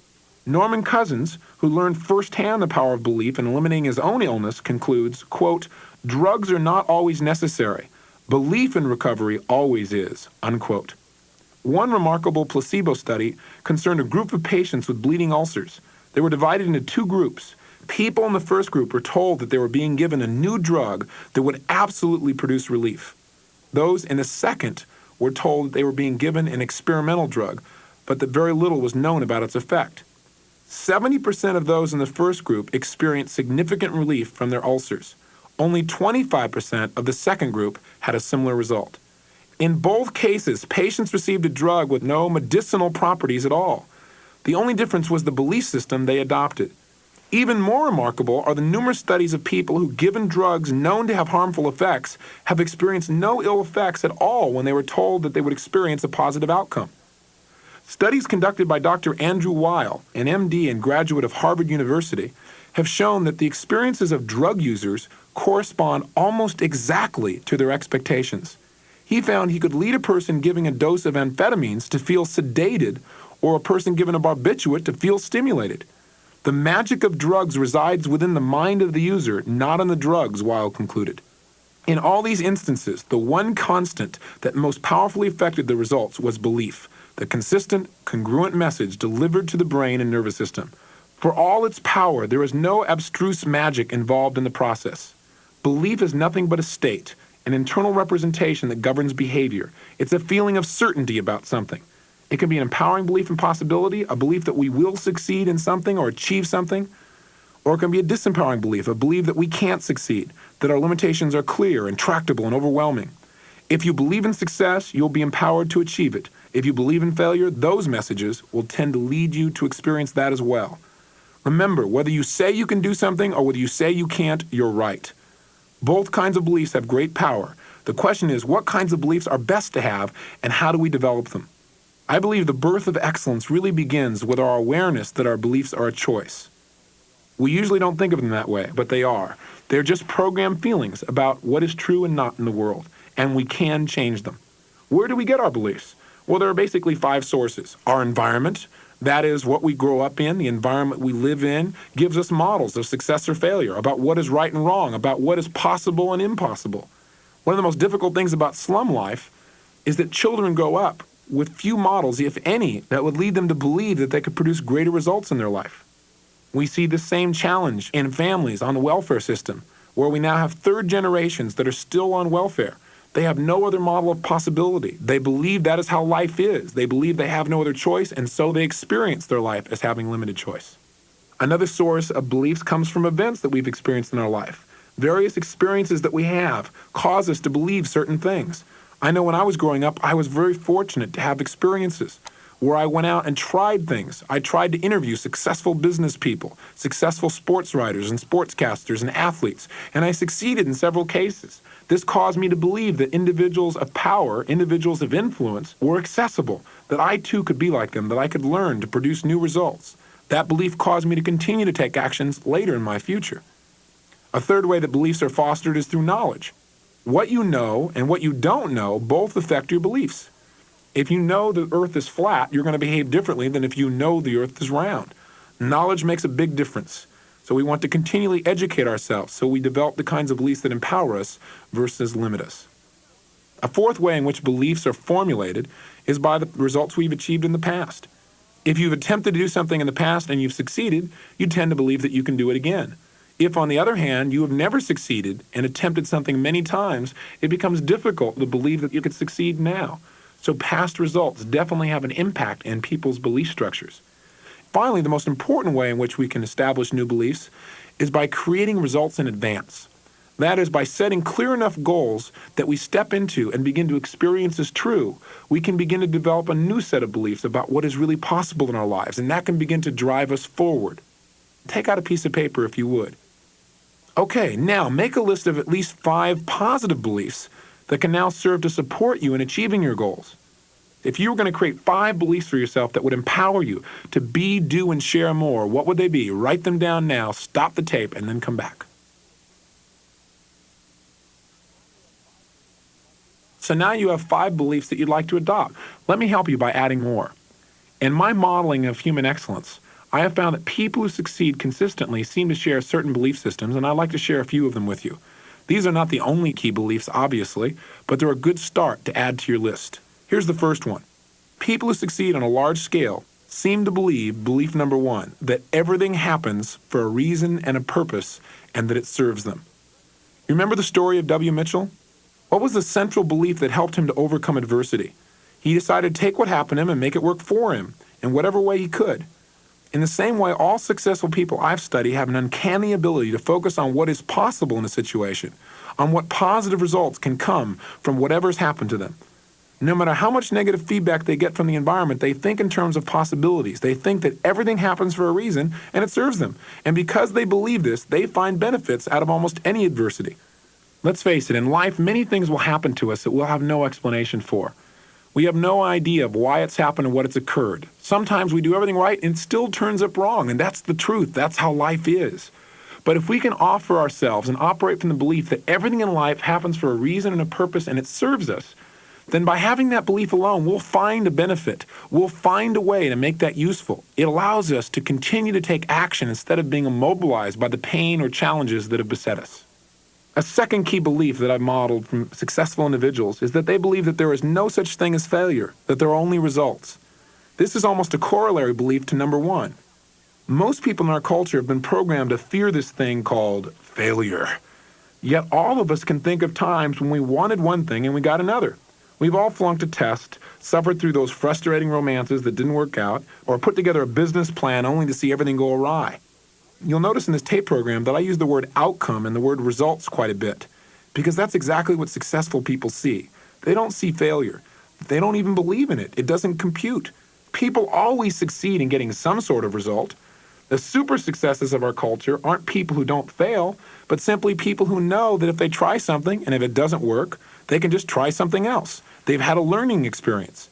They use what they've learned and simply try something else again. They take some new actions and produce some new results. Think about it. What's the one asset, the one benefit you have today over yesterday? The answer, of course, is experience. People who fear failure make internal representations of what might not work in advance. And this is what keeps them from taking the very action that can ensure the accomplishment of their desires. Are you afraid of failure? Well, how do you feel about learning? You can learn from every human experience and thereby always succeed in anything you do. Let me give you an example of someone's life history. This is a man who failed in business at the age of 31. He was defeated in his legislative race at the age of 32. He failed again in business at the age of 34. He overcame the death of his sweetheart at the age of 35. He had a nervous breakdown at the age of 36. He lost an election at the age of 38. He lost a congressional race at the age of 43. He lost another congressional race at the age of 46. He lost another congressional race at the age of 48. He lost a senatorial race at the age of 55.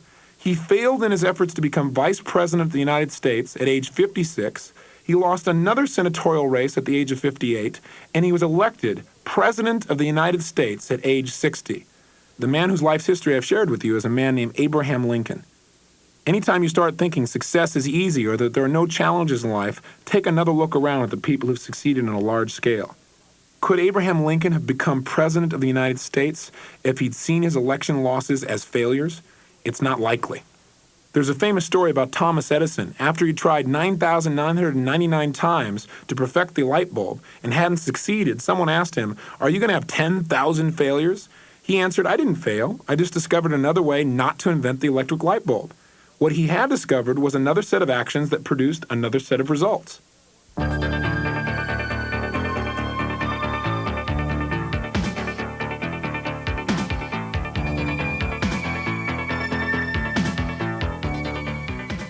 There are only results. These people who are truly the super achievers, those people that people throughout this culture like to talk about, read about, write about, what really set them apart was they got themselves to take action, and the reason they got themselves to take action is they didn't believe there was such a thing as failure. No matter what happened, they just looked at it as a result. They looked at it as an outcome. And if it was not the result that they intended, they simply learned from what occurred and changed their approach and took more action. And if that didn't work, what do they do? Changed again. And if that didn't work, what do they do? Changed again. Now the trap most of us fall into is we intend a certain kind of result to occur, we don't get the result, and we call it what? Failure. And the reality is there are no failures because we always succeed in producing a result, don't we? Remember last night I talked to you about, this woman comes and says, I weigh 285 pounds and she's all upset, right? I said, look, get excited. You produced a massive result. Called excess weight on a large scale. That took effort, didn't it? You have to work at that. She had to eat a certain way, think a certain way. She had to produce specific actions to get that result. So instead of going, oh, it's a failure and feeling bad, feel excited about the fact that few people have been able to produce that result. Now, if you say, but I don't like the result, say, well, that's fine. At least now you know how to produce that. If you know anybody who ever wants to beef up, you can explain how. Now, if you don't like the result, then all you have to do is find someone who is thin and find out what they are doing and do the same things. Doesn't that make sense? Find out what they're doing in their mind, how they look at food, how they think about food, how they move their body, how they exercise, what they eat, how much they eat, and see if you can't model that. And if you sow similar seeds, you'll produce similar results. Then you'll produce a result called being thin. But here's the key. As long as this woman holds all this pain and anguish and hurt and feelings of failure about being overweight, do you think that's going to assist her in her ability to lose weight? Yes or no? There's no way. It literally becomes an emotional blockage. It changes her self-image into failure and literally becomes this immobilizing factor that keeps her from being thin. See? So you've got to let go of that. I worked with an Olympic athlete several years ago who was a high jumper. He was one of the top high jumpers in the world about 4 or 5 years ago. And all of a sudden, for 2 years, he couldn't jump his hat size. And so he asked me if I'd come out and work out with him and see what it was and see if I could assist him. I said, no problem. Well, all I had to do was watch him jump one time to see what the problem was. Here he goes. He gets himself lined up. Sure enough, he goes for the jump, and just as he takes off, he has a poor takeoff, and he hits the bar. So when he gets off on the other side, he jumps up and he starts screaming at himself inside. Now, not out loud screaming, but you know what I'm talking about by screaming? It's like so angry with himself, and he's cursing, going, God, and he's saying all these filthy words to himself. And I pulled him over and I said, look, if you want me to work with you, I'll never see that again. I said, that's the reason why you're not producing the result you want. Because every time you produce a result, when it's not the one you intended, instead of going, wow, that's great, I produced a result, I learned something. I learned that if I take off here, I'll hit this bar here.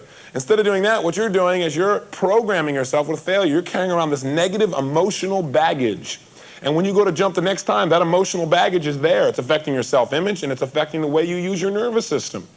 I said, I want to see you every single time when you get off there, whether you hit the bar or whether you clear it, you jump up and celebrate and go, here's what I learned. And you remember what you've learned, and you run back like you just did the best jump of your life. And then when you go to run, your nervous system will be in a place where it'll allow you to tap your peak levels of performance. As long as you hold things as failure, that prevents you from tapping peak levels of performance. And you want to be a peak performer, whether you be a father, a mother, a teacher, a student, a businessman, it doesn't matter. Peak performance is what we all are striving for, because that's where the joy is, when we're tapping more of who we are. And the only way that'll happen is you realize there are no failures, there are only outcomes. Just write down, I always succeed in producing a result. If it's not the one I intend, then I just learn from that and I change my approach and I'll produce a new result. And I'll keep changing until I produce the result that I intend. That's all it takes to succeed.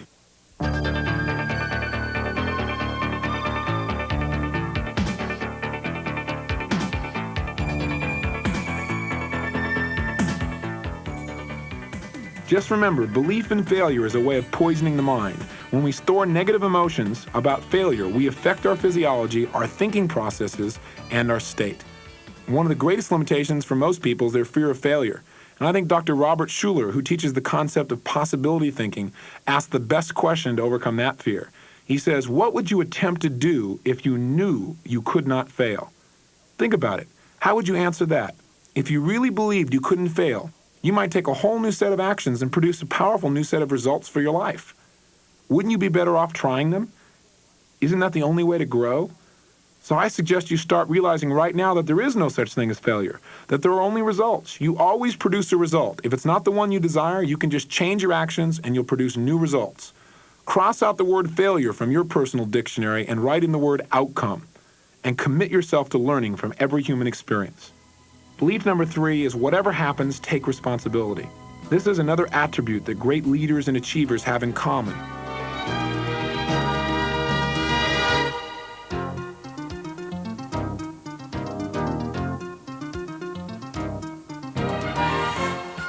Achievers, no matter where we found them in the culture, no matter what they did, no matter what their background was, true leaders seem to have this as a common belief, that no matter what happened in their life, they were the source. At some level, they generated it. If not by their physical actions, by their mental actions. They seem to believe that they created whatever happened in their life. That was the bottom line. If somebody cut them off on the road even, on some level, they helped to contribute to that because they didn't pay attention close enough or they didn't anticipate. That's how leaders are. They take full responsibility. Now, this is not how most people in the culture respond, obviously. Large amounts of people in the culture, especially those who are failing on a consistent basis, come from the antithesis of this belief. And that is that they're a victim, that things happen to them, that things are beyond their control. So one of the first perceptual shifts that we like to share with people in terms of their belief structures is to operate from the belief system that you create your world. I mean, if you don't believe you create your world, then look at what the other opportunity is. Look at what you're going to have to believe then, that you are a puppet, that things happen to you, that you're a victim. I'd rather believe that I'm in charge and that I can have an effect. See, even if it's not true, at least if I believe that, I'll take action that can make a difference. See, if I believe I create my world and I don't like the way things are, then I can what? Change it. If I believe I'm a victim, then hey, there's nothing I can do. So I want to challenge you to adopt this belief system for your life. Adopt the belief that no matter what happens here, whether you're happy, sad, excited, energized, bored, interested, whatever it is, you create it. See, who generates whether you're bored or not? Is it a speaker? No, I'm sorry, it's not a speaker, right? What it is you. No matter how boring a person is, you can get excited about that. You can get fascinated by that. You can go, God, isn't it fascinating how he bores so many people? Well, how does he do that? That's amazing. I mean, I've never seen somebody who could bore so many people so quickly. Right? See, so you're still in charge. You're still responsible for your state.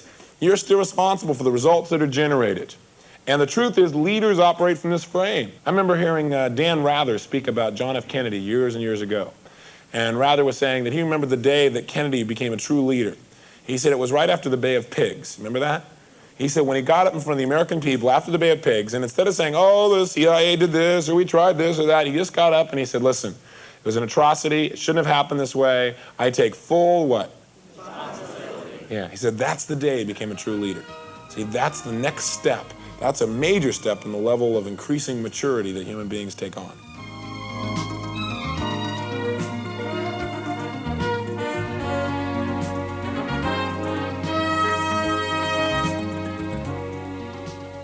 The key is to realize that no matter what happens in our life, we are in charge. Although some things may seem like they're happening to us, we can help to create new results. We can handle anything that happens. But we first need to adopt the philosophy or the belief that we control and direct our lives. Belief number 4, people are your greatest resource. Individuals of excellence, that is, people who produce outstanding results, almost universally have a tremendous sense of respect and appreciation for people. They have a sense of team, a sense of common purpose and unity. If there's any insight at the heart of this new generation of business books like Innovation and Entrepreneurship or In Search of Excellence or The 1-Minute Manager, is that there's no long-lasting success without rapport amongst people. The way to succeed is to form a successful team that's working together. We've all seen reports on the Japanese factories where workers and management eat in the same cafeteria and where both have input into evaluating performance. Their success reflects the wonders that can be achieved when we respect people rather than trying to manipulate them. When Thomas Peters and Robert Waterman Jr. wrote the book In Search of Excellence, they basically did modeling. They distilled the factors that made companies great. And one of the key things that they found was a passionate attention to people. There was hardly a more pervasive theme in excellent companies than respect for the individual. The companies that succeeded were the ones that treated people with respect and dignity. These companies viewed their employees as partners, not as tools. They noted that in one study, 18 of 20 Hewlett-Packard executives that they interviewed said the company's success depended on Hewlett-Packard's people-oriented philosophy. Hewlett-Packard isn't a retailer dealing with the public or a service company dependent upon goodwill. It's dealing at the most complex frontiers of modern technology. But even there, it's clear that dealing effectively with people is seen as the most important challenge that corporations face. Like many of the beliefs we've talked about here, this one is easier to glibly mouth than to actually adopt. It's easy to pay lip service to the idea of treating people, whether they be in your family or your business, with the kind of respect that they deserve. It's not always easy to do it. So as you move through your life, keep in your mind the constant desire to treat people with love and respect and appreciation.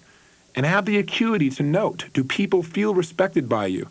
And if they don't, change your behaviors until they do. Belief number 5, work is play. Do you know any person who's achieved massive success by doing what he hates? I sure don't. One of the keys to success is making a successful marriage between what you do and what you love. Picasso once said, "When I work, I relax. Doing nothing or entertaining visitors makes me tired." Maybe we can't paint as well as Picasso, but we can do our best to find work that invigorates and excites us. And we can bring to whatever we do at work many of the aspects of what we do at play. Mark Twain said, "The secret of success is making your vocation your vacation." That's what successful people seem to do. We hear a lot about workaholics these days. And there are some people whose work has become something of an unhealthy obsession. They don't seem to get any pleasure out of their work, but they reach the point where they can't do anything else. Researchers are finding surprising things about some workaholics. There are some people who seem maniacally focused on work because they love it. It challenges them. It excites them. It makes their life richer. These people tend to look at work the way most of us look at play. They see it as a way to stretch themselves, to learn new things, to explore new avenues. By adopting this kind of belief, you change the quality of your life, since much of your life will be spent working. I'm not suggesting that you should choose to orient your world around your work, but I am suggesting that you'll enrich your world and enrich your work if you bring to it the same curiosity and vitality that you bring to your play. Finally, belief number 6. There is no abiding success without commitment. Individuals who succeed have a belief in the power of commitment. If there's a single belief that seems almost inseparable from success, it's that there's no great success without great commitment.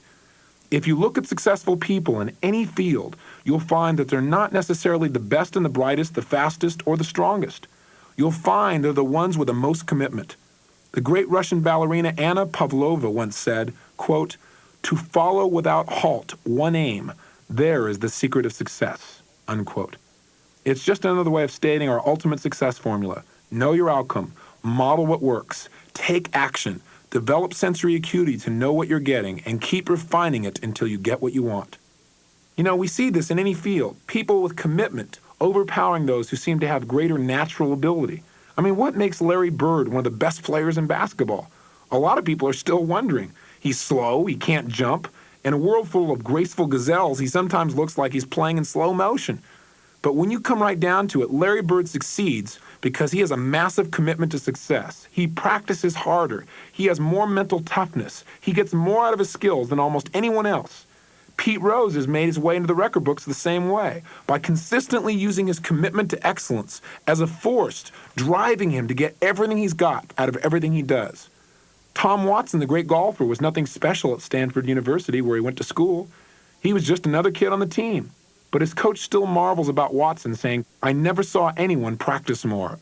The difference in pure physical skills between athletes seldom tells you anything. It's the quality of commitment that separates the good from the great. Are there other beliefs that foster excellence? Sure there are. And when you think of them, so much the better. Adopt them in your own life. Remember, success leaves clues. Study those who succeed. Find out about their key beliefs that they hold that enhance their ability to take effective action and apply them in your own life. We've talked so far about passion and about beliefs, but there's another key element we need to talk about next, and that is organizing a strategy for success.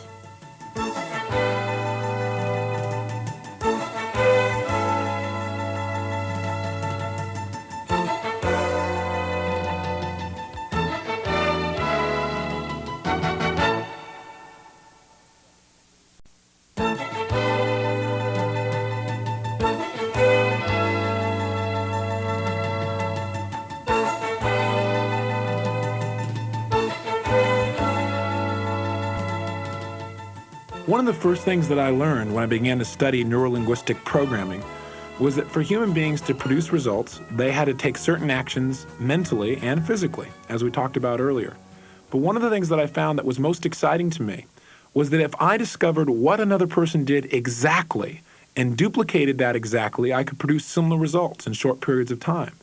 Now, we've already talked about this. We've talked about duplicating a person's belief system. And we also talked about the idea of duplicating how they represent things to themselves and how they use their body. But there is another key element, and that key element is syntax. This is what strategy is all about. In order to produce any result in our lives, we need to organize the way we think and the way we behave to produce a result. That's all really a strategy is, a specific way of using our resources to produce a specific result. We have strategies for all kinds of things in life. In order to produce any result, we have to organize our resources in a certain way. For example, in order to feel happy, we have a strategy for that. In order to be happy, we have to picture things in a certain way. We have to say things to ourselves and use our bodies in certain fashions in order to produce that result. The difference in the quality of life that people experience has more to do with the way they organize their resources than what their capabilities are. In fact, if you look at most people in life, you'll find that they have the resources to make their life exactly as they want it, but they don't have a strategy for producing the results that they really do want in their lives.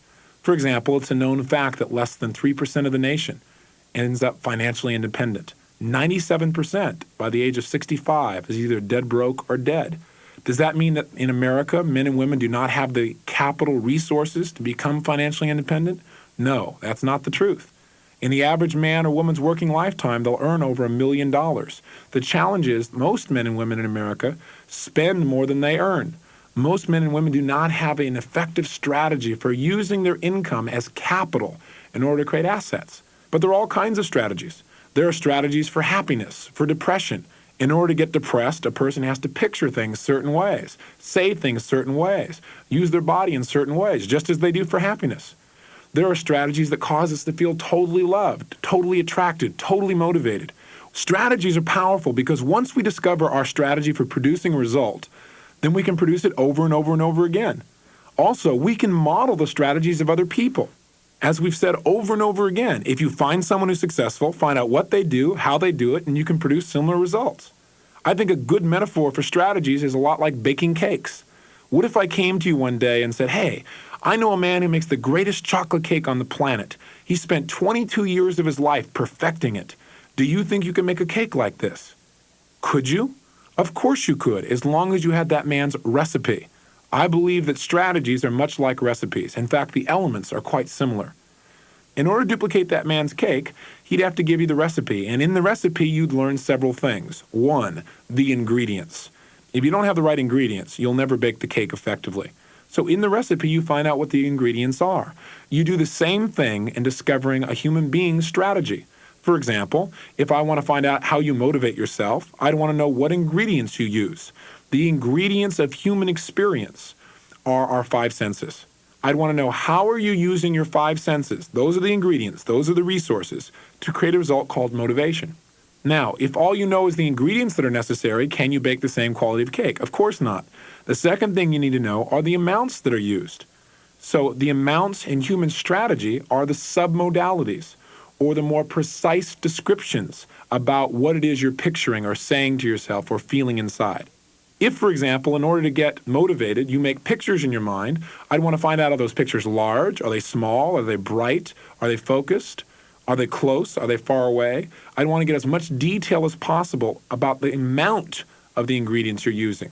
If you know the right ingredients, but you put in 3 times more than is necessary, you're not going to get the same quality of cake. What if the recipe tells you the ingredients and the amounts? Do you now have enough information to produce the same quality of cake? No, you need one more element, and that is you need to know the order and sequence in which these elements are put together. What would happen if you put the first ingredient in at the end of the cake versus in the beginning? You're not going to produce the same result. The same thing is true with human beings. You've got to know the ingredients, how did they use their 5 senses, you have to know what specifically they used, how big, bright were the pictures, what did they say to themselves, how did they feel inside, and you also have to know the order and sequence. See, whether I say to you the dog bit Johnny or Johnny bit the dog, There's not a lot of difference there. I didn't add or subtract words. I simply changed the syntax, the order and sequence. But by changing that order and sequence, I changed the meaning drastically. There's a big difference, especially if you're Johnny. The point here is simple. In order to discover someone's strategy, we have to know what ingredients they used, meaning what portions of their 5 senses did they use. We need to know more detail about what senses they used, and we have to know the order and sequence in which they produced the result. I've got a question for you. What would happen if you went to the baker and said, "I'd like your recipe," and he said, "I don't have one. I just do a pinch of this and a dash of that, and it all comes together"? Could you still duplicate the quality of cake that he generates? Of course you can. You can still discover his strategy, but you have to go through several additional steps. And those additional steps are the same steps you go through in order to find out your own strategy for motivating yourself, or finding someone else's strategy for motivating themselves, or for causing themselves to feel attracted, or for causing them to make a decision, or anything else. And here are the steps. The first step is you must put the person back in the state they were in when they ran their strategy. That is, you've got to get them associated to that experience. For example, if you went back to the cook who was creating the cake, you'd want to put that cook in the kitchen. You'd want to say, "Okay, you're not sure how you do it? Go ahead, build a cake." So all of a sudden he'd say, "Okay, well, the first thing I do is," and he'd reach for a handful of something, and just before he threw it in the bowl, you'd want to grab his hand and say, "Stop, let me measure that." You'd measure it and you'd write it down. So now you know the first element he used, you know how much of it he used, and you already begin to discover the order in which he uses these things. Then he'd probably get knocked out of state for a moment and say, "Well, I don't know what I was doing." You say, "Well, you just did this. You put a bunch of this in." And then he'd go, "Oh, I remember. The next thing I do is," and he'd take a pinch of something else, and you go, "Stop." You'd grab it and you'd measure what he's putting in, and you'd write that down. So you'd now know what he did second, and you know how much of it he did. And you would continue doing this until he completed the process of baking the cake. At the end, you'd have a written record of exactly what he did and what order he did it to produce that perfect chocolate cake. The same thing is true with human beings. If you want to find out what causes someone to be motivated, you say to them simply, "Can you remember a time in your life when you felt totally motivated to do something?" They may say, "Yeah." The problem with just saying "yeah" is you can tell that they're not in the kitchen, meaning they're not back in that experience. And you don't want to start asking them questions that they intellectualize about. You want to have them experience it so that you know the information you're getting is accurate. See, if you ask the cook, "Well, tell me, what do you do first? What do you do second? How much do you think that is?" and he intellectualized, you might get the wrong amounts. But if you got him in the kitchen, you can measure it as it's happening. The same thing is true with any other kind of strategy. So you'd ask that person, "Can you remember a time in your life when you felt totally motivated to do something?" They say, "Yeah." And you say, "Can you step back in that experience and remember a specific time and remember how you felt?" And they go, "Yes, I do." As they go back in that state and feel it, then all you have to do is the second key, which is find out what they did and what order they did it in. So you'd ask them, what was the very first thing that caused you to be totally whatever? It would be motivated or attractive or decisive. What was the very first thing that caused you to be, for example, totally motivated? Was it something you saw? Was it something you heard? Or was it the touch of something or someone? What was the very first thing that caused you to be motivated? Now, you notice you gave them all 3 of the major elements: visual, auditory, and kinesthetic. After the person tells you, maybe the person says it was something he saw. So then you'd say, well, after you saw that, remember what you saw? So you keep them associated, just like keeping the cook in the kitchen. Remember what you saw? Yes. What was the very next thing that caused you to be totally motivated? Did you picture something in your mind? Did you say something to yourself? Or did you have a certain feeling or emotion inside? What was the very next thing? And let's say that at this point he said something to himself. Now there's an interesting element to note here. Most strategies start with an external stimulus, meaning something happens in the world. A stimulus happens, and then you have a response. We live in a stimulus-response world. So there's an external stimulus and then an internal response. So notice when I ask these questions, I again ask pictures, sounds, and feelings, but I ask about internal examples, meaning did he picture something as mine? Did he say something to himself? Do you have a certain feeling or an emotion? Once he tells me that, then I ask, after you saw that thing in the world and said that to yourself, what was the very next thing that caused you to be totally motivated? And I continue to do this until he says he was motivated. Let's say, for example, in this case, the man said he saw something, and then he said something to himself, and that gave him a certain feeling of motivation inside. That would be a strategy which we would call a VAK strategy. The abbreviation V for visual, A for auditory, K for kinesthetic or feeling. Now, once we know this information, we need to know a little bit more about it. So we go back and we do the third key. We put him in state. The second key was we discovered what he did and what order he did it in. The third key is we need to find out the details or the submodalities of his strategy. So we go back in the third case and we ask him, what was it about what you saw that caused you to be motivated? Was it the size of what you saw? Was it the brightness? Was it the movement? Was it look on someone's face? And he may tell you, well, it was the size of it. It was a big project, and that really began to motivate me. You say, great. What was it about what you heard or what you said to yourself that really caused you to be motivated? Was it the tone of your voice when you said it to yourself? Was it what you said? You said it was the tone of my voice and what I said. What did you say? I said to myself, I can do this. Well, what was it about the feeling that caused you to be motivated? Was it a pushing feeling, a pulling feeling, a driving feeling? He said a driving feeling. Once you know this information, you now have literally the combination to the vault of emotion called motivation in this man. If you do this for yourself, you'll discover your own strategy for creating motivation. What can we do with it now? Well, let's say we want to motivate this man to do something. If we try to motivate him by telling him about it first, rather than showing him, then we're not going to be very effective. His vault of motivation only opens with a certain combination. See, if you try and open a vault with the right numbers and the wrong order and sequence, it isn't going to happen. Similarly, if you're trying to use a computer and you have the right code, but you type it in the wrong order, you're not going to get on the screen what you want. So this is what happens often in life. We try to talk to people or persuade people or motivate people, and we use our strategy or our syntax, and it's quite different. We all have our own syntax. If in communicating with other people, we communicate in the syntax or the strategy that they use to produce emotions, then we'll produce those emotions for them consistently. So if I wanted to motivate this man, I would first show him something and emphasize the largeness of the project. Then I would say, and as you see this, I bet you're saying to yourself that you can do this. And that would immediately create a feeling inside of him. It's like push-button emotion.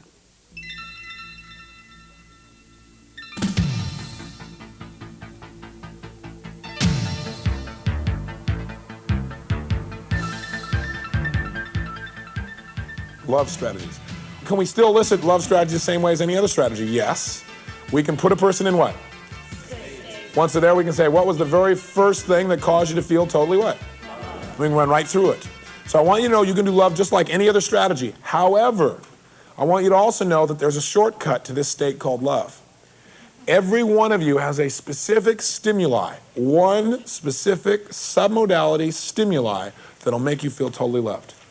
It's embedded in every one of us, and we all have a different one. It's unique to each and every individual. Now, here's what I mean. If you look in the animal kingdom, you discover some really interesting things. That is that animals have certain triggers that just make them do something without having to think about it, and human beings have similar triggers. For example, if you study turkeys, the animal turkeys, not people turkeys, animal turkeys, okay? You study a turkey, what you'll discover is that female turkeys, mother turkeys, are the most mothering animals. I mean, they take incredible care of their young.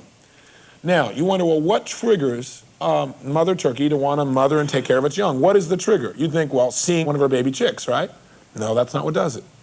You think, well, maybe the smell of the baby chicks. That'd do it, right? That's not it. Maybe the touch of her baby chicks. No, that doesn't do it either. There's only one stimuli that makes a mother turkey mother its young, and that's the sound that baby chicks make, that cheep, cheep sound. If a baby turkey does not make that cheep, cheep sound, then a mother turkey will either kill it or abandon it. Now, you want to know something really interesting? You want to know how powerful this little trigger is? If you take a stuffed polecat is a turkey's like mortal enemy, and you pull it on a string towards a turkey will dive on it and rip it to shreds. If you take a stuffed polecat and you put a little tape recorder in it with a cheep, cheep sound in it, even though they're mortal enemies, guess what the turkey does? Waddles over and starts trying to breastfeed and fondle and mother this polecat, which is its arch enemy. Because the only thing that triggers the mothering response is that sound. In spite of everything else, that overrides everything else and makes it feel like mothering. Now, we all have it. By the way, that's why they call them turkeys. We all have these triggers. I mean, there was a study done where they took a group of people and they had Xerox machines by a social psychologist. There was a long line. Somebody walked to the front and said, listen, could I go in front of you because I've got a lot of copying done and I'm late. Could I go ahead of you? Well, 87% of the people said, okay, fine. 87, that's kind of nice. That says a lot about human nature. So then you think, well, the reason is because the person was late and they had empathy for the fact that they're late. Doesn't that make sense?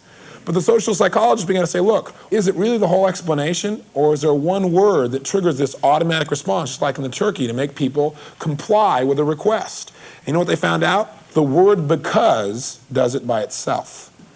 Because what they did is they sent a group of people up to the front of the line and had them not give the explanation. Just go up and say, could I please go ahead of you? And out of that, only 23% said yes. 72%, no. I'm sorry, I'm busy, I have to do this. So we got 23% versus the 87, right? Pretty major difference. Now they take a group of people and have them walk to the front and say, could I go ahead of you because I've got to make some copies? And guess what? 86% said yes. All they had to hear was the word because, and their brain went click, word, oh, okay, compliance. It's amazing. There are a whole series of these. There are so many things you do without your awareness. All you know is you believe you're doing them because you want to do them, but you've been triggered. There are all these triggers inside every one of you. Now, how does this relate to love? Well, you have a trigger that'll make you feel loved. You think all these things make you feel loved, or there's a special person that's going to make you feel loved. The truth is, the special person is the person who triggers certain key submodalities in you, and you will feel totally loved by them. Now, we can find out all this information by going through a syntax, or we can do a shortcut. And the shortcut is this. Up until now, the way we've discovered strategy is by getting a person to go into what? So we're still going to get them in a state of love, only instead of discovering a what? Syntax. We don't need a syntax for this. Anybody that I've studied around this country and around the world doesn't need a syntax for love. All they need is one specific representational system stimulated in one specific way. So they either need to be stimulated with a visual external or an auditory external or a kinesthetic external. In other words, some people have to be shown that you love them. You have to show them a certain specific way by looking at them a certain way or by taking them places or buying them things. Other people don't need to be shown, they have to be told. And there's a certain way they have to be told, a certain tone of voice or a certain word that has to be used, okay? Other people have to be touched a certain way, okay? A certain sensitivity or a certain tension to the touch in a certain place. Once you find out exactly what that is, you can make that person feel loved each and every single time. It's incredible, okay? So how do we find this out? Well, we put them in state, and then we go through the process of elimination. We say, get them in state, remember time you feel totally loved, they go into a state of feeling loved, and you say, in order for you to feel those deep feelings of love, is it absolutely necessary? Not is it important. Is it absolutely necessary that that person show you that they love you by buying you things, taking you places, looking you a certain way? Is that absolutely necessary for you to feel these deep feelings of love? And if they go, yeah, does that mean yes? No, you judge by what? Physiology, okay, and tonality. So then you say, you know how I feel when you feel totally loved? And they go, yeah, and you get them in state, and you go, in order for you to feel totally loved, is it absolutely what? Necessary for that person to tell you they love you in a certain way. And you go to kinesthetic. Once you know which one it is, let's say it was auditory, then you'd say, how specifically? Or let's say it's kinesthetic. How would they touch you? Would they grab you tight? Would they touch you soft? Where would they touch you if they're going to make you feel totally loved? Okay? And then once you do that, then you test it outside the strategy, and then you test it inside the strategy. Okay? So let's do one. Eliciting love strategies. Okay, first thing it says is, can you remember a time when you felt totally loved? So they go, yep. Are they in state? No. So then you say, can you remember a what? Specific time. And then they go, okay, yes. Then you say, as you go back to that time and experience it, in order for you to feel these deep feelings of love, is it, what are the key words? For the person to show you that they love you by taking you places, buying you things, or looking a certain way. Is it absolutely necessary that they show you that they love you in this way for you to feel totally loved? And then judge by physiology. So if they go, yep, then you might want to go, I don't know if that means yes, okay? Then you do it again. And by the way, you keep them in what, in between these? State. Just remember to put them in state before each question, okay? So you say, remember that time when you felt totally loved? And they say, yeah. And you go, in order for you to feel these deep feelings of love, is it, what's the two words? Absolutely necessary for that person to tell you that they love you in a certain way, judged by physiology. Then you go, and remember how it feels when you feel love? They go, yeah. In order for you to feel these deep feelings of love, is it what? Absolutely necessary for that person to touch you in a certain way. So let's say they said it was a touch. So it says, now elicit the what? Submodality. So you go, how specifically would they touch you? Demonstrate it for me. Then test inside and outside the strategy, judged by congruent physiology, know whether you got it or not. Okay? So I need a lady volunteer, and we're going to elicit your love strategy. Okay, what's the first thing we got to do? Get her in state. What if I come up and I go, hey, Angela, can you remember a time in your life when you felt totally loved? Because I got a sister. So who do I got to put in state first? What state is love usually associated to? Kinesthetic. So I might want to put myself more in that state. So I might say, Angela, can you remember a time in your life when you felt totally loved? Can you remember a specific time? Can you go back to that time and experience it now? Remember how it felt? As you go back to that time and feel it, can you feel it now? In order for you to feel these deep feelings of love, is it absolutely necessary that a man show you he loves you by buying you things, taking you places, and looking at you a certain way? Is that absolutely necessary for you to feel those deep feelings of love? No. Remember how it feels when you feel totally loved? Yeah. As you feel those deep feelings now, in order for you to feel these deep feelings of love, is it absolutely necessary that a man tell you he loves you in a certain way for you to feel those deep feelings of love? No. Okay, take a wild guess which one it's going to be. Remember how you feel when you feel totally loved? Yeah. As you feel those deep feelings of love, in order for you to feel those deep feelings of love, is it absolutely necessary that a man touch you in a certain way? Yeah. Tough to figure out, isn't it? So now we want to find out the specific what? Submodality. So, do you trust me not to abuse this? Yeah. Okay, good. Stand up. So what I want you to do is, yeah, good, is show me, how would a man touch you if he's going to make you feel totally loved? Would he grab you real tight? Would he touch you like real soft? How would a man touch you if he's going to make you feel totally loved? Grab me real tight. Grab you tight. Show me. Right. Yeah, it is tight. Okay, so now I think I've calibrated what it is. So first I got to test outside the strategy, right? So now I got to try and duplicate it as best I can remember. So here we go. So I come here now. Make you feel that way? Look at her face. Give her a hand. Thank you very much.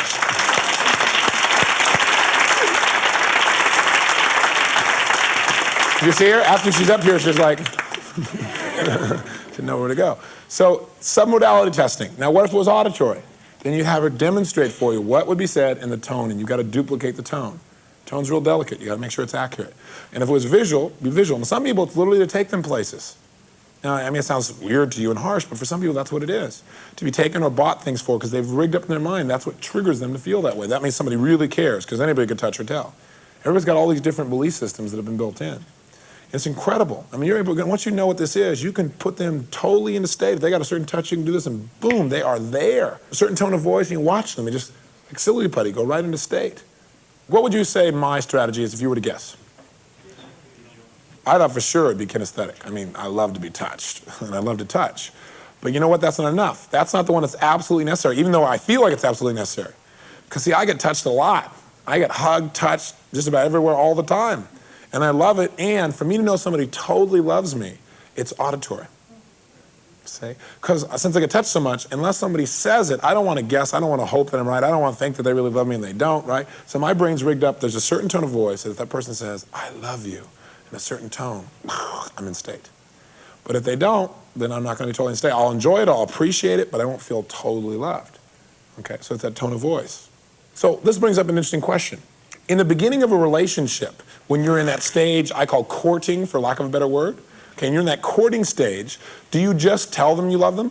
You're in this mobilized state, right? So you just tell them, is that what you do? Do you just show them? Do you just touch them, yes or no? No way, you do it all. You show them, you take them places, you buy them things, you look at them a certain way, you tell them, you touch them everywhere, right? But then what happens as time goes on? Well, as time goes on, you become comfortable in the relationship and you begin to know that they love you and that you love them. So what happens is, do you love them any less at this point? No, but do you still do it all? Very few people do. Now, how do you express your love to this person at this point? Probably, whose strategy do you think you're going to use? Whose convincing strategy for knowing that someone is feeling love? Whose strategy are you going to use in expressing your love?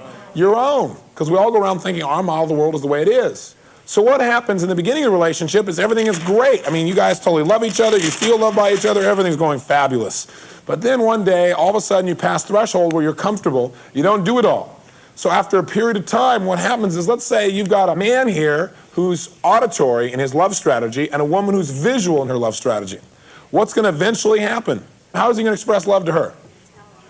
He's going to tell her. So he's going to say, I love you, honey. And one day, after enough time's gone by, what's she going to say? Yeah, talks cheap. Show me. So what are you talking about? He'll say, what are you talking about? She'll go, what am I talking about? Show me you love me. Talk is cheap. You're always talking about you love me. Talk is cheap. Do something. Take me someplace. Buy me something. Don't just tell me. Look at me when you're talking to me. Give me that. Look at me. Look at me like you love me. But I love you. Yeah, big deal. Look at the way you look at me. Say it. What he says, I say it all the time. I tell you. She goes, I want you to say it with flowers. He's going, flowers? He goes, you used to send me flowers. You know? He says, well, isn't it enough for you to just know that I'm sitting here telling you that I love you? She says, no. Does this sound familiar for any of you?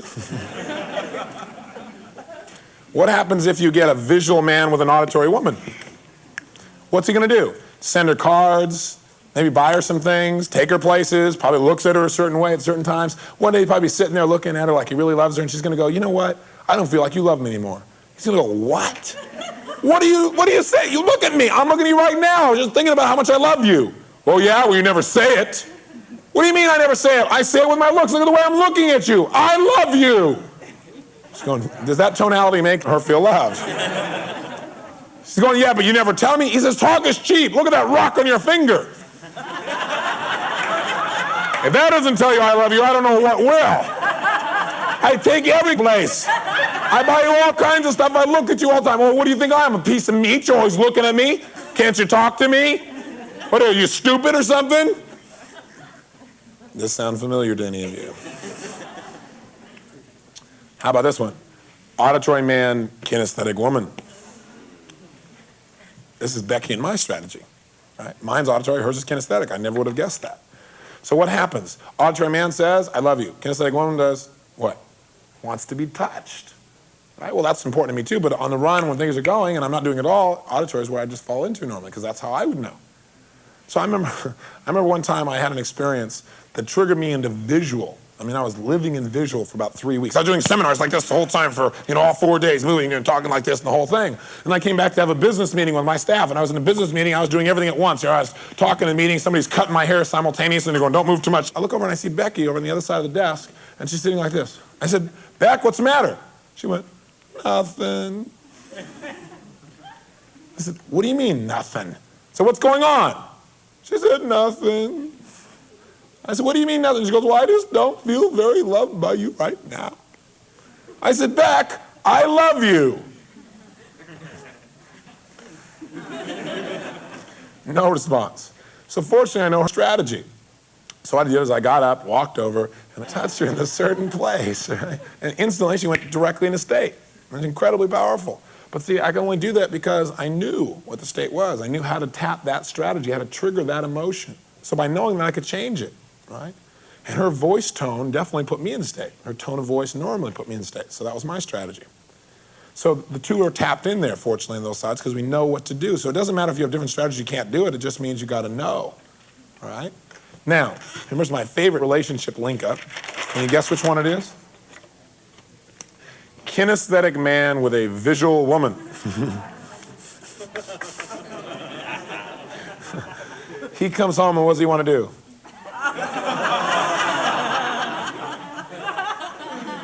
Hi, honey. Come here. She goes, get away from me! You're always grabbing at me like that.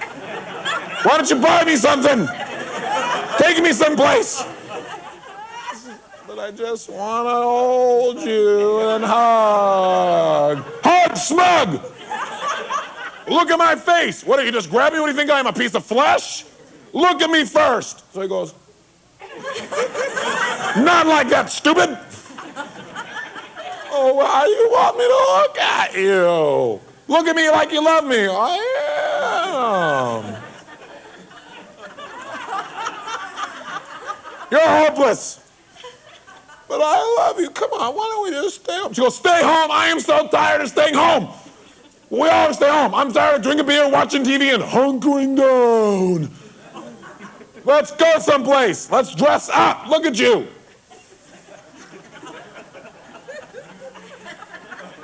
This sound familiar to any of you?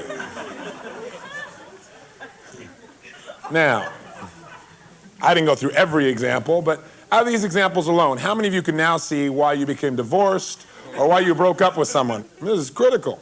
Because if you don't know, you're going to have some problems. The relationship won't last. If you don't know, what's going to happen is gradually, as time goes on, people drift apart.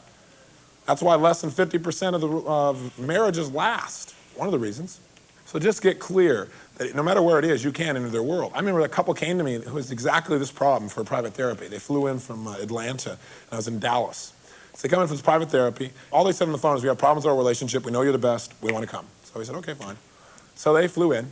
And when they walked in the door, I knew immediately what the problem was. He walks in like this. He's dressed like this. His hair's all messed up, right? She is like every single, thing is exactly in place. Everything is just like absolutely perfect. She sits down very smoothly and directly and strongly, right? He sits down. I say, I understand you're having some relationship problems. Can't imagine what causes them. So I say, what's the challenge? Well, the woman says, she goes, I'm just not attracted to him at all. He's going, oh. I say, at all? She goes, no, not at all. I said, well, what's the problem from your viewpoint? He goes, well, we haven't been to dinner for 14 years. I said, well, great, we'll take you out to dinner tonight together. Let's get that done. He goes, no, I mean, dinner. I said, what do you mean dinner? Where? He goes, at home. I said, oh, you mean dinner. He said, yes, dinner. Dinner. I said, oh, got it. So I said, what's the problem? He said, well, she just never touches me anymore.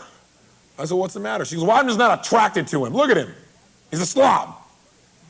I said, well, great. I mean, I understand why you'd never be attracted. I said, how long ago was it that you were attracted to him? She goes, well, there was one time about 4.5 years ago. I said, oh, great, we're moving up. Tell me about that time, because I want to find out what the submodalities were that caused her to be attracted to him. So she said, well, he's an airline pilot. I said, what airline? I could just imagine him going, oh, here comes another plane. He's an airline pilot, and I went with him on this trip, and he was like totally in charge of making things happen. And the way she was moving and describing him, I realized that when he flies an airplane, he goes into what state? Visual. I thought, thank God. So he was in real visual. And she said he was just totally in charge. He was making things happen. He was moving fast. And she said, and he was dressed incredibly, just absolutely impeccable. I said, what do you mean by impeccable? She said, well, he had this uniform on, and everything was in place. So I said, so what happened? She goes, well, I wanted to have dinner with him.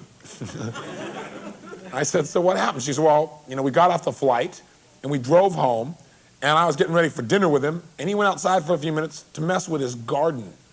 And she said, he got all sweaty and dirty, and he came in, and then he wanted to make love with me. She says, ew, it's so disgusting. I mean, sweat and dirt. Ugh.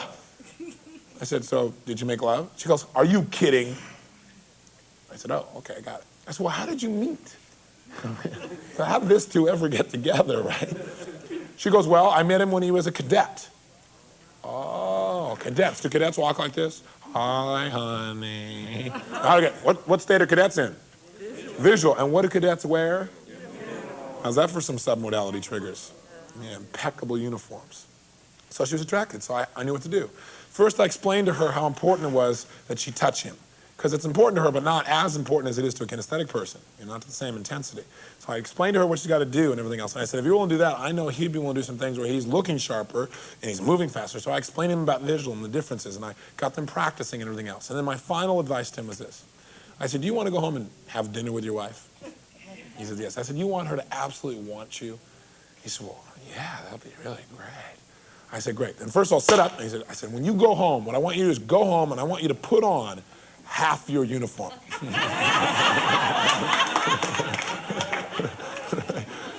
He with this big grin on his face, boy, and she grinned like crazy, and they laughed. And so I knew it was going to work, and it's always nice to see it, to see the results. So that night, we went down for dinner. And we go down for dinner, and guess who's sitting there in the restaurant? Ernie and Mary, this couple, right? And here's Ernie sitting straight up in his chair, right? Real strong, right? He's wearing a suit. Everything's in place. Every hair is exactly where it needs to be, right? And there's Mary on his arm going, relationship works because they know how to match each other's strategies now.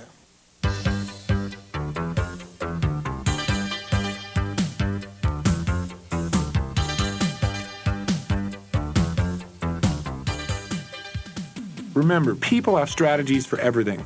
If someone gets up in the morning totally awake and alive, he has a strategy to do just that. Though he probably doesn't know how he does it, he does have a strategy. If you put him back in state and you ask him, he'll be able to tell you what he says or feels or sees that gets him going in the morning. Remember, the way to elicit a strategy is to put the cook in the kitchen. That is, get him to go into the state you want, and then while he's there, find out what he did to create and maintain that state. You might ask a person who wakes up early in the morning to remember a specific morning when he woke up quickly and easily. Ask him to recall the very first thing he became conscious of. He may say he heard an internal voice that said, "It's time to get up, let's go." Then ask him to remember the very next thing that caused him to wake up quickly. Did he picture something or feel something? He may say, "I pictured myself jumping out of bed and getting into the warm shower, and I shook my body and then I got out." Seems like a simple strategy, doesn't it? He says something to himself, he makes a picture in his mind, and creates a feeling.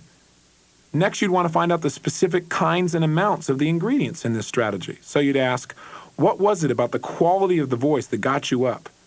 His probable answer will be the voice was loud and it was talking very fast.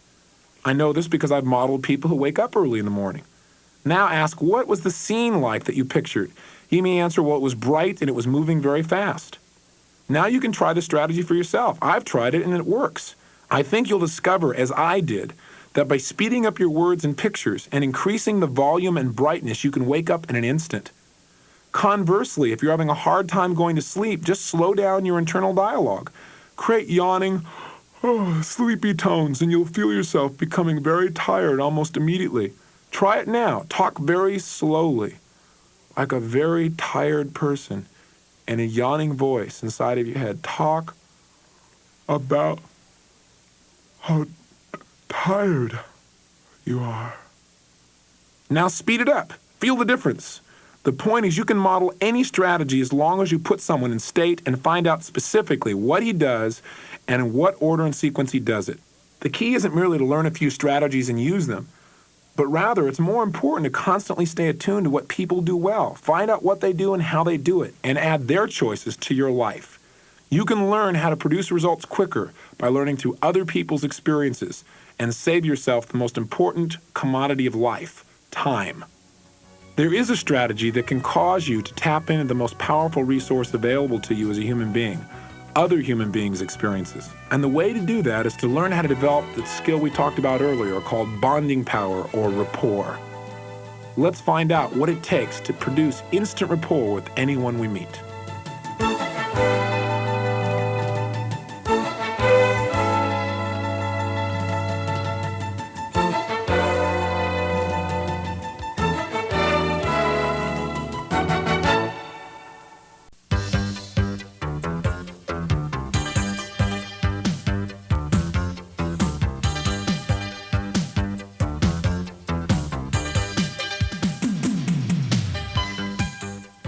Can you remember a time in your life when you felt like you were totally in sync with another person, where you could almost anticipate what they were going to say, or you began to say things at the same time? This is the state called rapport, and we've all experienced it in our lives at various times. What I'd like to do in this session is have us discover what rapport is, how it's created, and how we can use it to produce great results in our life right now. I'm sure there have been times in your life when you've tried to communicate with someone and there was just no feedback, there was nothing there.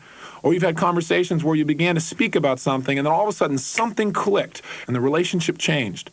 That change, that connection, that shift is what rapport is all about. I've stated several times in this program, and I'll state again, that no matter what it is that you want to achieve, create, manifest, or develop for your life, there is a resource called other human beings which can help you to achieve that outcome much more quickly than by yourself. In order to really have the resources of other human beings available to you, you first must be able to find out what their needs are and fill them. And before someone's ever going to tell you what their real needs are, you need to have rapport, that state of responsiveness. Now, the exciting thing about rapport is it's one of the most powerful tools on the planet, and yet it's also one of the simplest. It's one you've already mastered to a certain extent. I mean, if I asked you right now, if I said, go out and find someone in a restaurant and develop rapport with them, you probably could figure a way to do that. In fact, you've done it most of your life. The question is, how do you do it? Let's discover consciously how you do this so you can do it more consistently. How does the average person develop rapport? How would you go about doing that? Mostly would you leave here, you go find a person, you begin to start a conversation, most likely, wouldn't you? And you try to find something in what? Common. How many of you try to find something in difference in order to develop rapport? You go, you're crazy, of course not. So you try and find something in common, okay? Commonality is the foundation for rapport. In fact, let me give you rapport in 2 phrases that will boil it down. A lot of people teach rapport in about a 4-week course. Let me give it to you in 2 phrases you won't ever forget. Real simple. Write down phrase number 1. When people are like each other, they tend to like each other. It's that simple. When people are like each other, they tend to like each other. Commonality, a common bond. Isn't that what rapport is built from? That's what links people together. Here you are in a conversation, right? You're talking back and forth. There's no real magic. There's no real connection. All of a sudden somebody says, oh yeah, I go skydiving a lot. You go skydiving? Oh, I skydive. You're kidding. Where do you go? And all of a sudden there's this new energy, right? Or you're talking along and nothing's happening. They go, well, yeah, the other day I went over and did this. Or the other day I met this person. You go, oh, you know John? I know John. That's amazing. Oh, yeah. Used to be in the Army? Oh, yeah, I was there too. Whatever. How many of you have had that experience where all of a sudden there's that connection, and all of a sudden the conversation takes on this new energy? And a connection comes from a sense of what? Commonality. So this is the bond. In fact, try this. Think of somebody you really, really like a lot. Now, raise your hand if this person is either like you or like how you would like to be. Let me see your show of hands. Yeah, we get the whole room. Because that is what makes them attractive, that level of commonality, that sense of connection, that common bond. Now here's the challenge though. How do most people try and develop this rapport? Most people try and do it through a conversation, and yet we learned that only 7% of any communication is developed through the what? Words that we use. Only 7% is words. So when you're trying to go out and have a conversation and develop rapport, which is how 99.9% of the United States tries to consciously develop rapport, you're using the smallest tool you have available. Words are the weakest way to develop rapport. They take the longest. It's hit and miss. How do you do it with words? What kind of things do you say to try and find a way to develop rapport? What do you do? Tell me. What do you ask a person? What do you tell a person? What do you like to do? So hoping they'll say something you can connect with. What else? What's your sign? Boy, I thought that one was gone years and years ago. What's your sign? What else? What type of work do you do? Okay, what else? Where do you live? What's your home phone number? What else? Musical taste. So all these things is you're searching with words, aren't you? You aren't guaranteed a connection, are you, when you use words? But is there a way you could guarantee that they had a sense, at least at the unconscious level, of total common bond with you, commonality? And of course there is, by using the other 2 major tools, by duplicating their tonality, using voice, and by duplicating their physiology. Now you got the 38% and the 55% working for you. See, what Bandler and Grinder, the originators of NLP, found was the most successful people in this culture had one major ability that stood out amongst almost any other ability they had. And that was the ability to develop this binding rapport, a real bond with anybody they met within a few moments. And they found the way they did it was by doing something they called matching and mirroring. Matching and mirroring. In essence, what they were doing was they were mirroring or duplicating the tonality of the person they were talking with. They were duplicating the tempo. They were duplicating basic posture. And so what happened is, on the largest level of communication, on 93% of it, they were just like that person. That person totally trusted them in a few moments, even though they may not even said but a few words. Okay? So it was incredible what they began to notice. And you know what? Everybody does this.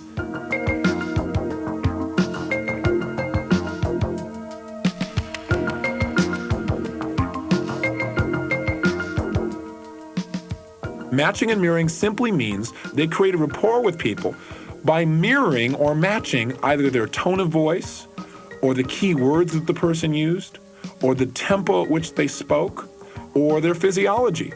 their posture, their breathing pattern, their facial expressions, etc. For example, if you came in to see Dr. Milton Erickson, one of the greatest hypnotherapists that ever lived, one of the ways he would develop that relationship of trust with you is as you sat down, he would immediately sit in a posture very similar to your own. He would mirror it and begin to breathe at the same pace at which you were breathing. He would use similar tonalities in many cases. This would cause you to feel like he was just like you and create within you a feeling of trust, respect, and relaxation. So what are the elements? Well, there are many elements. We can, of course, mirror a person's beliefs. That is, share beliefs that are similar, values that are similar, and that's very powerful. But those, again, are hit and miss.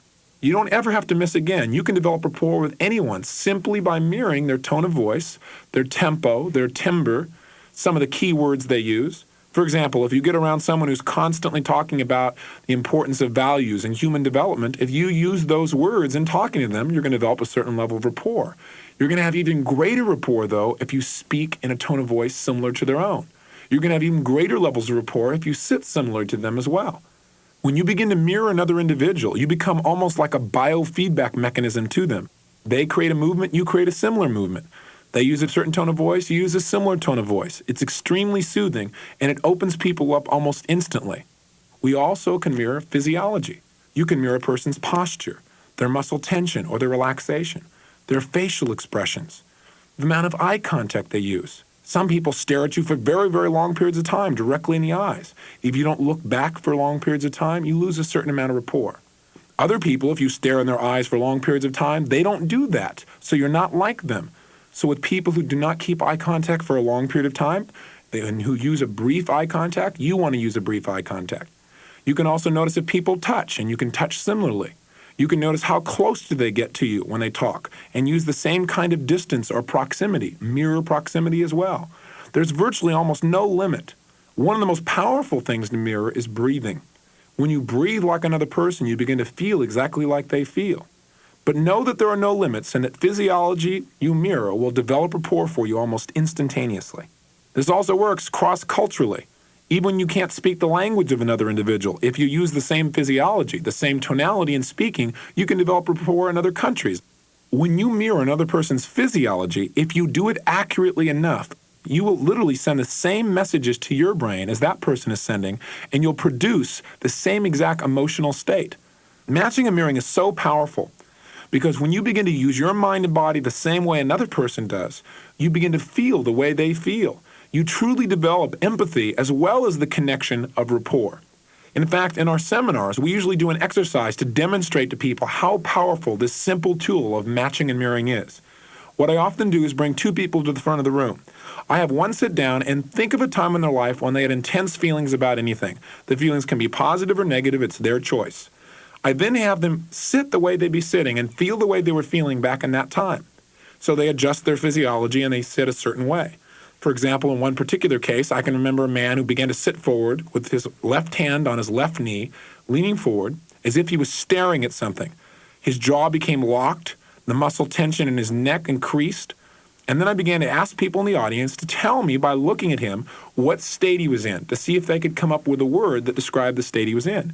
Well, some people said he was frustrated, some said he was upset, some said he was angry. He said none of those were true. So then I have another person come up on the stage and sit right next to him. That person's job is to mirror this man exactly. That is to take on the exact same physiology. So that person sits in the chair with the same tilt. That person moves their left hand and puts it on their left knee. That person creates the same muscular tension in the jaw. That person matches the exact same breathing pace at which this person breathes. That person begins to create the same eye focus or defocus that this man has. Once these people are in the exact same physiology, they're breathing at the same rate, their muscular tension and relaxation is the same, they're in the exact same physical position, then I go to the person who's doing the mirroring and I ask them to give me one or two words to describe the state that they're feeling at that moment in time. I then ask the original individual what feeling they're having, and about 98% of the cases, the word is exactly the same. This is quite phenomenal when you first give people an opportunity in the audience to try and guess, and they have no ability to do so, and yet this person who's mirroring them immediately knows the right word to describe exactly how the person's feeling. In most cases, we can go a step even further at this point. And that is, we can ask this individual who's mirroring the person who went into state, I can ask them, oh, what are you seeing? Or what is this man doing? In about 1/3 of the cases, they can tell you in detail what the person's seeing. For example, in this case, the woman turned and said, it's really weird because I never watch TV. And all of a sudden, this man's face just dropped. And she said, what's even weirder is I hate sports. And she says, I'm watching the Super Bowl. This man was exactly doing that, watching the Super Bowl in his mind. We have dozens of examples like this on videotape. If you send the exact same message to your brain by using your body in exactly the same way, you're going to get the same pictures, you're going to get the same feelings, and you're going to get some of the same emotions as well. We not only do this from the front of the room, but we have every single person in the seminar participate in this. 100% have the experience of sitting next to someone without ever speaking a word and knowing exactly how they're feeling. Approximately 1/3 will actually see what that person is seeing as well. Well, how do you explain this from science?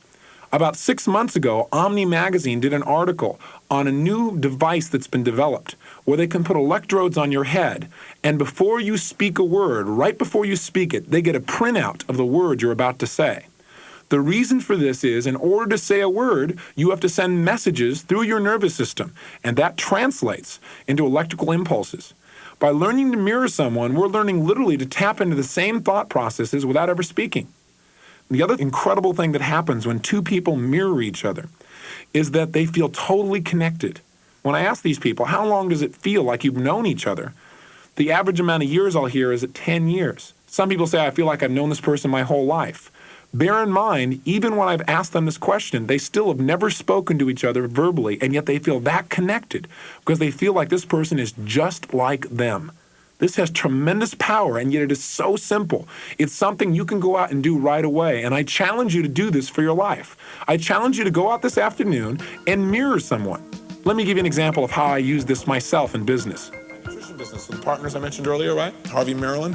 These two people were my partners, and they were approached while I was out of town one time by this doctor who wanted to do this certain business project with us. And so he went to them, started talking with them, and said, okay, great. Here's what I want to do. I want to do this and this and this with you guys. And I said, well, look, you're going to have to talk to Tony because Tony runs the business. We just do the seminar. So he said, look, I don't want to talk to some 21-year-old kid. You can imagine the rapport he was building with me, right?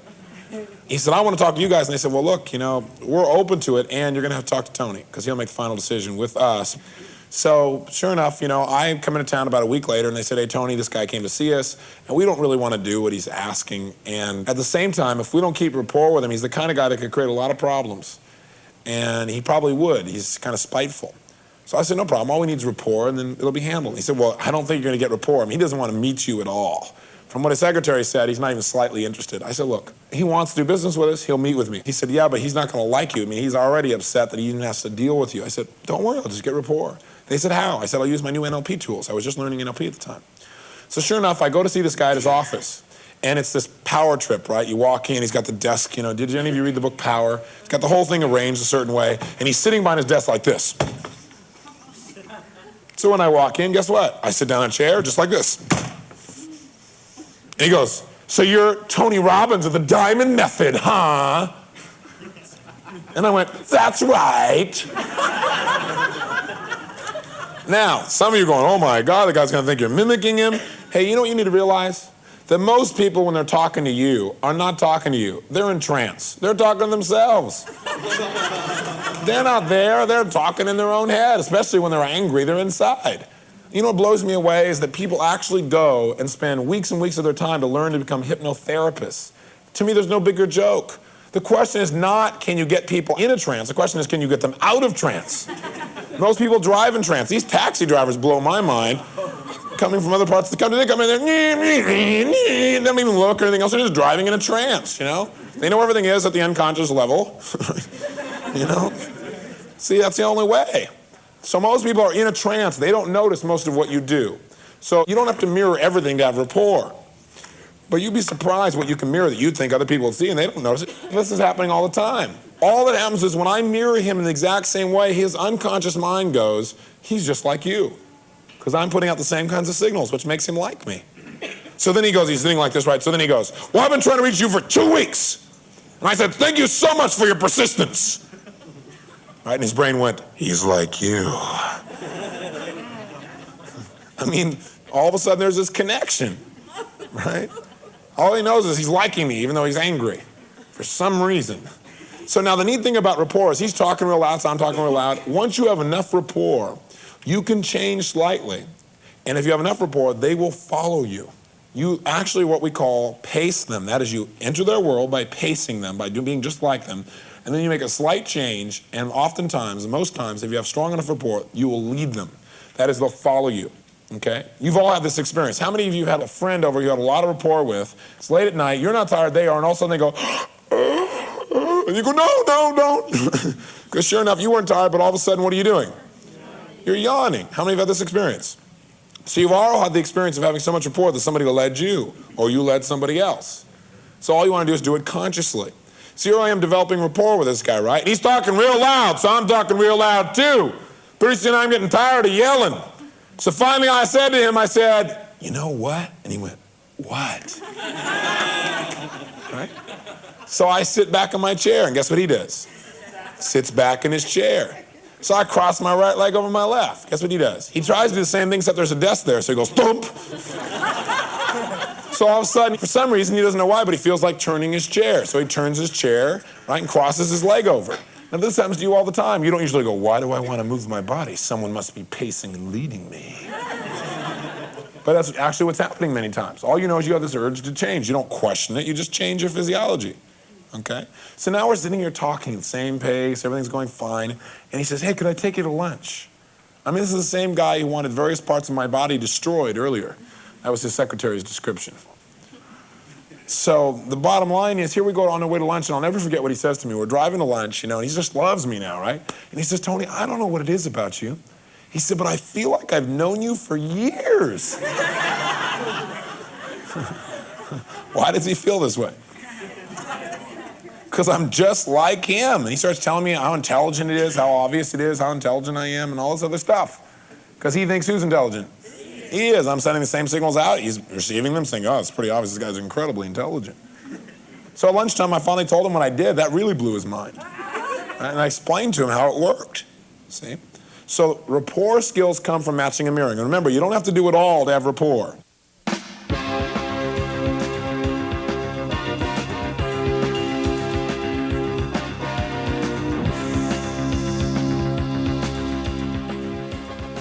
The point is simply this.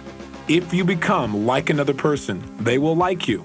And you now have a way to become like anyone, regardless of your background, regardless of your education, regardless of how much or how little you know about a person. You have an infallible way to link up with other people. Now, the question that immediately comes up when I share this is some people say, well, what if the person's agitated? What if they're upset? What if they're angry? Should I mirror that? Well, you might want to break a person's pattern rather than escalate it. There are, however, situations where it might be useful for you to be able to mirror somebody who's in an intense state. Rapport doesn't just mean somebody likes you. Rapport means a state of responsiveness. I know growing up in the streets, there are certain groups of people that you wouldn't want to develop rapport just by trying to be nice to them. If they got very angry with you, part of how you developed rapport or responsiveness is you got just as angry back. You got right into their face. That was how rapport was developed. People had respect for that. So mirroring, even in that case, may be useful sometimes. An alternative, of course, is to break the pattern someone's in. If they're very upset, you might want to change their state first, then begin to mirror them again. The other point that this brings up is that you got to be careful about who you mirror. See, if you go and mirror somebody who's real depressed to get rapport, that may not be your best approach because pretty soon you'll start feeling depressed. Make a note now in your mind that you don't have to mirror everything about a person to develop rapport. You can mirror just their gestures and maybe their tone of voice. Maybe their facial expressions and some of their key words, their posture, or their leg positions. If you'll mirror people, though, that linkage will be there. If you mirror everything about a person, you'll know their thoughts. That's far from necessary to develop rapport.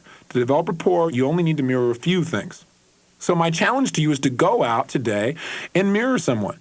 If you have a personal relationship, a spouse, boyfriend or girlfriend, or a child, a very powerful experience that you can do together is have that person think of a deep emotional state, a deep feeling that they've had at some point in their life, and then sit next to them and take on the same breathing pattern, the same posture, same muscular tension or relaxation, same head tilt, same eye position, everything the same. And you may have an experience for the first time of your life of really knowing exactly how that person feels. I did a seminar the other day, and we had a young man and his mother who had not talked for many years. And they sat down and did this process together. He still wasn't speaking to her, but he was through his body. And she experienced for the first time the frustration, the challenges, and the love that he felt for her. She fully, really experienced it.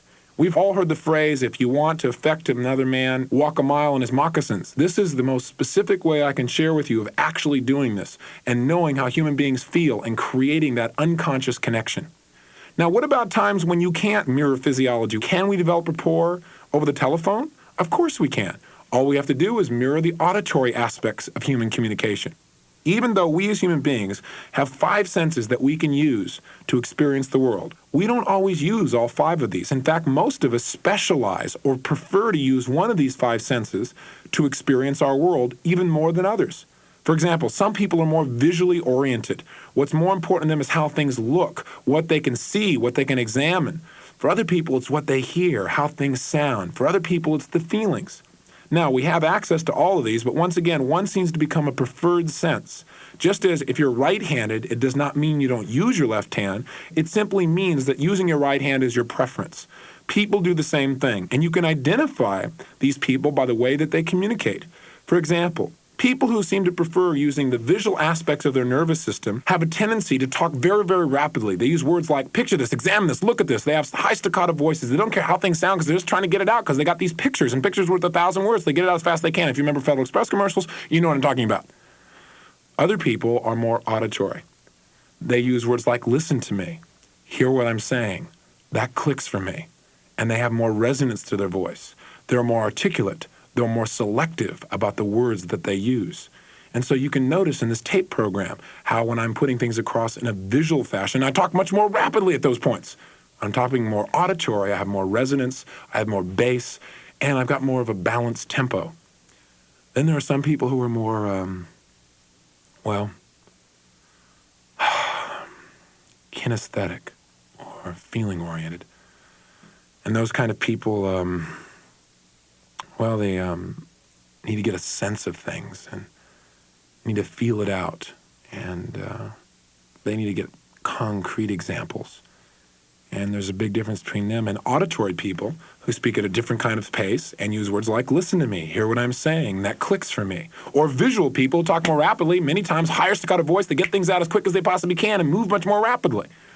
So by understanding these distinctions, you can see where you can develop rapport and maybe where you lost rapport in the past. For example, what do you think happens when a visual and a kinesthetic person get together? The visual person's talking very rapidly like this, and the kinesthetic person's going, God, would you slow down? Or a kinesthetic person's talking real slowly, and the visual person's going, God, would you speed up? They don't feel like they're like each other, and it causes rapport to be a little bit more difficult to create. Now, they can still do it through matching physiology or having similar values or similar friends, but they would have a greater level of rapport if they matched each other's modes.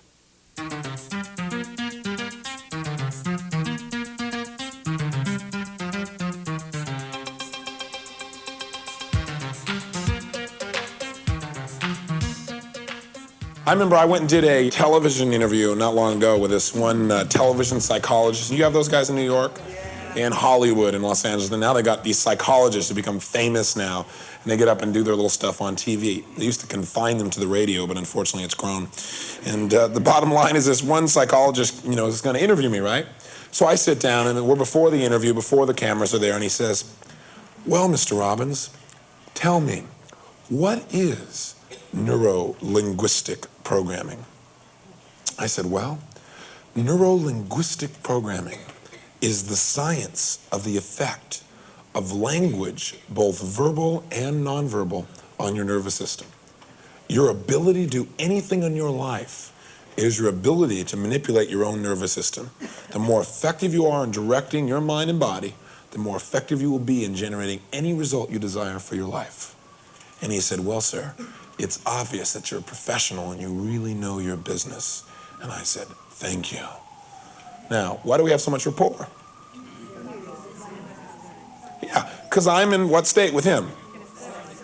What state? Auditory, no, not kinesthetic. Listen to the tone and the resonance. Kinesthetic wouldn't talk rapidly. Kinesthetic people go, well, Mr. Robbins, what is this neuro-linguistic programming? Versus he said, well, Mr. Robbins, tell me, what is neuro-linguistic programming? You hear the difference? Okay. So I spoke in auditory just like him, so we have this tremendous rapport. Immediately he respects me and knows I'm a professional, because I'm like who? Him. So then, it was supposed to be an 18-minute interview. All of a sudden, the producer walks in and says, I'm so sorry, we're late. We had a bunch of people that went too long. You were the last person on the show. It's going to be about 3 minutes instead of 18. I'm going, you've got to be joking. He said, no, I'm sorry. I really apologize. Maybe we'll have you on another time, but you only got 3 minutes. So now, I've got a lot of information I want to get out. Instead of 18 minutes, I got 3 minutes. What pace, what mode do you think I'm going to pop into? Visual. So sure enough, we get on camera. He's sitting next to me here, right? And he says, well, Mr. Robbins, what is, and I'm going 10, 9, 8, 7, 6, I'm counting the seconds off, right? He goes, what is neuro? I'm going, come on. Linguistic, come on. Programming. And I go, well, neurolinguistic programming is the science of the effect of language, both verbal and nonverbal, on your nervous system. Your ability, Dr. Rader, to do anything in your life is your ability to manipulate your own nervous system. The more effective you are doing that, the more effective you'll be at directing any aspect of your life. And he went, excuse me, on camera. He went, excuse me, but I don't think you realize it, but nobody speaks like you speak. You might want to slow down. And I said, well, actually, some people speak more like you do. And I said, we teach people how to enter people's worlds and how they use their nervous system. You're what we call auditory in nature at this time. Some people are more visual. They talk more rapidly like this. And he went, there you go again. And I said, and some people are more, I don't have time to show you. So, but they're very kinesthetic, which means they're more into their feelings, right? And so I started to speed up again because I had, about another half minute left, and I'm starting to speed up. And he went, excuse me, but are you like this all the time? He said, are you like when you're with your girlfriend or when you're with your wife? Are you like this? I said, of course. I said, come here, honey, let's make love. Next. I said, of course not. I said, I have choices depending upon the outcome that I desire, right? That's what I enter into, okay? But he just couldn't handle me going into visual. He couldn't handle it all. Too foreign for him.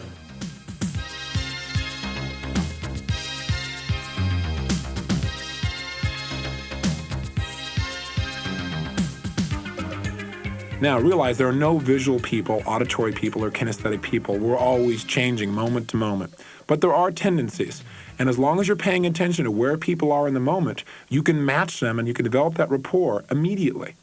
I've used this matching of tonality to make a major difference in some of my business partnerships.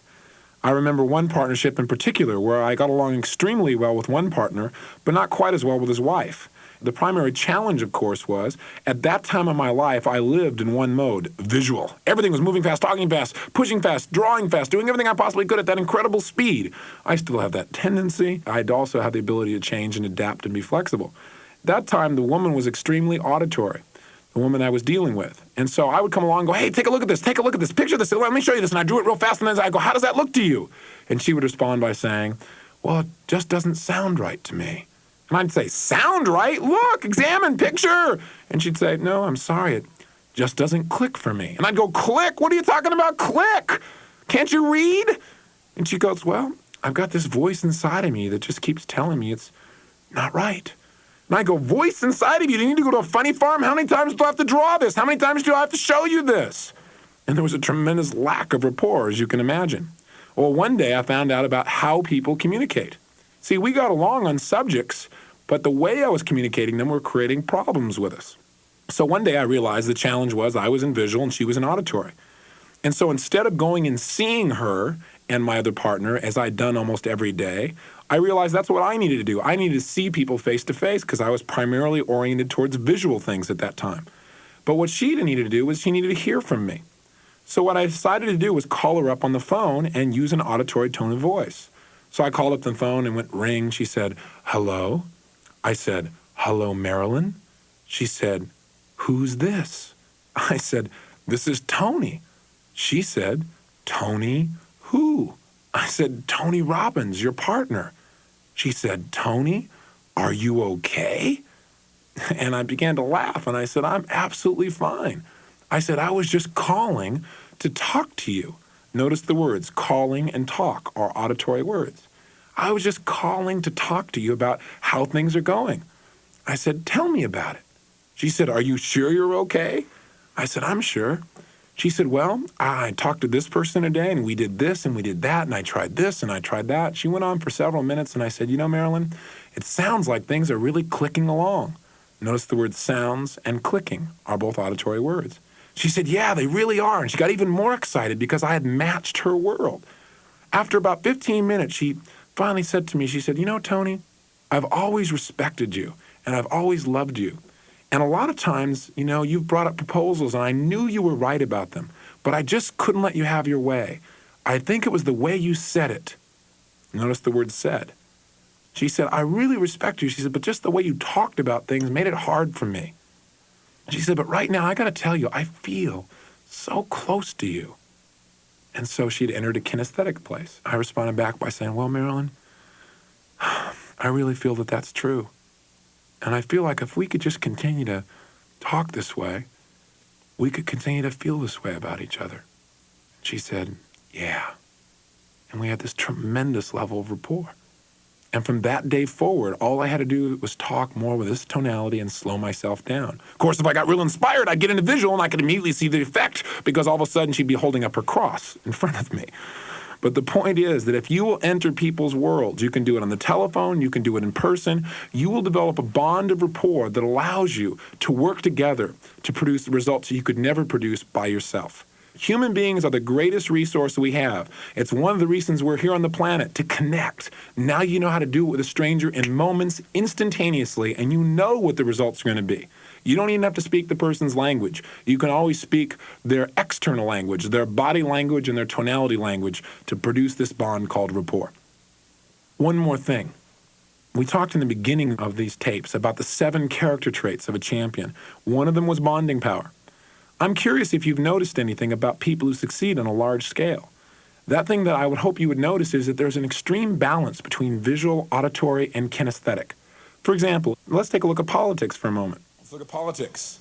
How many of you, for example, thought that Walter Mondale was an attractive man visually? Let me see a show of hands. Really? You did, huh? Compared to Reagan, you thought he was attractive? Okay, interesting. Out of about 1,000 people, I'll usually get one person that thinks Mondale is an attractive man visually. And by the way, during the campaign, I got almost no one. Yeah, but since he's been gone a while, people have new pictures in their mind of what he looked like. Now, how many of you think for his age that Ronald Reagan is an attractive man visually? Let me see a show of hands. We get about 80, 90%. How many of you felt like Walter Mondale had an attractive tone of voice? Nobody raised their hand. That one I get a little bit of a chuckle. How many of you think that Ronnie Reagan has an attractive tone of voice? Whether you like his policy or not? Got about 90%. How many of you feel like Walter Mondale could like really move you emotionally? Not a hand. Lots of laughter on that one. I get about one hand out of every 3,000. Let's say one person of 3,000 say they were moved emotionally by Mondale. How many of you feel like, whether you like him or not, that Reagan, with feelings of patriotism and so forth, is able to move you emotionally? Let me see a show of hands.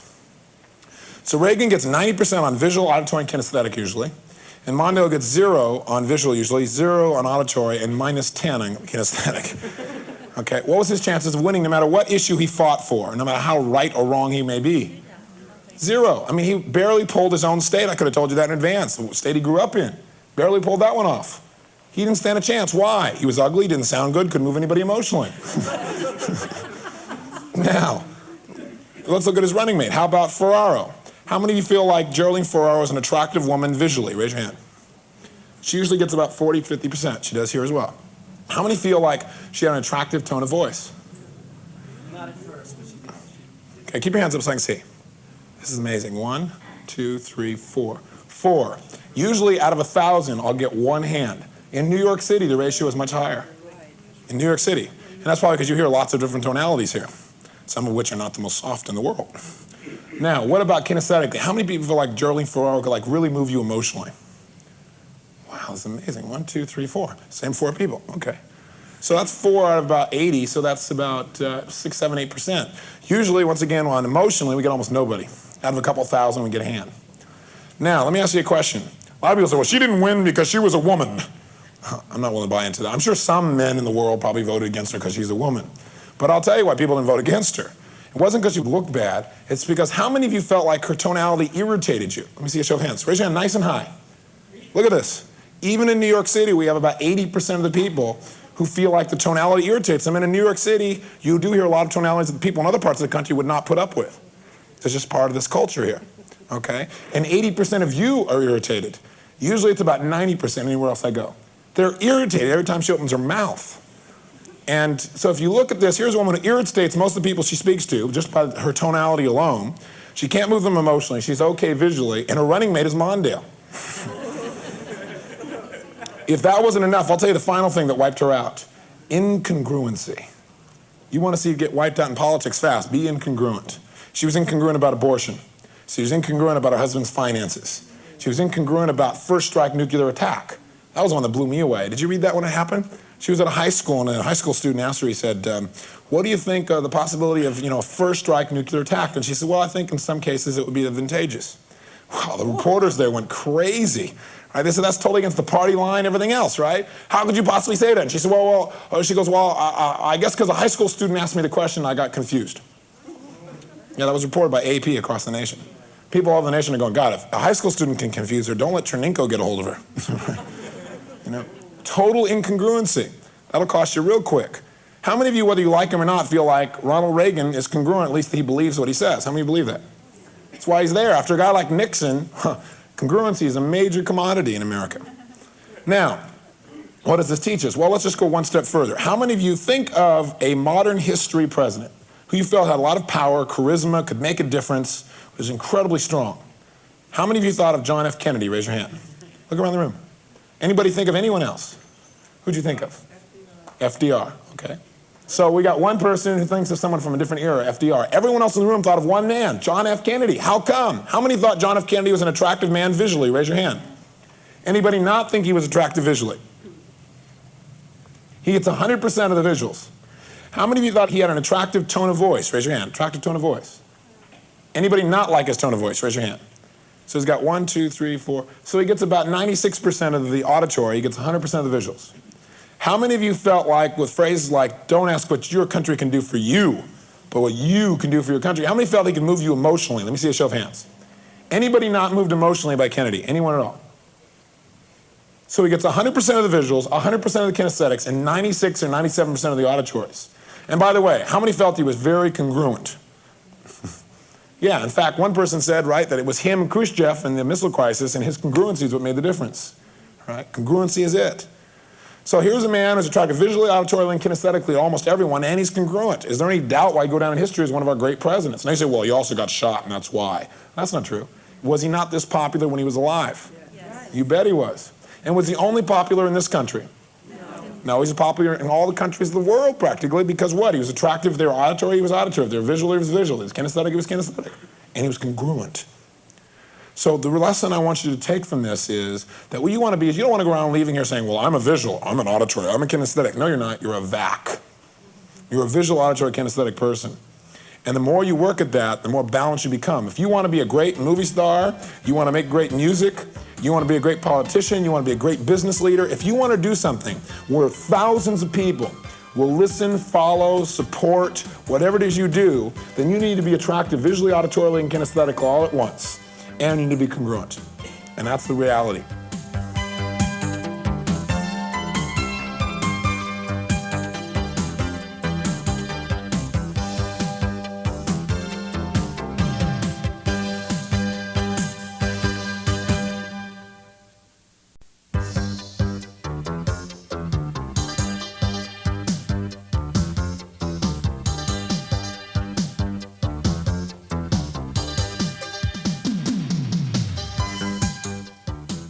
There are people out there, and I'm one of them, and maybe you are too, who get goosebumps every time they see an American flag.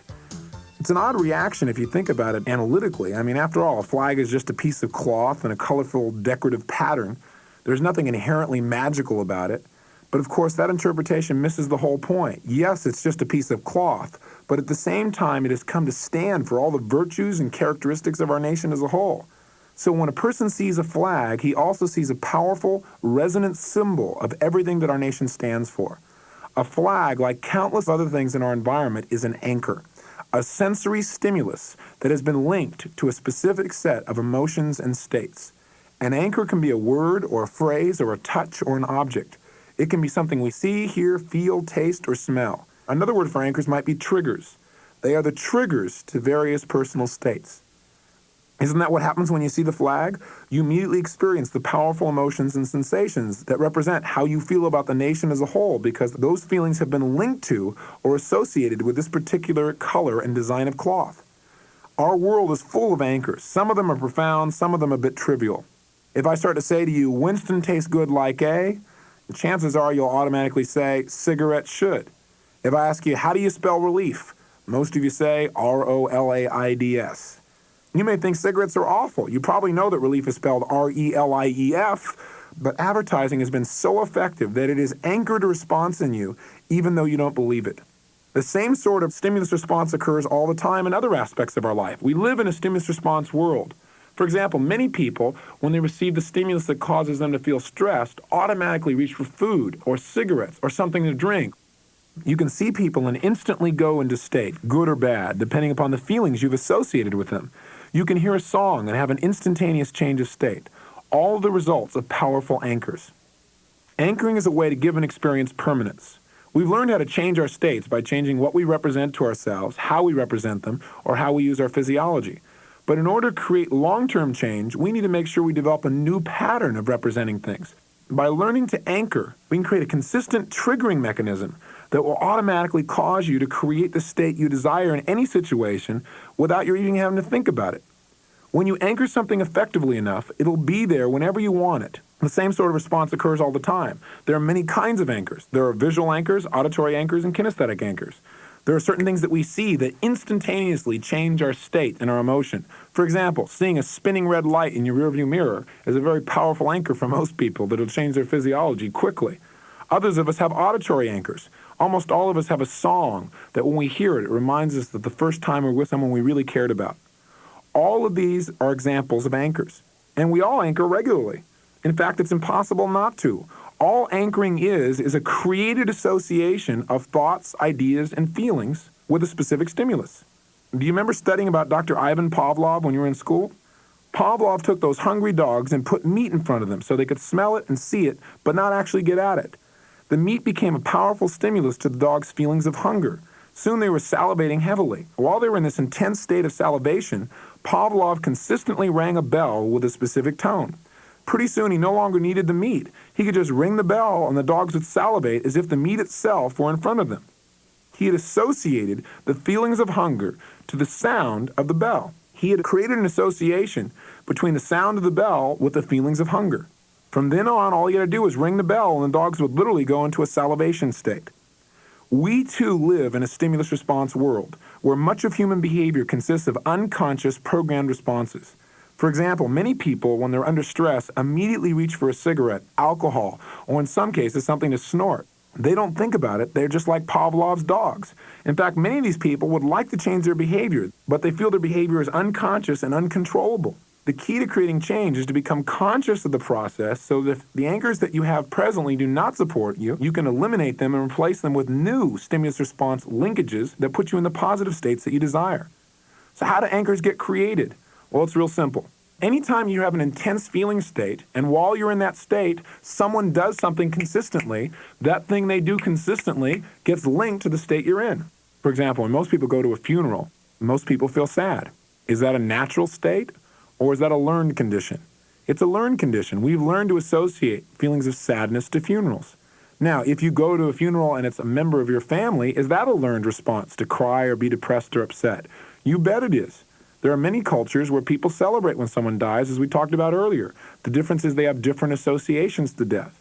But regardless of all these things, if a person is there and it's their father who died and they're in a very intense state, that is, their whole body is in one primary state, say depression, for example, and someone comes along trying to cheer them up and comes by and goes, "It'll be okay, John," and hits John on the shoulder a few times in one particular place, and then someone else does that again in the same place and says, "Yeah, John, it'll be okay," if John doesn't change states, that is, if while they're touching him, he stays in this intense negative state, then that state will get associated to that touch, just as the dog's salivating state got associated to the bell because the bell was rung while they were in the peak of that experience. What will the result for John be? 6 months might go by and John's okay about his father dying. His father was 110. It was okay. The bottom line is now he doesn't think about it anymore at all. And one day John goes to a party and somebody comes up and goes, "Hey John, how's it going?" And they hit him on the shoulder in the exact same position. Guess what's going to happen to John within a few moments? He's going to feel totally depressed and he won't even know why. Has this ever happened to you? Have you ever felt depressed and not known why? I'll tell you what happened. A negative anchor or association was triggered that you weren't even aware of. And by the way, it's not just done by touching. Maybe you heard a song in the background and weren't aware of it consciously, but it triggered some old feelings of depression or sadness. Maybe someone looked at you a certain way. Have you ever had someone look at you a certain way and you got upset with them and said, "Don't look at me that way"? And they went, "What way?" And they were sincere? Why were you upset? Because someone else looked at you that way when you were feeling very upset at one time. And as a result, you've associated that look to something else. That's what anchoring is all about. Advertising is using anchoring all the time.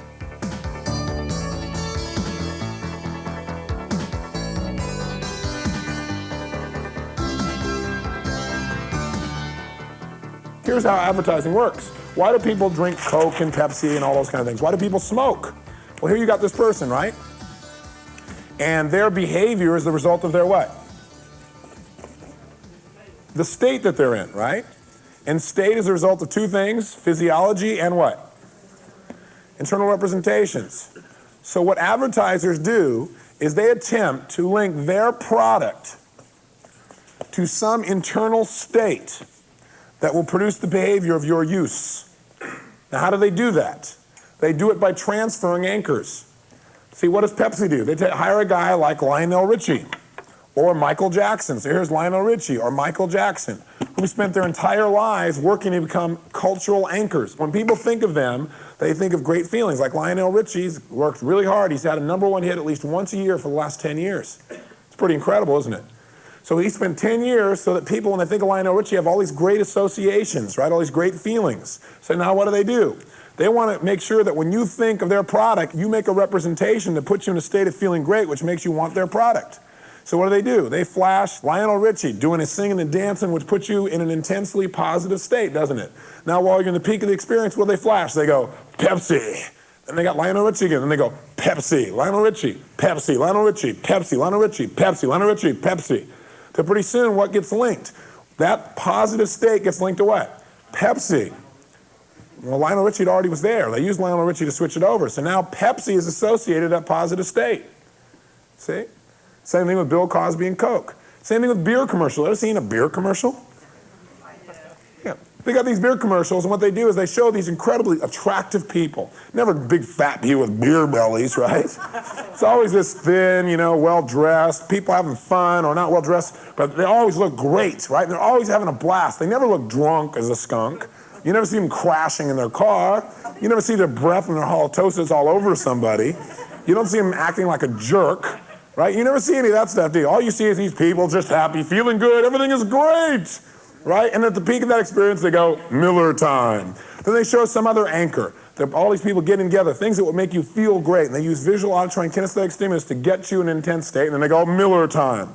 Then all of a sudden you see a jet airplane go by and go whoosh. Well, what does that got to do with drinking beer? If he's drinking, we're all in trouble. But guess what? It puts you in a what? Intense state. And then they go, Miller time.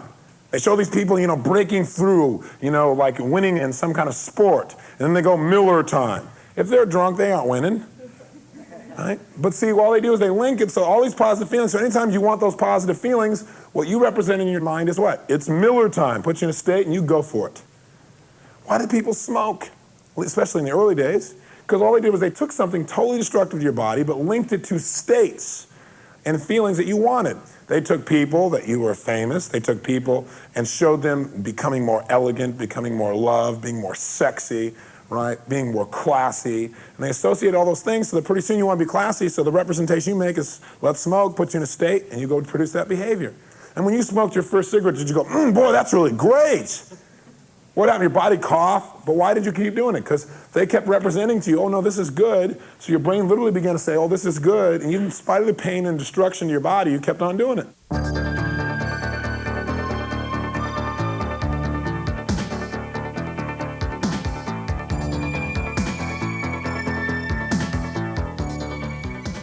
So there are many kinds of anchors. There are positive anchors that we can generate, and there are negative anchors. Let's figure out how anchors occur. 4 steps. Step 1, if you want to create an anchor for yourself or anyone else, the first thing you've got to do is you've got to put the person in the state that you want to anchor. For example, if you want to anchor someone in feelings of pride, you'd have them remember a time in their life when they felt really proud and step back into that experience as if they were there. You would literally put them in that state. You might have them show you how they would stand, how they'd breathe, what they'd say, what they'd sound like if they felt totally proud. Once the person is in the peak of that experience where they're fully associated into that emotion that you want to anchor, then the second step is, while they're at the peak, you simply provide a unique stimulus. You could touch a person on the shoulder and make a little noise going, and while they're feeling proud, say, show me how you stand when you're proud. And while they stand that way, you touch their shoulder and go, You ask them to speak the way they speak when they feel proud, and they have this nice tone of voice, and right at the peak, you go, and you touch their shoulder. You do this over and over again while they're at the peak of the experience. Step 3, you now have an anchor, so you want to get them in a neutral state to see whether it works. So you ask that person to just change their body, change how they're feeling, move around. Then step 4 is you test the anchor. So you'd reach up, touch in the same spot, and go, and you notice what happens in their body. Does their face go back to the state that they were in, the smile they had when they were proud? Do they go to a similar posture again? Does their body snap back into a similar position? If your anchor works, this is exactly what you will see. You'll see the person actually respond back almost on automatic. Just as they do when you say Winston tastes good like A, they say cigarette should. The same is true when you anchor someone's physiology. If you anchor them in a certain physical state and then you touch them there again in the same way, their body will actually move back to the same position. When I demonstrate this on videotape or in seminars, people are fascinated. It's like as if their brain and body go on automatic. They don't even have control anymore. Their body just snaps back into position. This shouldn't surprise us, since most of us do a lot of things on automatic and we have a hard time stopping them, like biting fingernails, for example. There are 4 key elements to doing an effective anchor. The first key is to make sure that when you anchor someone, you anchor them while they're in an intense state. If you anchor someone when they're not feeling any one particular emotion, where they're a bit ambivalent, then you're going to get an ambivalent anchor. If you want a powerful anchor, you need to anchor someone when they're having strong feelings about something, where their whole body is involved. So that's the first key to an effective anchor. The second key is timing. When you provide the anchor, the sound, or the voice tone, or the look, or the touch, you want to do it while the person is at the peak of the experience. If I use the metaphor of a roller coaster, you don't want to do it right as they're about to go over the edge. You don't want to go it on the way down. You want to anchor them right at the peak, right at the top of the roller coaster. Now, how do you know what the peak of someone's experience is? Well, you just observe. If I were to tell you I want you to anchor me right now, and I were to demonstrate a certain quality of movement and say, I feel great, and I said, I want you to anchor me when I'm talking about this, then you wouldn't do it when I was saying, I feel. You'd say, I feel great. Right at the moment when I say great, at that moment you could hear in my voice that that was the peak.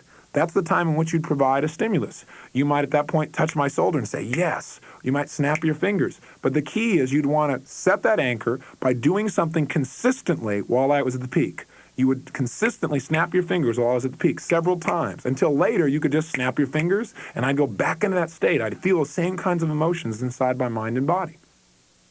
The third key to effective anchoring is you want to make sure you have a unique stimulus. The more unique the stimulus is, the more effective the anchor is going to be. For example, you don't have to just put people in a state to be able to anchor them. You can just catch them there. If I see someone who's laughing hysterically, I'll often go up and anchor them. I'll go up while they're laughing and I might squeeze the ear and go, and make some unique sound. The reason I don't just squeeze their ear or just make the sound is by having both an auditory stimulus, the and the kinesthetic of touching the ear, I have a more unique stimulus. I can come back a few minutes later after the person stopped laughing and I can go, and touch their ear and they'll start to smile and laugh again. It's literally programmed into their nervous system. All it took was me making that sound and touching them that way a few times while they're in the peak of laughter to be able to create that association. Now, I could have also gone up to that person and like shook their hand while they were laughing. And I could come back later and shake their hand and that would trigger laughter again. The only challenge here is lots of people are going to shake their hands. And they're going to be in many different states. As a result, that's not a very unique stimulus. And that anchor will probably become diluted. You got to make sure that you use the touch of an ear that rarely gets touched, or a certain tone of voice, or a certain look that the person has never seen before. That way it'll have long-lasting power. And finally, the fourth key is in order to have an anchor work effectively, you've got to replicate it effectively. In other words, if I anchor a person by touching their ear and going, then in order to set that anchor again, I've got to do it again. I've got to use the same tone of voice. I can't go, and I expect it to work. because the sound of is not associated to laughter. It's the sound and touch of in this case, that would produce that result. So we must duplicate the same stimulus to trigger the same response. Now, anchoring may sound a bit complicated at first, except when you begin to realize that it's impossible not to anchor. You are anchoring constantly. You can't not anchor. Every one of you is anchoring right now. That's what I want you to get. The problem is most of you are not aware of it, and many times, unknowingly, you may be creating negative anchors for yourself and for other people. I'll give you an example. Becky and I packed up for a trip for 2 weeks, and we were going to be going to catch a plane, and then the plane got canceled. So we went to a hotel nearby, right by the airport, and the only thing available is a Holiday Inn. So we pull up to this Holiday Inn, and there's no valet out front. So we park the car, we go in, we register, and say, hey, listen, can you get a valet to park our car, and can you get somebody to bring our bags up? And the registration man says, well, I'll get the bellman to park the car, we don't have a valet, and we'll get him to bring your bags up. So I said, okay, fine. So we go up to our room. Well, a good 20 minutes go by, and our stuff's still not there. 30 minutes go by. Now we're going, this is ridiculous. So we call downstairs, and I said, listen, we're still missing our bags. I talked to the bellman. He goes, what bags? I go, the bags, in the car out front. He goes, what car out front? I said, is this some kind of joke? He said, no. He said, I'm the only one down here, and there's no car out here, and there's no bags. So I said, I'll be right down. So I go down there, I find out, oh, guess what? The guy at the registration desk decided nobody was there, so he parked the car. I thought, okay, great. I said, would you just get the bags and bring them up? So the guy goes downstairs, and there's no bags in the car. I said, well, the registration guy must have taken them out. He said, no, he didn't take anything out. He said, when he went out to move the car, there were no bags in it. So as it turns out, somebody came while the car was in front of there and stole all of our baggage. Almost everything we own clothes-wise, 2 weeks worth of baggage is stolen. In our baggage was a bunch of great electronic equipment, my wallet, see, with all my credit cards, I even had my passport, everything. I even had a cashier's check that had just been paid to me from the Army for $25,000 that I'd already countersigned. Yeah, I'd already countersigned, so it was cashable. So, needless to say, I did not go into the best state. Neither did Becky. So we go upstairs, and I'm just like so angry. I'm seeing red, I'm just going, this is incredible. And so I was in a really angry state for about 10 or 15 minutes, and I realized, hey, you know what? Being angry is not going to change a darn thing. So I figured, I got to change my state, because I was really in a terrible place. So I changed my internal representations. I imagined the guy who stole my clothes trying to put them on. So that changed me, right?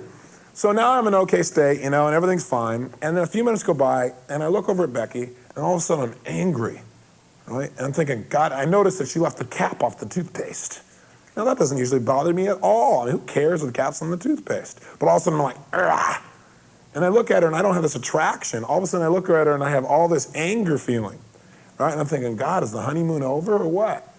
And then I thought, wait a second, Robbins, you run your state. What is this about? And then I realized what had happened. What occurred? Anybody know? I wasn't still angry about the other thing. I'd let go of it. While I was angry, whose face was I seeing? Becky's. I was in a pretty intense state. And while I was there at the peak of the experience, I consistently saw this unique stimulus called Becky's face, right? Over and over and over again while I was in this state. Now I've let go of the thing, but every time I look at Becky's face, I go into what state? There are two ways relationships die. One way is through strategies that are no longer being met. Right? People no longer have the same attraction strategy being met, or they no longer have their love strategy being met. The other way is through negative anchors. They have a series of experiences in life where they have negative anchors, and they become so strong that when the person's around the person, they can't stand even be around them anymore. And when they're around other people, they feel better. You know why? Because the other people haven't been around them while they've been in negative states, and they don't have any negative anchors to them. So they go, God, I feel so much better with this new person. Isn't that amazing? And by the way, is this an isolated instance like just happened for us? No, almost all of us. Now, what about when you get in an argument with somebody you love? And then you're angry and you're saying things to each other and you're seeing each other's face. More negative anchors. So pretty soon they can't stand being around each other anymore. That's why it's really important you break your patterns and not get into these intense arguments. Some people say, no, say the truth. Say how you feel. Well, how you feel is all determined by how you represent things. So how you feel right now may be totally absurd in another context. You don't want to buy into that philosophy. I know one major school of psychology, standard school of psychology, that teaches how to resolve family problems by bringing the couple in. And here's what they do. They set the man and woman here and they go, look, the most important thing in a relationship is honesty. And I think the problem in your relationship is you've just not told each other the truth about how you feel. You've been harboring these anger feelings. And they both go, yeah, we've been harboring these feelings. And the man says, okay, here's what I want you to do. The therapist says, I want you to look at your wife and I want you to tell her all the things you're upset with her about. So the man says, well, I'm upset about the way you treated me in the restaurant the other day. And he says, no, tell her how you feel. Let it all out. He goes, well, I'm upset at you. He goes, no, let it all out. I am really upset at you. That was totally unfair. Then he says to the man's wife, says, now it's your turn. You let him have it. Well, she's ready to let him have it after hearing all that stuff. You say this, well, what about this and this and this? And she's screaming and looking in his face, linking all her anger to his face, and he's hearing all the stuff getting angry, looking at her face.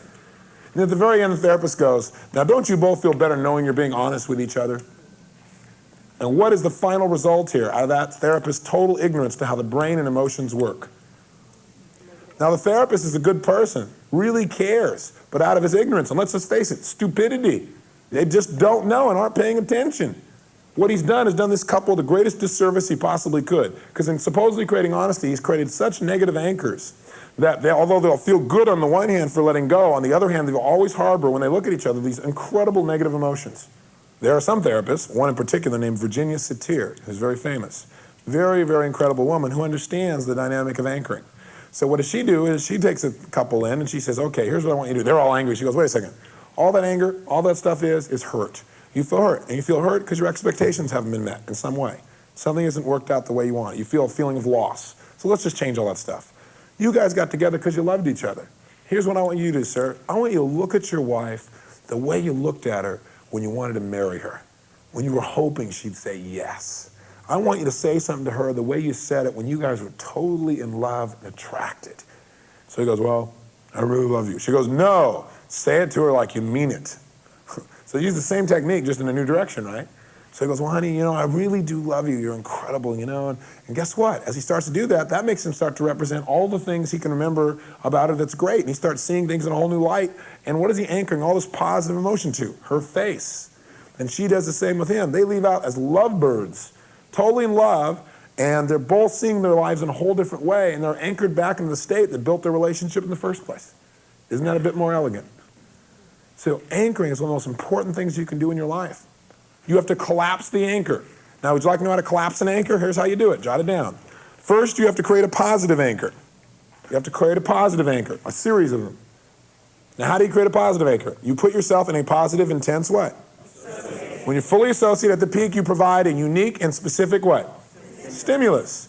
All you have to do is do something like that. For example, let's say the guy's got a negative anchor here on this arm. What does he do to get rid of it? Well, he thinks of a time in his life when he felt totally joyous, happy, powerful. He remembers that time. He sits the way he'd be sitting. He breathes the way he's breathing, and then he imagines being there. And right at the peak, when he's feeling best, what does he do? He goes, yeah, yeah, yeah. Now he thinks of another time when he felt phenomenal. I mean, like, just he was on top of the world. He remembers it, steps into experience, breathes that way, feels that way, and then he goes, yeah, yeah, yeah. Thinks of another time when he felt phenomenal. Yeah, yeah, yeah. Now, changes the physiology and he goes, yeah. And guess what? You can see his face, right? He goes into state. So now he has a positive anchor that works. That's all it takes to create an anchor. So what does he do now? He collapses the two, which means he fires them off simultaneously. So he goes, yeah. And what happens? Well, the first thing that happens is steam comes out of his ears. Because he's fired off two different nervous processes in his brain simultaneously. And what they do is they link up in the brain, and now the brain has a choice. If you hit him here or you hit him here, it can fire off either positive or negative. You know what's interesting about the human brain? It always selects the most resourceful state. Always, yes, always. In 4 years of working with people, I've never seen one person, when they had a choice in their nervous system between positive and negative, I've never seen their nervous system take negative. I've seen it take positive or neutral, but never negative. As long as the positive anchor was as strong, I mean the emotion of positivity was as strong as the negative was. If you just get a nice feeling anchored here and you got a terrible feeling here, that's not going to work, is it?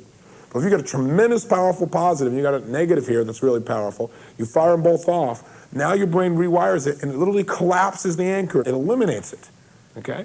The other thing is, like with Becky and I had a negative anchor to her face, so what do you have to do? All we had to do is do something that would put us in intensely positive states while we looked at each other's faces. And we did something interesting that created us intensely powerful positive states while we saw each other's faces. Anger became collapse. Then you look at each other's faces, you have a different kind of feeling, much more positive.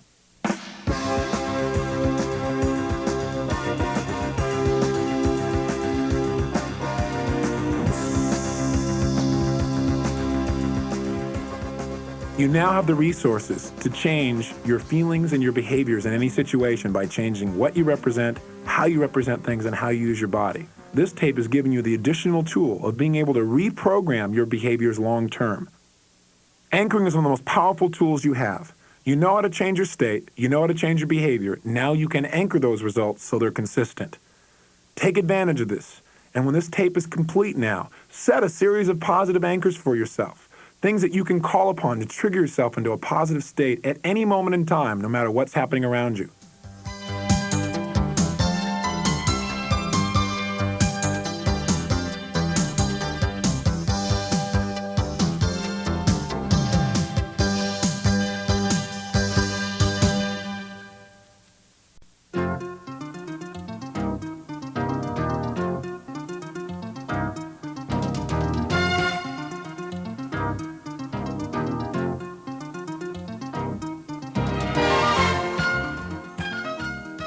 Have you ever wondered why it is that some people look at a glass and see it as half full and others half empty? I know the basic responses that we've learned in the past have been attitude makes the difference, and it does. But a greater understanding beyond attitude allows us to understand why certain people select certain aspects of any experience and focus on it while they delete, distort, or generalize other aspects of human communication. The quality of our lives as human beings is determined by the quality of the patterns of our behavior. As we have discussed in this program, people's behaviors come from the way they represent things and also from the way they use their physiology. But there is a key question we haven't answered, and that is how come some individuals receive the same stimuli? For example, two people see a glass of water.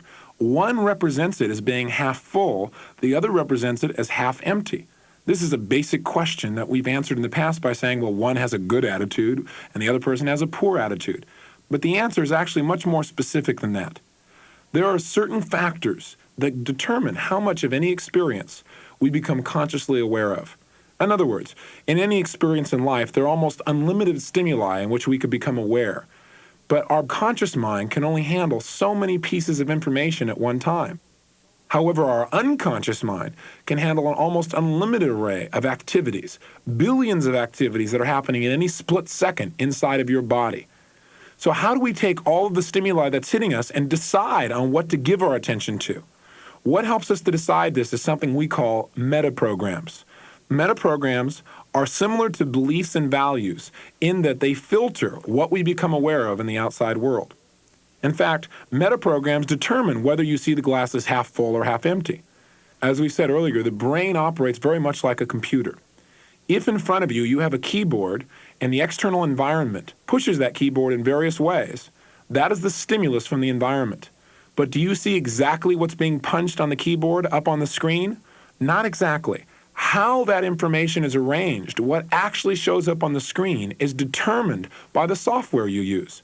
For example, if you've ever used a computer and if a word processing program is in place while you tap the keyboard, then what will happen is those letters will come up in the forms of sentences and paragraphs up on the screen.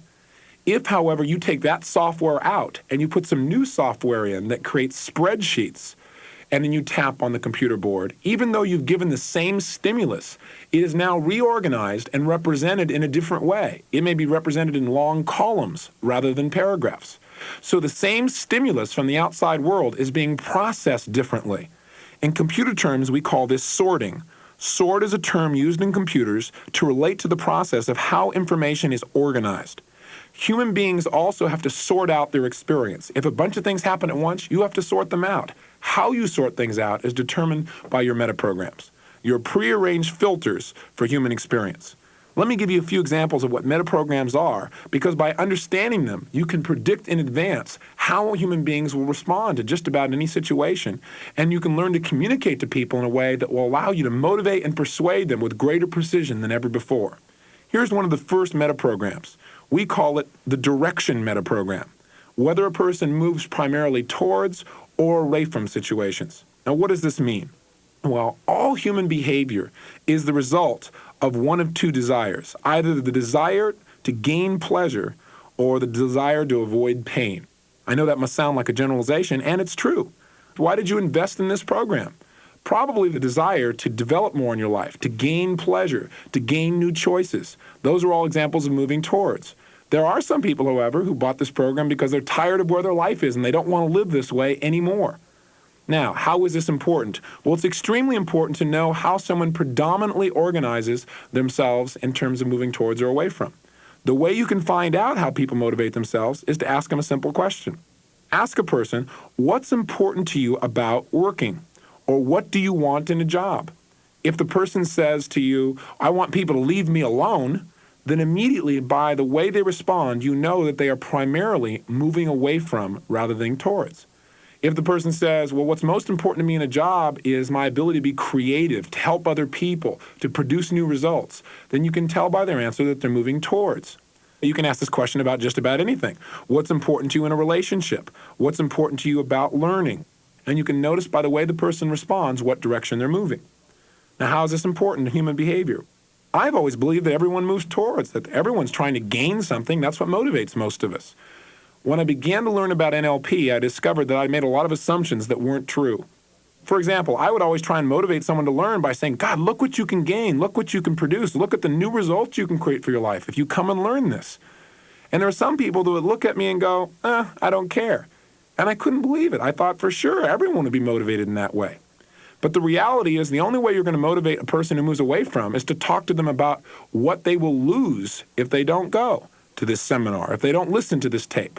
The way to motivate that person is to come along and say, listen, if you don't do this, you're going to always wish you had.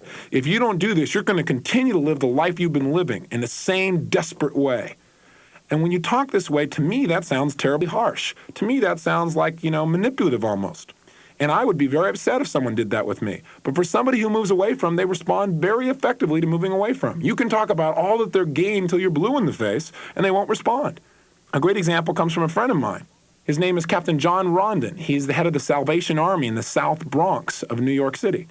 When you go to the South Bronx, you get the impression that Harlem is Beverly Hills.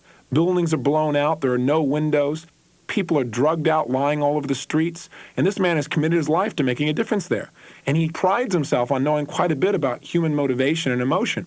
When I explained about the importance of moving towards and away from, he shared with me an experience that he had that taught him the importance of using moving away from strategies. One night he was out late in the evening on a frozen, snowy night when he found a man lying deep in the snow, freezing to death. He propped the man up and gave him some coffee. As he put the coffee in the man's hand, he heard the sizzle as his skin burned against the cup. When he took the cup out, the skin was still stuck to the cup. Not a pretty sight. He knew it was critically important to get this man some shelter, and there was no room at the Salvation Army, not one bed, not one space. So he went to a church, and he knocked on the door, and finally the minister came down, and he explained the situation and said the Salvation Army would pay for it if they'd put this man up for the night. And the minister of the church said that this is not the job of the church, but the Salvation Army's job, and told him to figure something else out and slammed the door in his face. Well, Captain John obviously was not very excited by this response. He quoted the man a bit of scripture and then tried to come up with some more solutions. He knocked on door after door after door, and no one would support. He appealed to people. He said, look, this man is part of your community. He is dying. He is freezing to death. I just need your help. No one would help. No one would even open their doors. Finally, a local drug dealer in the area that Captain John had met and helped saw him and saw his plight and said, Captain John, I can get you a place for this guy to stay. Just go over to John Smith's house over here. Captain John said, well, I've already tried that. I appealed to him as a Christian man. I appealed to him as a member of the community. There's absolutely no way he won't even open his doors. He said, Captain John, you just don't know how to talk to people. He said, I'll handle it. I'll be right back. Captain John waited, watched the man go up the stairs, watched him carry on a conversation for 3 or 4 minutes. The next thing he knew, the man came down the stairs, opened the garage, and said, the man can stay here as long as he wants. Captain John was flabbergasted. He said, how did you do that? He said, well, you just got to know how to talk to people. He said, but I asked him, I begged him, I offered every possibility. I showed him how he could be helping this man's life. He said, that's not how you talk to people around here, Captain John. He said, what you got to do is you got to let them know what's going to happen if they don't do it. He said, what I did is I told the man, I said, listen, I just want you to know I've already cased your house. I can tell you where all the windows are. I can tell you what kind of TV you have. And I was just about to steal everything you've got. Now, if you are a good man and you allow this man to stay in your garage and allow him to stay warm, then I won't have to rip you off. If you don't, I'm going to steal everything you own. Interesting power of giving someone something to move away from. Much more effective in this context than something to move towards. All human beings will move away from certain things and towards other things. The key is to be happy in our lives. We need to move towards what's most important to us and away from what's not important from us. And the same process happens with children. See, if you go to your child and you start telling him, you need to get better grades because if you don't, you're not going to get in college, that may work if the child moves away from. If he moves towards, he'll feel insulted. He doesn't like to be told what he's going to lose. People who move towards don't want to hear that. However, if he's a moving away from kid and you tell him, hey, you got to do better in classes because if you do better, you can choose any school that you want, that won't work with a kid that moves away from. The only time that works is with a child who moves towards. How do you find out? Ask your child, what's important about learning? What's important about school? If he says, well, getting out, then you know he's moving away from. If he says, well, learning is really important because it'll give me new choices later in my life, then he's moving towards. The key, again, is knowing where people are rather than wishing they were a certain way. You can wish all day long that people are all motivated towards, but that's not the reality. Once you know where people are and you change your approach, you can change your results right now. Here's another metaprogram. This is called a reason metaprogram. This tells us why people do something or why they're presently doing something. And the distinction we want to make is the person doing things in his life based upon possibility or necessity. This is a critical distinction to make.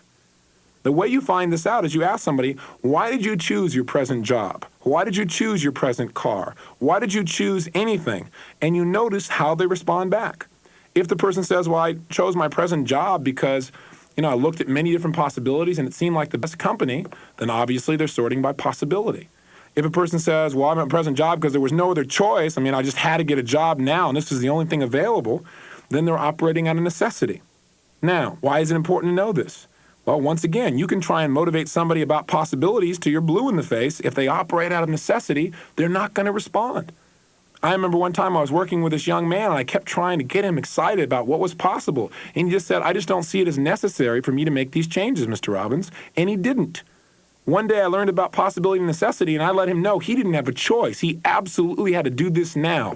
Instantly he took action and produced the result that I was trying to motivate him to do for a long period of time. How a person uses their metaprograms is determined by the state they're in as well. Most people move away from life-threatening situations, for example. Most people move towards situations that seem to be a total win for them and for others. Whether a person operates out of possibility or necessities is often associated to where they are in their life. If they're barely getting by, they may start focusing on necessities, versus if they're doing very well, they may begin to focus on possibilities. Once again, understanding where people are gives you more information about how to communicate in a way that produces the results you want. Here's the third metaprogram. This one we call the frame of reference. The frame of reference basically shows you how a person judges their own actions. Do they judge whether something is effective or ineffective by going inside themselves to note it, or do they check out in the real world? Do they see how other people feel about it? What you want to know when you find out about someone's frame of reference is whether they have an internal frame of reference or external. The way you find this out is you ask a person, how do you know when you've done a good job? A person who's internal will say, I don't know, I just feel it, I just know it inside. A person who's external will say something like, well, when people tell me, or when people share with me, or when people give me feedback, or when I get rewarded, or by my paycheck. The truth is, many people are not one or the other. Some people have a balance, and I believe the ideal would be a balance. That is, if you're totally internal, then you don't take any feedback at all. You just know how things are, and you do them that way. If you're totally external, you're always responding to what other people's plan is for your life. The balance is the choice that we want to have, so we get a strong idea of what's right inside, and we also get feedback from the outside world. The ideal situation is to have the choice to change how you sort with each one of these metaprograms based upon your outcomes. For example, there are certain things we should all move away from. Some children, for example, move so towards that all they know is what they want, and they don't look at the ramifications. They don't look at the consequences of what they're doing. And as a result, since they're not moving away from anything, they just keep moving towards, and they do things that later on they have to pay the price for. Some people do things only out of necessity.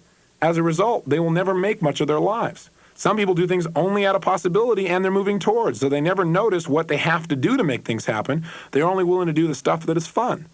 Some people only have an internal frame of reference. As a result, they don't take feedback very well. What would be an ideal leader, for example? Well, an ideal leader might be someone who has a strong internal frame of reference who also is willing to take external feedback. How can we use frame of reference to motivate and persuade people? Well, if someone has an internal frame of reference, would you motivate them by coming to them and saying, hey, I really think you ought to do this because everyone else is doing it, and I just think it's really fabulous? That person is going to respond with a weird look and say, I'm not interested, because they don't care about what other people think about it. What they care is what they think. And if you try to appeal to them by telling them what you think, you'll lose a certain level of rapport and a certain level of credibility. If with someone who has an internal frame of reference, you instead say, I don't know what's right for you in this area. I'm sure you know. What do you think? That person is going to respond much more positively to that. Or if you say to them, if you ask yourself inside, you might be able to tell me what you should do. If a person has an external frame of reference and you say, I don't know what you should do, they get confused. They want you to tell them, do this because this person did it and this person did it, and therefore it can work for you as well. That makes a big difference for someone who's externally oriented. What about acknowledgement? Well, in a business environment, somebody who has an internal frame of reference needs a lot less acknowledgement than someone who's external. The external person needs an acknowledgement to know they're doing a good job, and they need it fairly constantly and consistently. How can you use these to persuade? Well, I remember I did a free guest event not long ago. And in the guest event, after I was done, a man walked up to me and he said, I'm not sold. I don't see it as being necessary to go to your program. And I said, well, I'm sorry to hear that. He said, well, I'm not convinced, and I think if you're so successful, if you're so persuasive, I think you should try and convince me. Why don't you convince me to go to your program? Well, based upon the conversation I heard him have with the person he was next to before he got up there, I knew a lot about his metaprograms already. First of all, people with external frames of reference rarely come up and attack you verbally because they're looking for feedback. They don't have such a strong frame inside. Also, he said that he didn't see it as being necessary, which obviously is what's most important to him, that this be a necessity. And I also knew that he was moving away from, based upon a conversation I overheard him having while he was waiting in line to talk to me, where he told his friend that, you know what, I'm tired of this. I don't want to lose any more of this time that I have, and I don't want to lose this, and I don't want to lose that. I heard those words, and I knew he was primarily important to him was not losing. In other words, moving away from. So my response to him could have been, well, here's why you should go. Let me tell you all the reasons you should go. Let me introduce you to people who succeeded because of this program. Let me tell you what's happened in my life. But that never would have worked because this man has an internal frame of reference. I turned to this man, and instead of challenging him back or trying to persuade him with external frames of reference, I came back to him and said, I could never convince you. You're the only person in the world who can ever convince you of anything. He looked a little puzzled at first, and then he kind of half smiled because he realized it was true. I had more rapport here because I understood how his brain really responds to the environment. He said, well, but if you have so much skill, you should be able to convince me. I said, listen, you're the only one who knows who would lose if you didn't go to this program. And you missed out on all the things that you could change, all because you weren't willing to take the necessary time to make a decision. Now, I didn't say to him, you'll lose if you don't go to my program. If I would have said that, he never would have attended, because that would have been me telling him what to do. Listen to what I said again. I said, you're the only person who knows who would lose if you didn't go to this program and didn't do the necessary things that allowed you to create change. Now, notice what I did here. One is I said, you're the only one. So I recognized the fact that he has to make the decision. I developed rapport by pointing out that he had an internal frame of reference. Secondly, I said, you're the only one who knows who would lose. Lose requires and is saying to him, hey, you're going to lose something, and he moves away from. So that motivates him more than if I say, God, if you were to do this, you'll get all this good stuff in your life. And I also said, because you didn't take the necessary time. He sorts by necessity. So what I've done in one sentence is I've appealed to all the things that cause him to move and to be motivated and to be persuaded. I've appealed to his internal frame of reference. I've appealed to the fact that he doesn't want to lose things. And I've appealed to the fact that this is a necessity. He took one look at me and he said, you know, that's right. And he turned around, walked back, and signed up. This could never have happened if I would have approached this in my old way, which would have been to try and sell him on all the things he would have gained by coming and all the possibilities of what could happen in his life, and tell him to talk to all the other people that got results. That never would have worked. So again, if you know the right key to punch, you can produce any result in anyone's nervous system. Metaprograms give us those new choices. Let's look at the next metaprogram. We call this the convincer metaprogram. The convincer metaprogram shows us what a person has to experience in order to become convinced of anything. The convincer metaprogram has two parts to it. In other words, in order to become convinced, to change what we believe, we first have to have a certain set of representations occur. That is, certain senses of ours have to be triggered. So how do we find this out? Well, we ask a person, How do you know when a coworker is good at what they do? Do you have to see them do it? Do you have to hear about them doing things? Or hear them talk about what they do? Do you have to actually do it with them? Or do you have to read about their performance? Now, by asking this, you're going to find out which of the 5 senses is most important to this person and having them become convinced. If they're from Missouri, it's the show me state. The generalization would be they need to see it. That is, if they're more visually oriented, they may have to see it to believe it. Other people don't have to see it, they just need to hear about it or hear the person talk as if they know what they're talking about and then they believe it. Other people have to do it with them. They have to have hands-on experience. Other people believe when they read, and some people have a combination of things. They say, well, I believe somebody's good at what they do when I see them do it and when I hear other people say that they're also good. So now you know the 2 elements that are necessary for that person to begin to become convinced. So that's the first portion of finding out how people get convinced. The second portion is, not only do we need a stimulus, that is, to have some of our senses stimulated in a certain way for us to become convinced of something, but we also have to do it in a certain period of time. And the way you find this out is you ask the person, how often would this person have to demonstrate to you that they're good in order for you to become convinced? Do they have to just do it one time? We call that automatic. Or do they have to do it a number of times, like 2 or 3? Do they have to do it over a period of time, like days or weeks or months? Or do they have to do it every time? So those are the 4 options. Some people have to see someone do something. If they see it, then they know it, and then we have to know how often do they have to see it. So some people need to see the result or see a person produce a result one time, and then they know it. They know that person is good at what they do until they show them otherwise. Other people have to see it 2 or 3 times. Other people need to see results over maybe a 2 or 3 month period. After that period of time, then they believe someone is good at what they do. Then they become convinced. Other people, the people we call consistent, are never convinced. If you're in sales, you probably recognize this kind of person. I'm sure you've had people when you went to show your product where you showed it one time or had the person use it one time and immediately they were a customer for life. They didn't question it any further. Other people, you had to call on them a couple of times. Other people, you had to work on them for months and then finally they became a customer. Other people become customers, but every month you come in, the guy says to you, why should I use your product?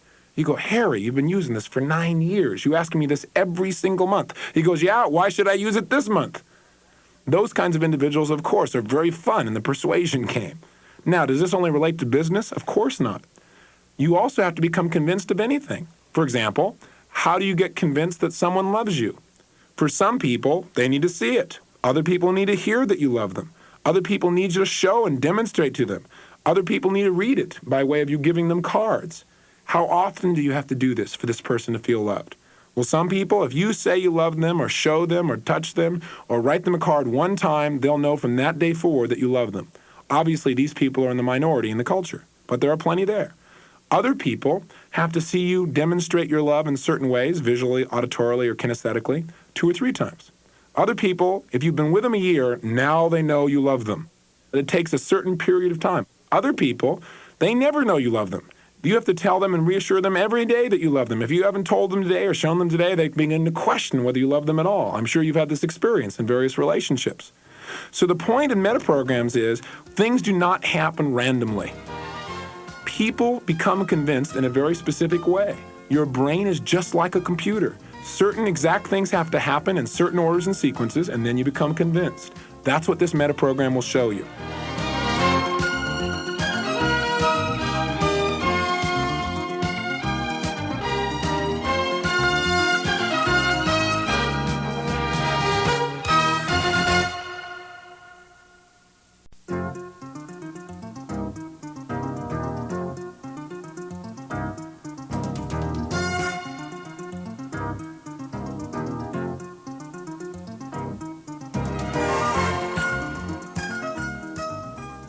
The next metaprogram is called the relationship metaprogram. This metaprogram determines how a person makes sense of their world, how they come to understand or learn things. And there are 2 different styles of learning and developing relationship. Some people develop relationships to things in their mind by matching things up, and some people do it by mismatching. Let me give you an example. If I were to take 3 coins out of my pocket, a quarter, a nickel, and a dime, and I were to set them side by side, and then I was to ask you the following question. What is the relationship of these 3 coins? then you could have many responses to that based upon whether you make sense of your world by matching things up or by mismatching. For example, some people are what we call sameness matchers, sameness people. They make sense of the world by seeing how things are alike. A sameness person would look at the 3 coins and say, well, the relationship of these 3 coins is that they're all money. They would see how they're all alike. Or they might say they're all silver. Or they might say they're all round. That would be one set of responses. Another person could look at the coins and say, well, they're basically the same because they're all round, but they are different sizes. This demonstrates another way of making sense of the world. Another kind of matcher is a person we call a sameness with exception individual. They see how things are alike, and then they see the exception. So a sameness with exception person would again say, they're all round, but they are different sizes. They would first see how things are alike, then they'd see how things are different. A third response to this would be a mismatching response. Some people look at the 3 coins, and when you ask, what is the relationship of these 3 coins, they say there isn't a relationship. They're all completely different. This is a mismatcher, and the specific kind of mismatcher is what we call a difference person. A difference person immediately looks at how things are different. That's how they make sense of their world. They are not happy until they find the exception in a situation. There are other people that look at the 3 coins, and they say, well, they are different sizes, but they are all circles. So what they first notice is how things are different, and then how they're alike. This is a person called difference with exception. So once again, there are 4 categories. There are sameness people. Those are people that match things up and see how they're completely alike. There are sameness with exception people. Those are people that see how things are alike and then how they're different. There are total mismatchers, which are difference people. Those are the people who say there's no relationship. And then there are difference with exception people. Those are the individuals that see how things are different and then they see some similarities. So how is understanding the relationship metaprogram important? Well, it can teach you a lot about why people do what they do and how rapport is destroyed and built. Mismatchers have a great deal of difficulty, as you can imagine, keeping rapport with people other than other mismatchers. Because no matter what somebody says, they find an exception to it. For example, I have a great friend who's a mismatcher. I remember a time I got very upset because I didn't understand that this was his way of making sense out of the world. I was doing a seminar one time, and he stood up, and after I said something, he said, "That's not true." And I said, "What are you talking about?" He said, "Well, that's not true in every case." I said, "Well, tell me a place where it's not true." So he gave me an example, and he was wrong. He gave me another example, and he was wrong. He gave me a third example, and he was right. In that case, the situation I said was not accurate. I said, "Have you ever seen this situation you're bringing up as a hypothesis?" He said, "Well, no, but I want people to realize that this isn't true always." I got very upset with him until later I realized he was a mismatcher. In order to make sense of the world, he has to find the exception to things.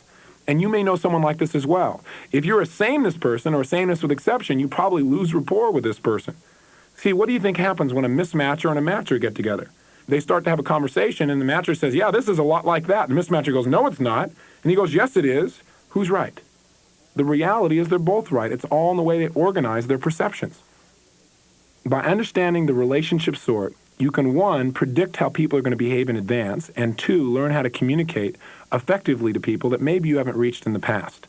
For example, if you're talking to a mismatcher and you want to motivate him, you wouldn't try and tell him what to do. You'd probably tell him the opposite. Let me give you an example. I was doing a private consultation one time for a man who had been to many, many therapists, tried almost everything he could to eliminate a major emotional problem that he had. He came to see me. He sat down in front of me, and just before we began, he asked me, "Do you think I should tape record this session?" And I said, "Well, it's not really necessary because I'm not doing something you're going to have to experience over and over again. I'm going to literally help you to reprogram the way you respond to this old fear." He said, "Well, I think I should tape it." I said, "Okay, well, go ahead and do it." He said, "Well, do you think I should?" I said, "Well, do whatever you want. I mean, I don't think you have to." He said, "Well, then I think I should." And he began to mismatch me back and forth. I said, "Well, do whatever you want to do." He said, "Well, do you think I should do it?" I said, "I don't think it's necessary, but it's up to you. It's fine with me if you want to, but I don't think it's necessary." He said, "Well, I think I should." I said, "Then do it." He said, "Well, I don't know if I have to." I'm not exaggerating in any way whatsoever. So finally, I was getting a little frustrated. I said, "Just do something." So he got up and he got his tape recorder, and as he pulled it out, he looked at the tape recorder and he said to me, "Well, do you think I have to turn this volume knob all the way up, or do you think I could just leave it in the middle?" I said, "Leave it in the middle. I don't care." He said, "Well, I better turn it up." "Then turn it up." He said, "Well, maybe I should leave it in the middle." I said, "Do something." Then he said, "You know what? Maybe I should test it." I said, "Go ahead." He said, "Well, do you think I have to?" I said, "Listen, do whatever you want to do." Finally, he sits down. And by the way, obviously he's an extreme mismatcher, a polarity mismatcher we call it, where he does the opposite automatically. So we sit down, he closes his eyes, and I begin to take him through a beginning of a closed eye process. About halfway through it, he opens his eyes and says, well, I really don't need to take this, do I? I said, close your eyes. He said, well, do I really need to? I said, no. So then he closed his eyes. So I begin to do work on him, and sure enough, I do a nice piece of work, and he is thrilled with the result. I mean, he talks about this incredible emotional breakthrough and how he feels so much better, but of course, as soon as he talks about how good he feels, he has to mismatch himself. And he immediately comes back and says, well, but I don't know if it's going to last or not.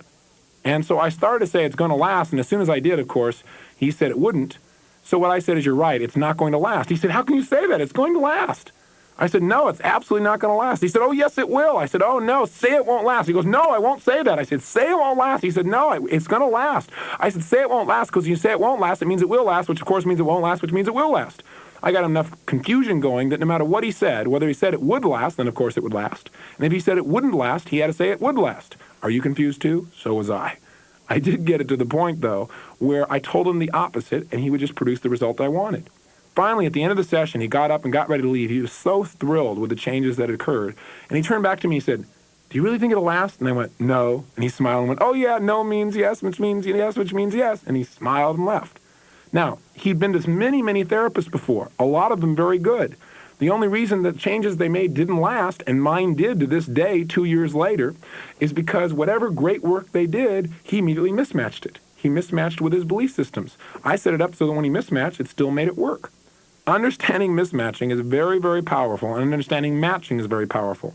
If you want to teach a mismatcher, show them all the exceptions. Say, this is different than all these other things in this way. If you want to teach a matcher, say, this is a lot like that.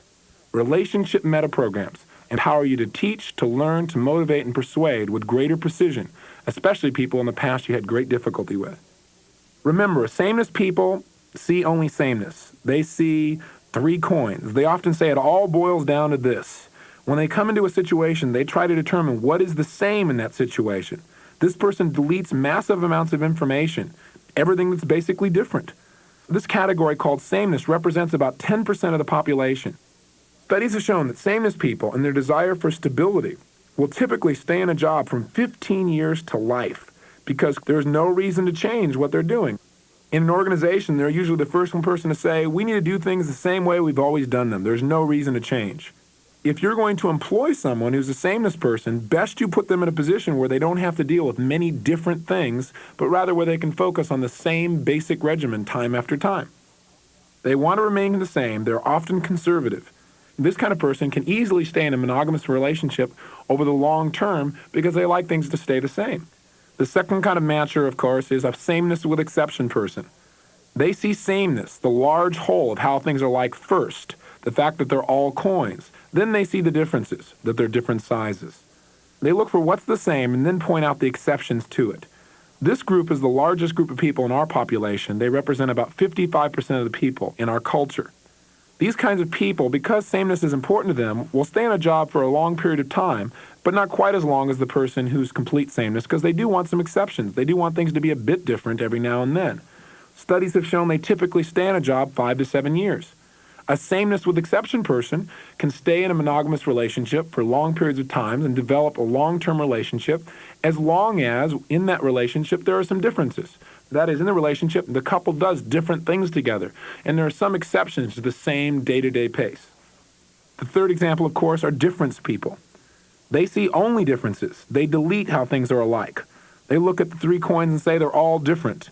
They have trouble seeing patterns or any similarity. Difference people go into a situation and can tell you immediately what's wrong, what's not congruent, or what's out of place.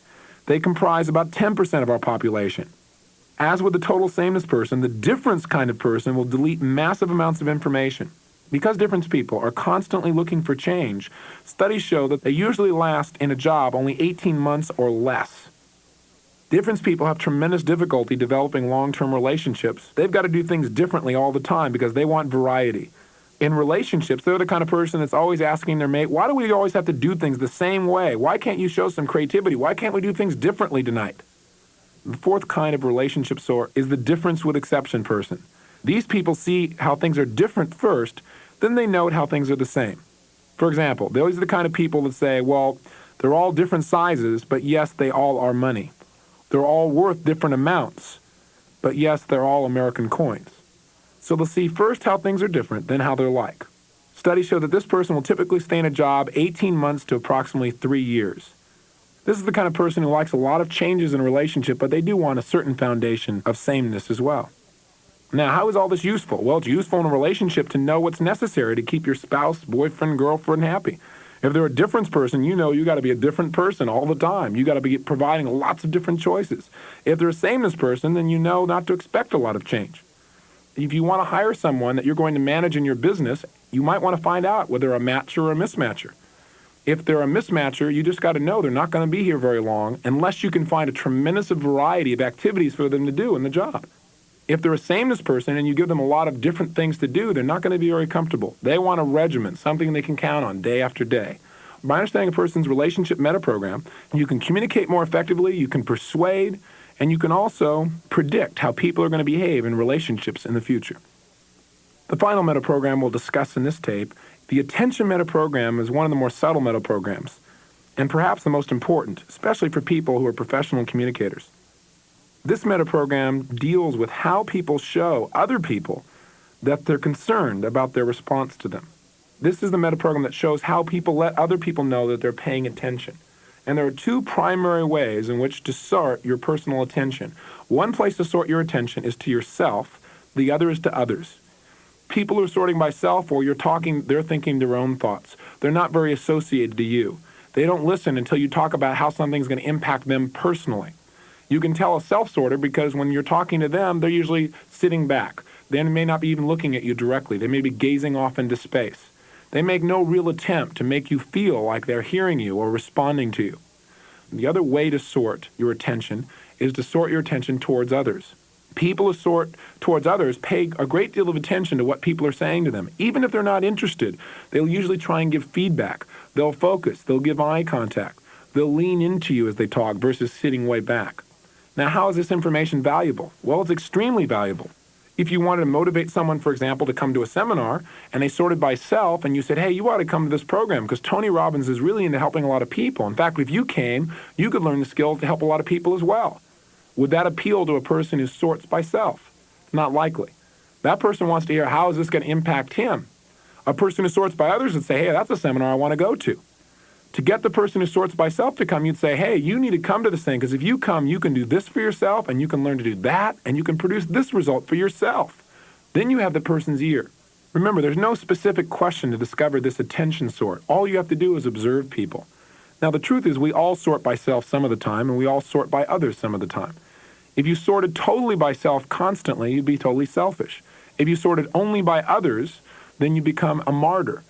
The goal, of course, with most of these metaprograms is to develop a balance so that you take care of yourself while you also notice the impact you're having on other people, where you work to contribute to others and you benefit in the process. Many of us at times, I'm sure, have been in relationships with self-sorters, people we try to contribute to and support in every way and who get almost no feedback, no support back to us, who just kept sucking in all the support, never giving anything back.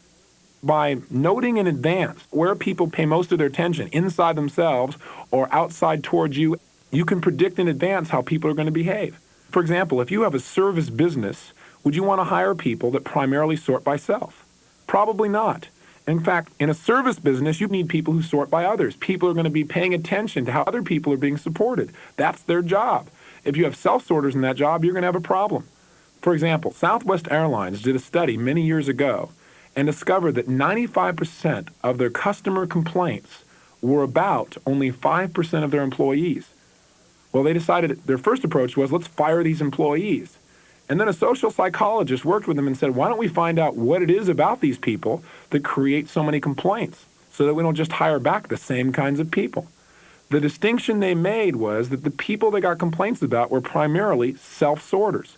That is, when the plane was about to land, they were busy wanting to take care of themselves instead of the passengers they should be paying attention to. If a passenger said to a self-sorting stewardess, hey, could I have a pillow? They'd say, oh, yeah, you want one right now? Or they might not say anything, but their physiology would provide that kind of response. They'd give them a groan or a dirty look, and they'd grab the pillow for them and then sit down as quickly as they could, because their primary attention was how to take care of themselves. So in order to hire a new group of people that would not be self-sorters, what Southwest Airlines did is it held group interviews where they asked each individual to get up from the front of the room and to talk about why they wanted to go to work for Southwest Airlines. These individuals who applied for the job thought that they were being graded by how great a speech they could give or how impressive they were when they communicated from the front of the room. In reality, Southwest Airlines was evaluating the people while they were in the audience to note who was giving the most support, who was sorting by others. If a person was sitting back, not paying attention, gazing off into space, that obviously was a self-sorter and not the kind of person they wanted to hire. They selected the individuals who were smiling, nodding their heads, supporting the speaker at the front of the room with all their heart and soul. As a result, Southwest Airlines cut their complaint ratio by 98%, and they still have one of the lowest complaint ratios of any of the airlines. This is the power of understanding sorting by self versus others. By the way, would you want your attorney to be an other sorter? When he went into the courtroom, somebody said, well, gosh, we should do this for other people. You should not just work with your client, you should try and help us as well. There may be places where self-sorting is appropriate. How does this relate to other things? Would you want an attorney with an external frame of reference or an internal frame of reference? Probably a certain amount of balance, but hopefully he has to have a strong internal frame to fight for your case. Otherwise, he's going to be persuaded very easily to the other side. What if your attorney was a total matcher? Whatever the other guy said, he began to match up with it and go, yeah, that's true. You'd have some real problems. So my point here is there are no right or wrong metaprograms. They're all context related. And the key is to develop balance and to be able to have the choice to use the metaprogram that supports you and not be stuck in any one. If you begin to understand all these metaprograms, you have a tremendous power to motivate and persuade people who you could never have affected before. I used to believe that everyone moved towards, that everybody operated out of possibility, that we all had a strong internal frame of reference, and that we did get feedback, that most of us were convinced by what we saw, and within one or two times of seeing something, we become convinced, that we all saw how things were alike with exceptions, and that we all sorted by others. I came to find out the reality of the world is quite different than the way I held it. In fact, I can remember one time right after I learned these metaprograms, how I was able to use them to motivate someone I'd never been able to motivate before. Many years ago, there was a man that my partners and I did business with, who one day just decided to walk off with $50,000 of our money. Being a sorting by others person and wanting to move towards a positive solution rather than take the man to court, I suggested to my partners that we get him together and we sit down and we find out what's bothering him and see if we can create a way to support him and also, of course, get our money back. So we sat down in a meeting. And as we sat down, I set the frame of the meeting. I said, John, I just want you to know that we're all here together to really support our relationship because we want to move towards a solution that really empowers all of us. We think it's really possible that, by working together, we can create a solution that we're all excited about and we're all happy about and we all leave feeling like it was really a win-win situation. He turned to me and said, listen, I don't give a damn what you guys want, which immediately showed us he was sorting by what? Self. He said, I'm only here because I have to be, which told us he sorted by necessity. He then said, and besides, I don't give a damn whether or not we get a solution that works together. All I want is your turn to stop harassing me, which showed me he was moving away from. I said, well, look, I don't want to cause harassment for you. I just want to create a solution that all of us are happy about. He goes, I don't care about solutions. I just want you guys to stop doing this. I said, well, I want you to be happy, and I definitely want to get our $50,000 back. He says, I'm not giving you the $50,000 back. I said, why not? He said, I'm just not going to. I said, it's not your money. I mean, we could take you to court. We could even probably press legal charges. He said, I don't care what you say. He said, I am selling you my portion of this business. I said, you're not a partner in the business. He said, but I help to promote seminars in this city, and so that makes this my business, and I'm going to sell it back to you for $50,000. I said, look, you've promoted us twice in this city, and you lost money for us on the first event. On the second one, we barely broke even. You've not been an effective promoter by any stretch of the imagination, and this is not your business. I said, you can't charge us any figure you want. Where did you come up with this figure of $50,000 for this quote-unquote business? He said, I didn't come up from it anywhere. I just know it's worth $50,000. I said, but what formula did you use? Can you give me one example from the real world where somebody got paid $50,000 for this kind of thing? I said, here's a business that's not made any money and you don't even own it. He said, it doesn't matter. I know what it's worth and that's what you need to pay me. He obviously had an internal frame of reference. He needed no support from the outside world to maintain his beliefs. The final straw for me is when he finally turned to me and said, listen, this thing could have succeeded if you would have helped more. And I said, what are you talking about? I came to the city and did more promotion for your team than I did for any other city that I've done in the last 6 months. He goes, yeah, well, what did you do for us last month? His convincer strategy was he needed to see me do something, and he needed to read about the results, and he needed to have me do it every single time. This was a giant mismatch of our personalities. Here's a man who was moving away from, I was moving towards. Here's a man who was moving basically out of necessity. That's why I made it to the meeting. I was moving out of possibility.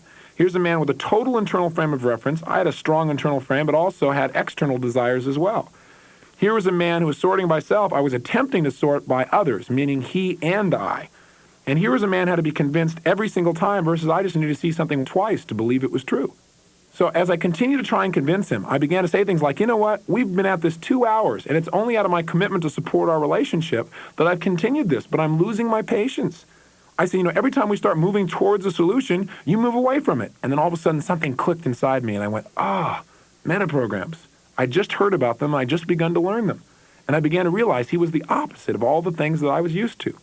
So I said, okay, I know exactly how to motivate this man. It's not the way I normally would, but I know how.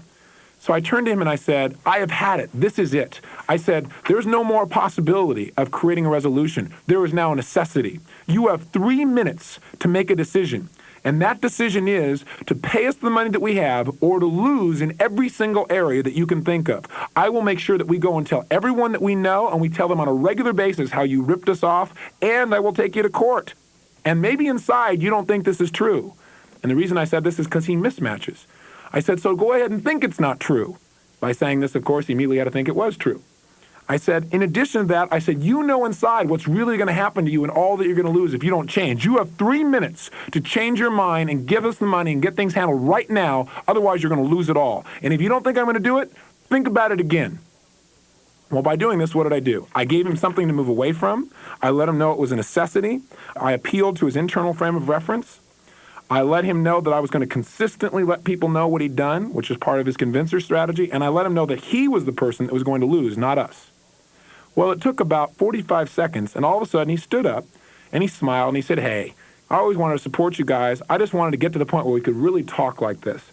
And you know what? I'm really excited about it. I'm more than happy to continue working with you, and I'll return the money.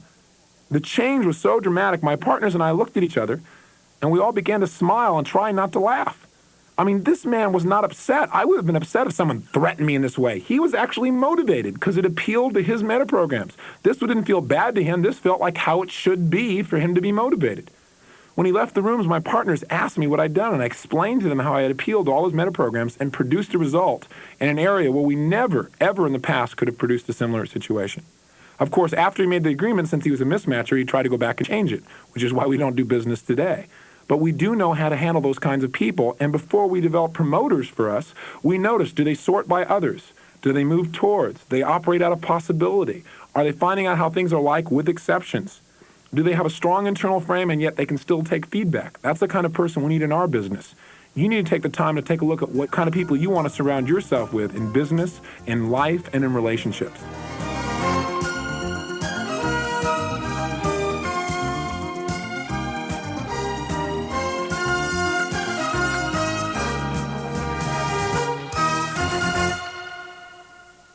The specific patterns of behavior you need to make positive changes in your life.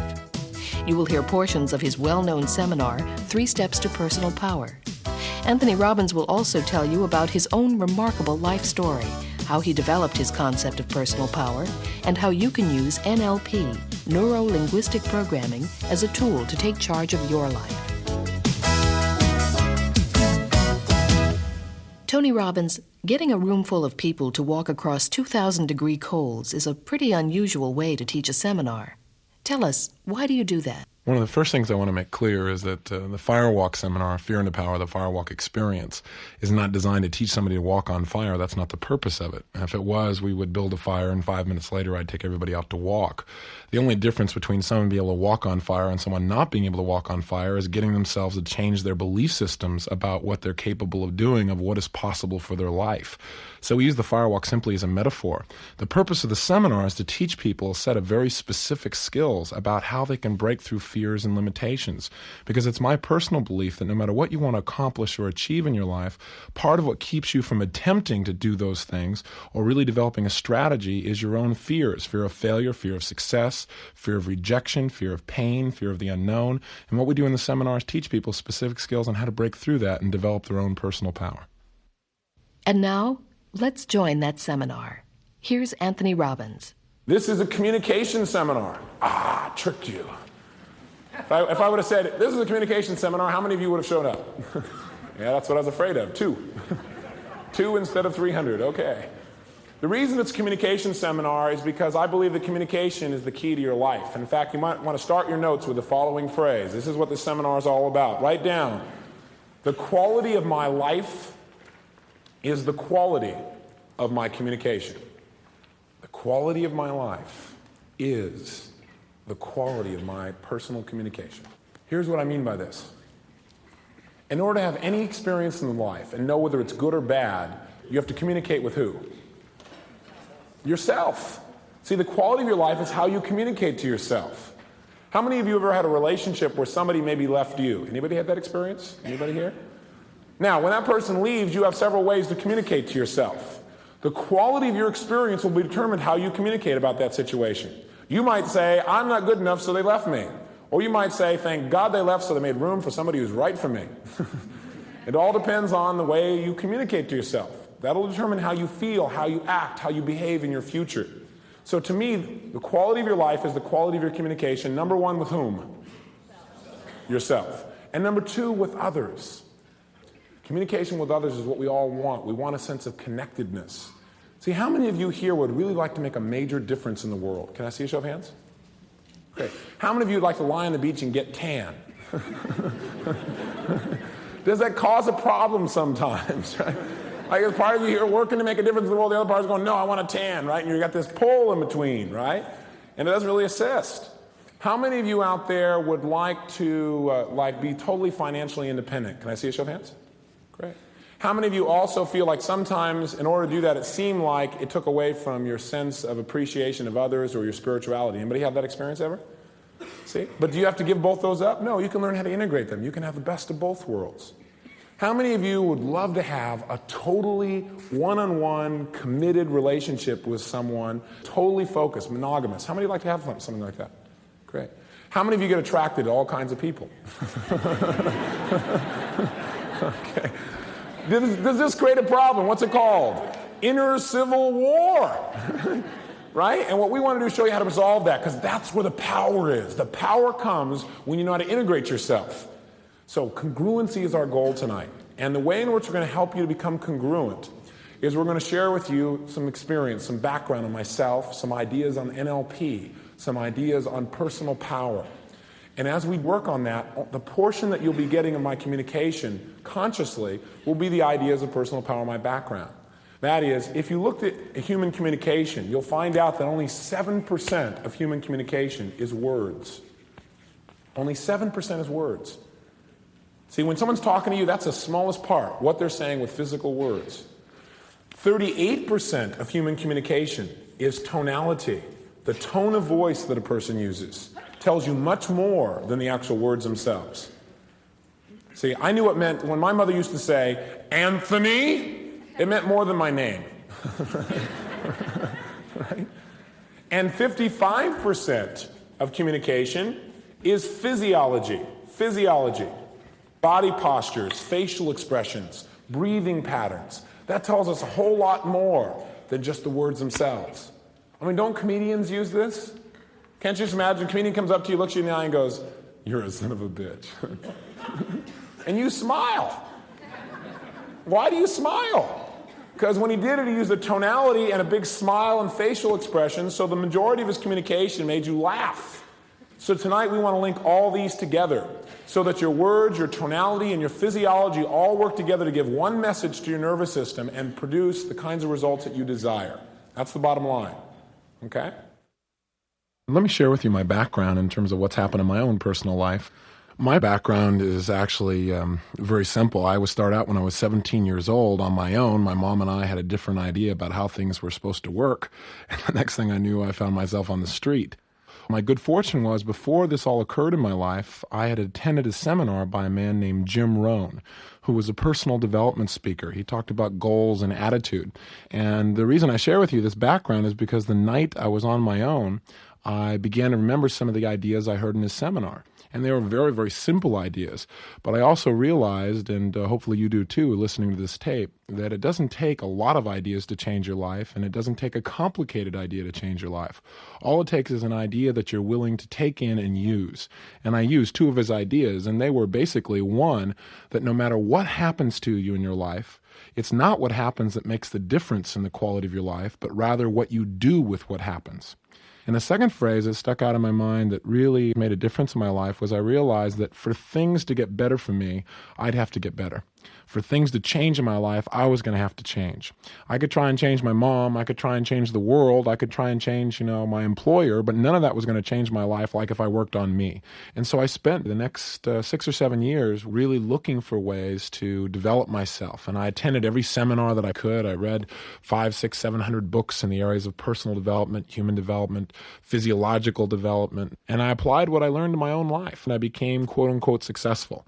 Success in my mind at that time basically meant doing what I wanted, when I wanted, where I wanted, with whomever I wanted, as much as I wanted. Having that total sense of freedom, that to me was success. And I had that.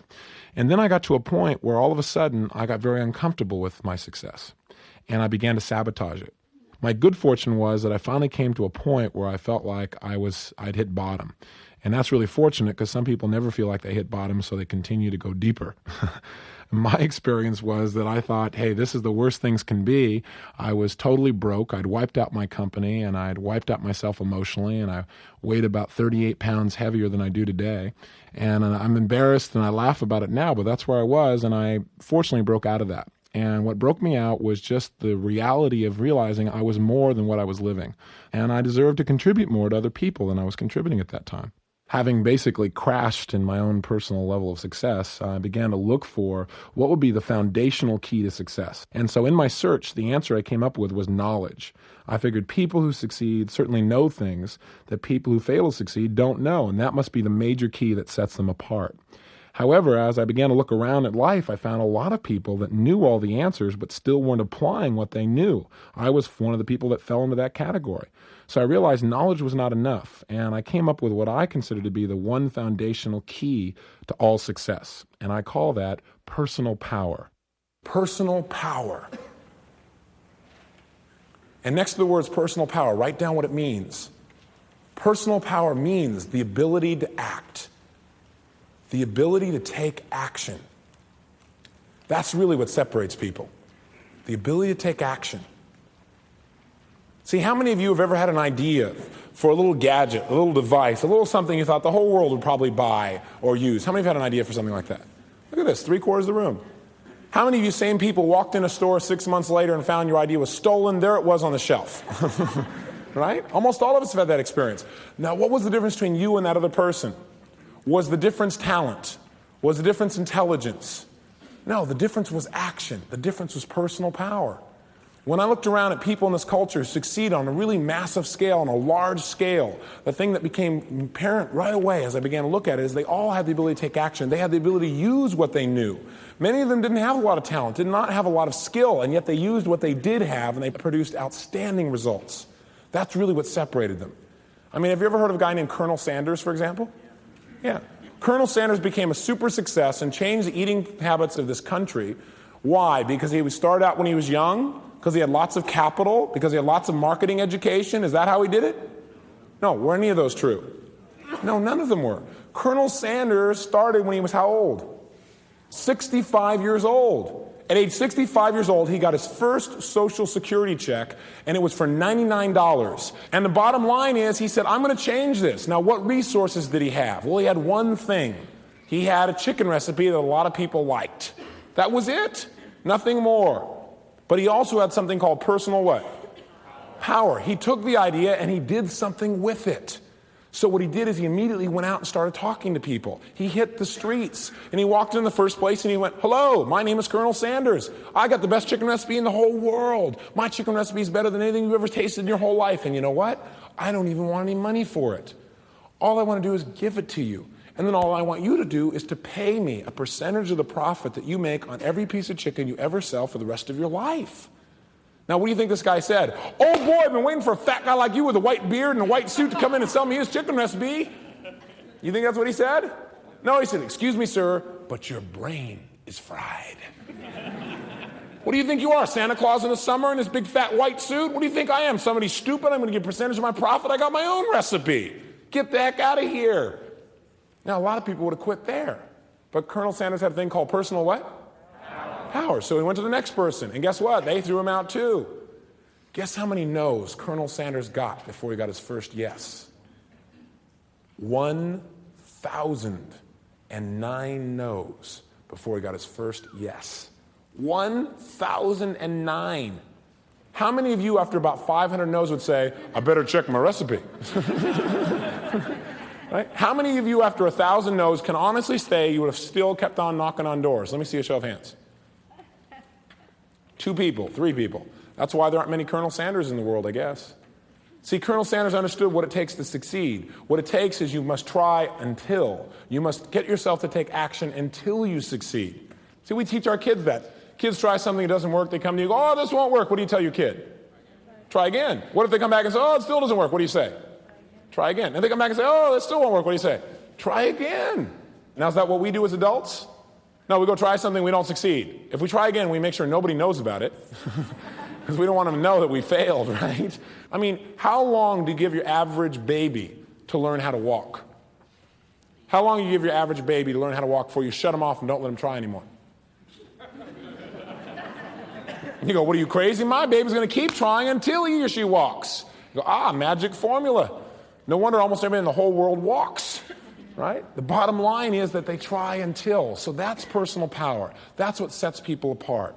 How many of you have ever had an experience in your life where you saw somebody and they seemed to have more success than you, and you said to yourself, I know I'm more intelligent than they are. How come they're succeeding on a higher scale? How many have had that experience? Hey, you know why? It doesn't matter how much intelligence you have. What matters is how much action you can produce. See, a lot of people teach to just affirm everything and it'll change. That's not how it works. Affirmation without discipline is the beginning of delusion. Affirmation with discipline creates miracles. You must have both affirmation with discipline to produce results. You've got to make sure that behind your faith there are some works. Otherwise, your faith will produce nothing. So then the obvious question that comes up is, how come everybody doesn't take action? Right? Isn't that the next question? Well, the reason is that there are 3 elements that cause people to succeed. There are 3 steps to personal power that are necessary to produce the results. And here's number 1 step to personal power. It's called energy. Energy. See, how many of you can remember a time in your life, a day when you woke up feeling really lousy? How many can remember a day like that? For some of you, it was recent. Now, when you wake up feeling like really lethargic, really lousy, do you usually jump up and go, God, I can't wait to go out and make the world work, help as many people as I can, and make the whole world the way it should be? Is that usually what you do when you wake up feeling lousy? No, what do? You drag yourself out of bed and you go, oh, God, not another Monday, right? See, it takes energy to do anything that you want to do in your life. And if all you can do is barely make it through the day, you're probably not going to be trying to figure out how to make your life work in every way possible. So energy is the critical key. Now, is energy all you need to succeed? No. So that's only step 1 to personal power. So the bottom line is you can get all excited about changing things. You can get all excited about making your life work, but that's not enough by itself. You need more than excitement to produce results. You can be excited about lifting 1,000 pounds until you get to the gym. And then you need more than excitement, don't you? So you need the second key to personal power. The second key, jot it down. The second key is a thing called skill. Skill. So there are 2 kinds of skills that I think it's imperative for human beings to have for themselves. 2 kinds of skills it's important to master. And let's have you jot them down. Here we go. Skill number 1. The skill or the ability to specifically define exactly what it is that you want. See, when you ask most people, what do you want? What do they say? I don't know. You've got to know what it is that you want specifically. So that's skill number 1. Skill number 2, the skill or the ability to specifically define exactly what others want, and then to fill others' needs quickly and elegantly. What I've discovered in my life, at least, is that if you can find what other people want and you can fill their needs truly, then there will be no problem with you being able to fill your wants, your desires, your needs. That's just the way it is. Now, the most powerful tools that I know of for defining human needs and being able to fill those needs quickly and elegantly come from the technology known as neuro-linguistic programming. Neuro-linguistic programming. N-E-U-R-O, linguistic programming. Neuro stands for the nervous system. Linguistic stands for language. Programming is a system that you install to consistently produce a result. Neuro-linguistic programming, or NLP, is the science of how language, both verbal and nonverbal, affects your nervous system. Your ability to do anything from walk on fire to make $1 million all comes from your ability to manipulate your nervous system. The more effective you are at this, the more effective you are at producing any result in your life. NLP was basically the result then of two men who were studying how to most effectively master the use of human communication to produce results in other human beings. The two men who started it were Dr. John Grinder and Richard Bandler. Grinder was a linguist. Bandler was a Gestalt therapist and a computer expert. And what these two men had in common was that they were bored with what they were doing and they wanted to produce greater results in the world. They were both geniuses in their own fields. And what they decided to do was to study people and find out what made them the very best at what they did. What did they do with the way they used language? What did they do with the way they looked at people, the way they moved their bodies, the way they touched people, that made them magicians in their field, that made them the best? And in beginning to study that, they began to develop these patterns they called patterns of excellence. And they called them NLP initially. And I became one of their students. And I began to apply what I'd learned and produce pretty outstanding results. I began to take people who were living on the street, a man eating out of a trash can, and an hour later, after 13 years on the street, after having heroin put in his arm when he was 8.5 years old by his father, this man was off drugs and still is today. I started to produce those kinds of results in less than an hour. And I began to really apply it. Anybody I could. I said, I don't care what it is, what the problem is. And I began to develop a reputation from that as a one-stop therapist. And then I wanted to spread it to more people, like all people do when they learn something new that they can use to affect themselves and others in a more positive way. So I thought, hey, anything that any human being can do, so can I. We all share the same neurology, right? We all have the same nervous system. It's a matter of how to use it. I mean, how many of you believe you use less than 10% of your brain? How many of you believe that? Yeah, in fact, most people brag about it, don't they? They go, yeah, man, I use less than 10% of my brain. If I were you, I'd keep my mouth shut. I wouldn't be sharing that kind of information. I've been trying to figure out how to use more. And the bottom line is I thought, you know what? Other human beings can do something and so can I. I just got to learn how to run my brain in the same way. And when I learned NLP, I found out that was really true. I should clarify modeling, because modeling is the key to duplicating any form of human excellence. So why don't I give you 3 keys to duplicating any form of human excellence, whether it be business, personal, emotional, anything else. See, I don't believe in talent in the traditional sense of what most people think of as talent. I don't believe in it as being something just genetic, that's just there. I believe that talents are developed. Now, I know that there are certain people that are born with genetic advantages. I also know that there are people that don't have genetic advantages who are able to produce outstanding results by using their brains in similar ways. So I'd like to give you the 3 keys to duplicating any form of excellence. Here's how you model success. Number 1, you model or duplicate the belief systems of the person who is successful. If someone is successful at something, the first thing you must do to be able to produce the same kind of results is duplicate their beliefs. Now, I know that sounds very simple, and it is simple. It's also very powerful. Beliefs are the filter that turn on or shut off our ability to produce any results in life. See, when you say I can't do something, you're absolutely right, because you shut off that part of your brain that can do it. You give yourself an embedded command. Remember, whether you say you can do something or whether you say you can't, you're right. Because when you say you can't, you program that. When you say you can, you open up the possibilities in your nervous system.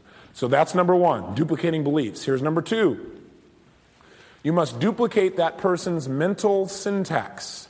You must duplicate the person's mental syntax. Now, syntax sounds like a complicated word, but it's actually very simple. Let me give you an example of syntax. If I say to you, the dog bit Johnny, you all know what that means. What if I say, Johnny bit the dog? Okay, yes, you got it. Okay. Now, it doesn't have the same meaning, does it? Now, did I add or subtract words? No. All I did was change the order and sequence, also known as the what? Syntax. Syntax is order and sequence. And when we change the order and sequence of things, we change their meaning. Okay? That's critical. Now, let me explain to you what I mean by mental syntax. We all have 5 senses.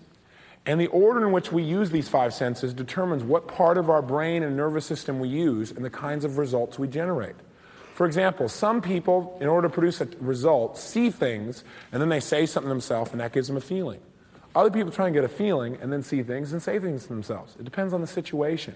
But I want you to know the order is like a combination lock to the brain. And if you use one order, you're going to get one vault open. And if you use a different order, you're going to get a different vault open. So you got to know how to use your brain. And syntax makes a difference. Now, how do we discover somebody's syntax? Well, one way is to watch their eyes. Because what Bandler and Grinder, the founders of NLP, discovered was that when you are visualizing, for example, you look in a certain place. When you're having deep feelings, you look somewhere else. When you're talking to yourself, you look somewhere else. When you're remembering things, you look to one side of your face. When you're making things up or creating things or constructing things, you look to another side. Now, this is not like body language. Body language make you believe that if someone is doing this, it means they're what? Closed. How many of you have ever done this when you weren't closed? How many have done that? So that's not science. These eye movements are science because in order to use those portions of your brain, your eyes have to move in those positions. It's a fact to access that part of your brain. Okay?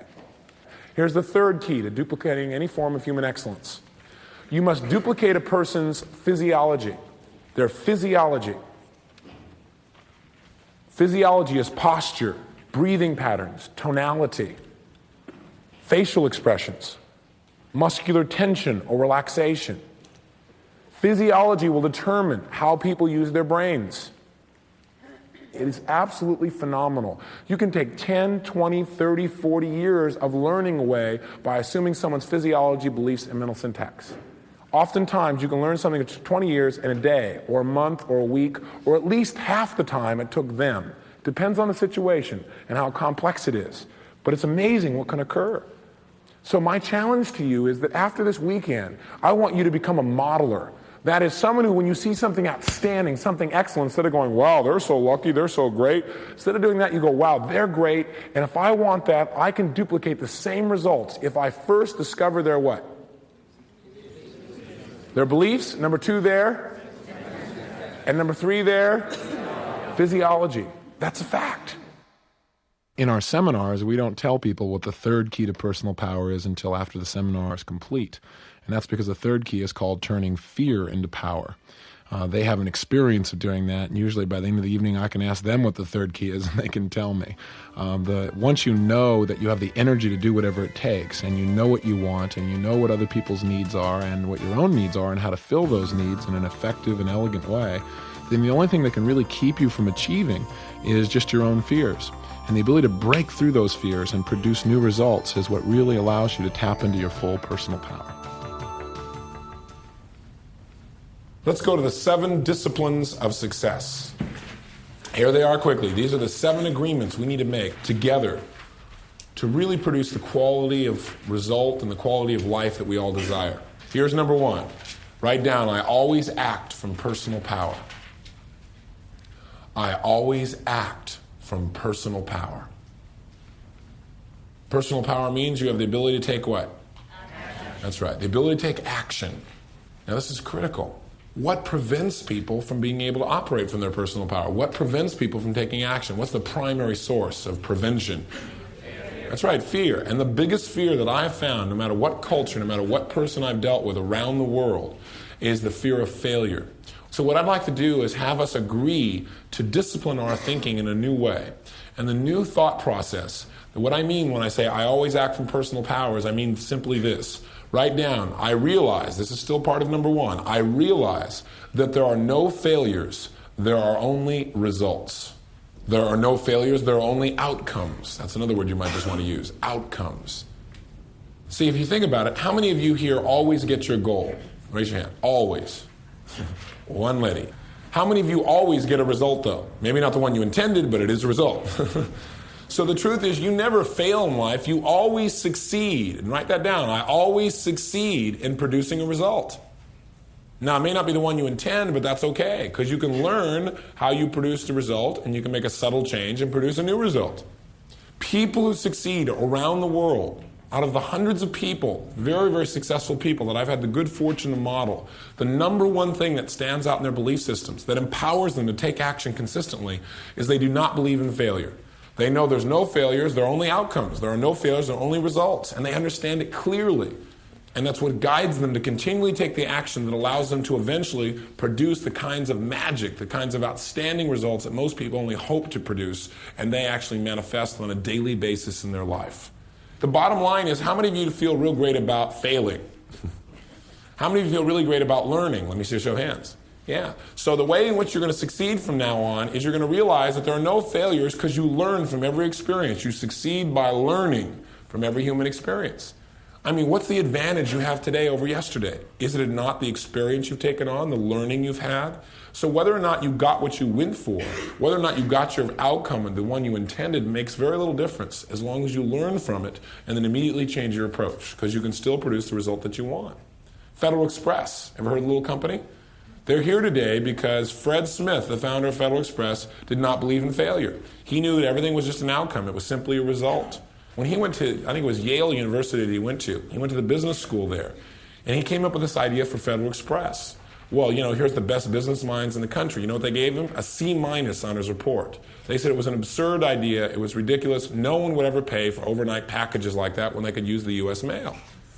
Right? Now, fortunately for him, he didn't look at that as failure. He looked at that as a result and decided he was going to still go for it. He took all the money he had and he invested it in this company. On the first day of business, Federal Express planned to deliver 167 packages. They delivered 7, 5 of which they sent to themselves by themselves. So there were only 2 public customers out of that first batch. And he's got tremendous amounts of money on the line. We're talking about airplanes, right? We're talking about shipping services. Now, most people said, hey, buddy, you better watch out. You better change. You better do something. And his approach was, that's excellent. We figured out how to send 2 packages effectively. Now we just have to enhance the numbers. And he did not look at it as failure. Can you imagine Federal Express? It's now $1 billion a year corporation. Why? Because Fred Smith understood clearly that there are no failures, there are only outcomes. If we change our approach, we can make it the way we want it. I can guarantee you, most of the people in those days never could imagine that it could be $1 billion company, but Fred Smith knew if he kept changing his approach, if he didn't store it as failure, he could produce any result that he wanted. And by the way, people who know there's no such thing as failure get paid very well. Very well, because they can do things that other people can't do.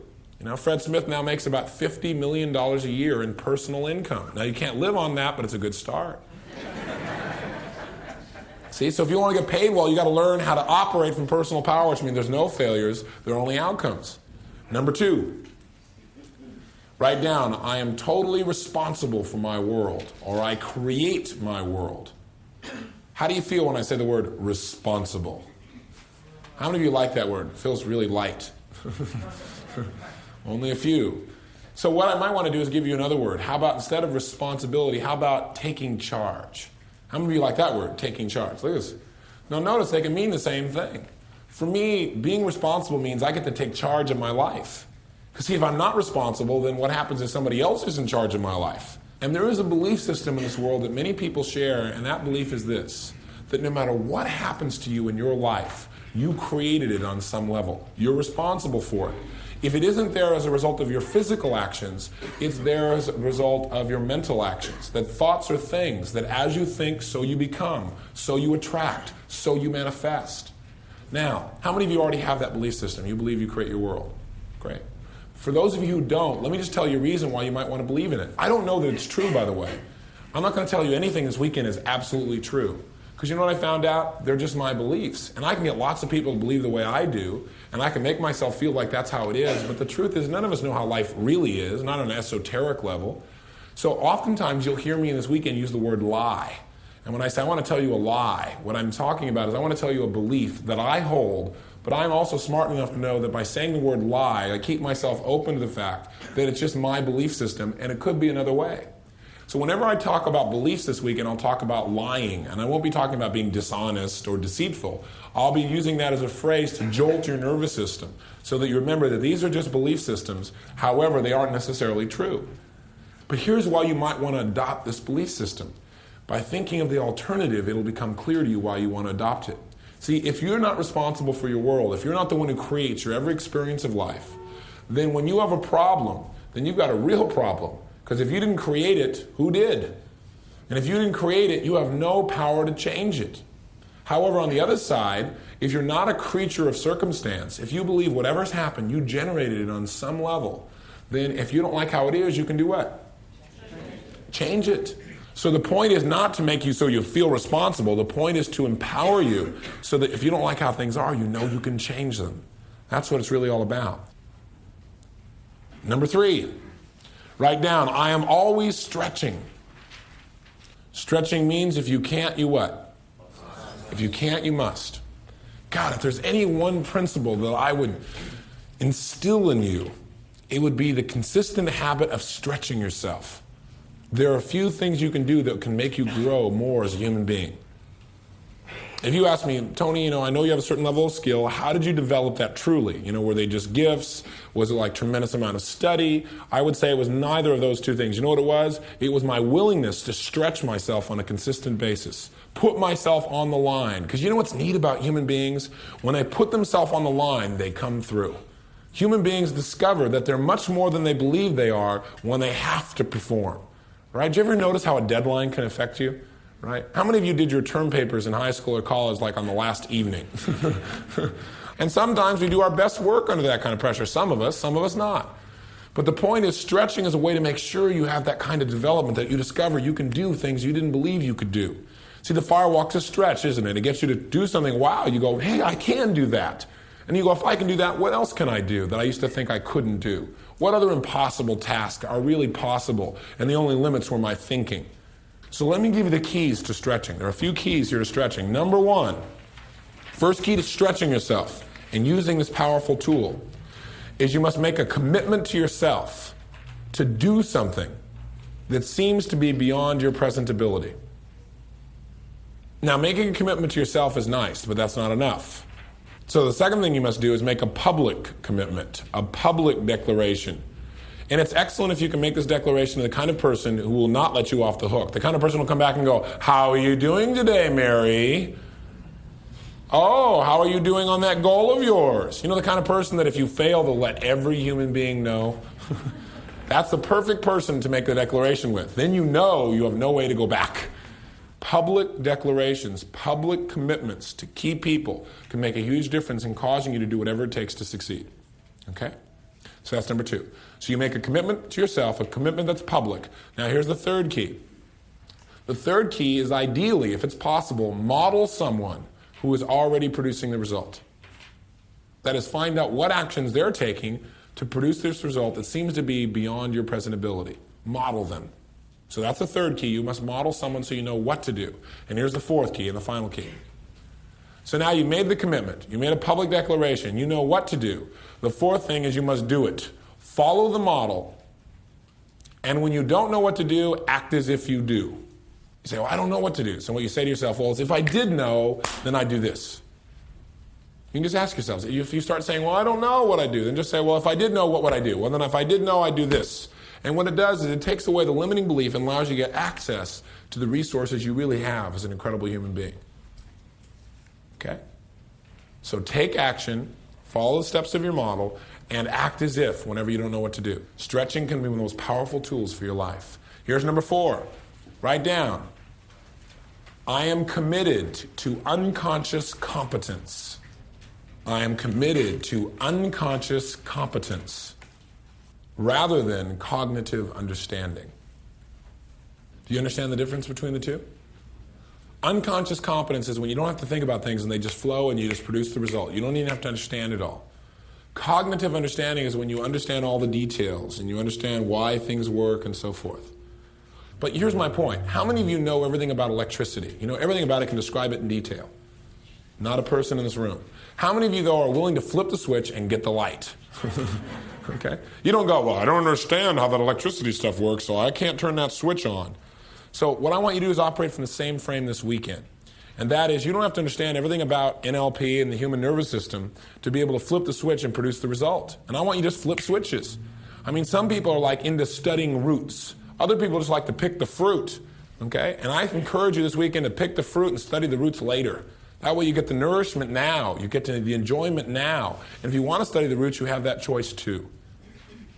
Number 1 is I always act from personal power. Number 2 is I take full responsibility. I take charge of my life. Number 3 is I'm always stretching. And number 4 is I'm committed to unconscious competence. Number 5 is I always act from personal integrity. I always act from personal integrity. Now, the word integrity is probably one of the most abused words in the English language. The reason is it's become the new seminar word. It's become the new word to use to try and express the fact that you're a good person. It's a word that also has been abused because people are promoting associations of the word which are inaccurate. For example, what happens is a lot of people have gone through courses where they've linked up the word integrity to one specific set of beliefs about how to operate in your world. And what they then go out and do is try and impose those beliefs on everybody else. And if other people don't match their beliefs about their values, about certain things, then they go, you're out of integrity. What does the word integrity actually mean? Wholeness. It means wholeness. That's what integrity means, wholeness. The truth of the matter is, if you want to link integrity to personal values, then what you have to realize is to know if somebody is in their integrity, you have to know if they're being whole or being true to themselves. See, if somebody has a set of values and they're different than yours and they follow their values, you can't say you're out of integrity. You might say your integrity is different than mine. I mean, there's a good phrase that's good to remember in human conflict, and that is, no matter how thin you slice it, there's always two sides. Spinoza said that. Write down, I always lie with integrity. I always lie with integrity. Remember, does lie mean you're being, in the context that I'm using it here, am I talking about misleading someone? Am I talking about lying to someone in the general terms of that? Am I talking about being dishonest? No, what's the purpose of lie? What are we using it for? To remind ourselves that our beliefs are only whose beliefs? Our own. And they may be inaccurate, even though we believe them to be true. And by saying lie, we're reminding ourselves that these are just beliefs. They're not written in stone, and someday we may change them if we find something else is bigger or better or empowers us and others in a better way. So lying with integrity is remember your beliefs are just your own and keep your beliefs. As long as you believe they're true, make sure your daily actions match your belief systems. Number 6, the meaning of communication is the response that you get. Here's what I mean by this. A lot of people have been taught that if you communicate to somebody and they don't get your communication, that that's their stuff.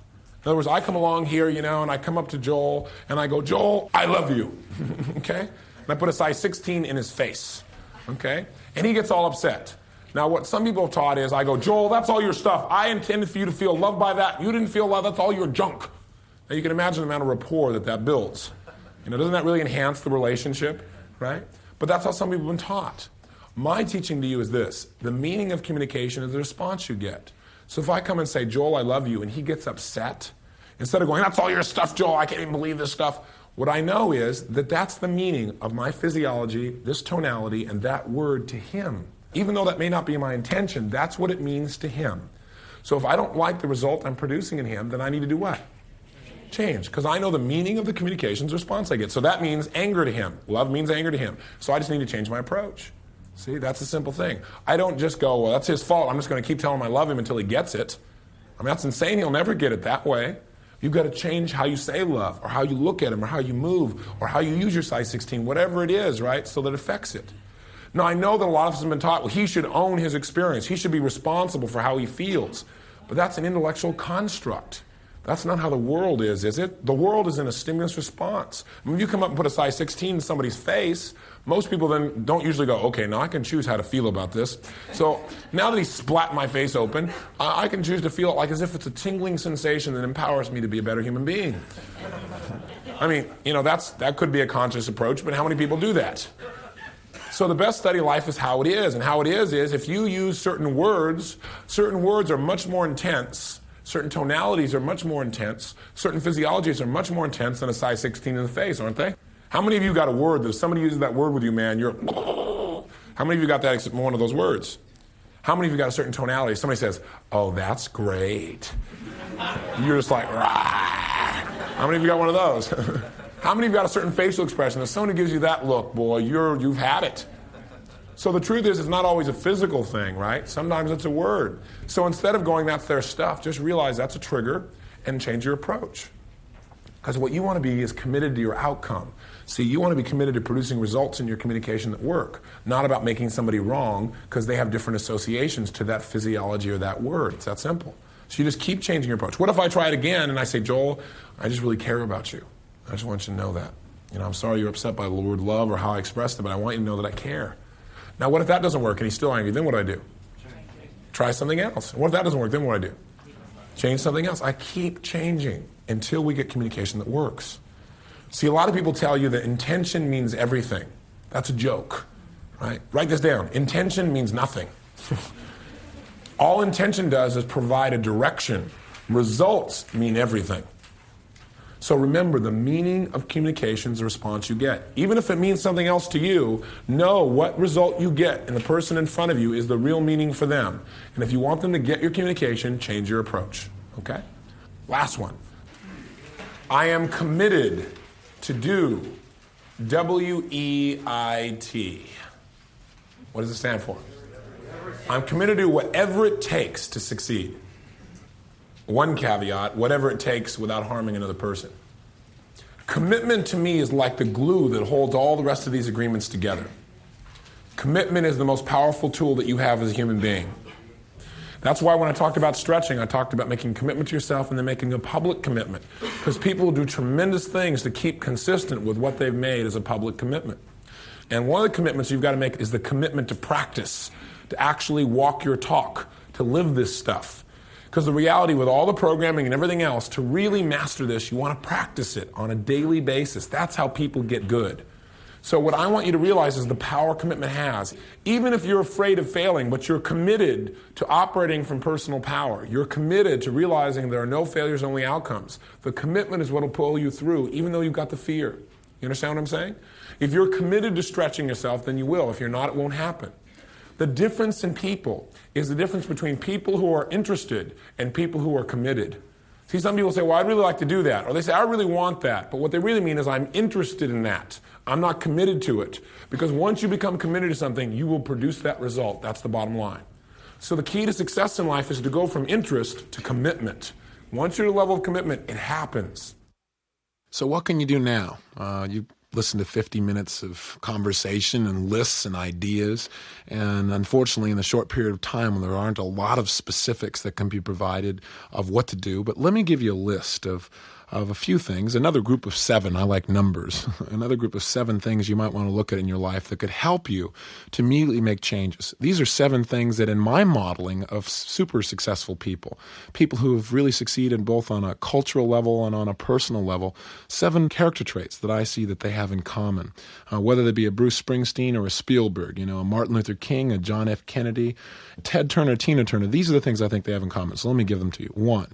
They all seem to have a passion. They've got a reason, a consuming, energizing, almost obsessive purpose for what they do. It drives them. It gets them up in the morning and it causes them to not want to go to bed at night.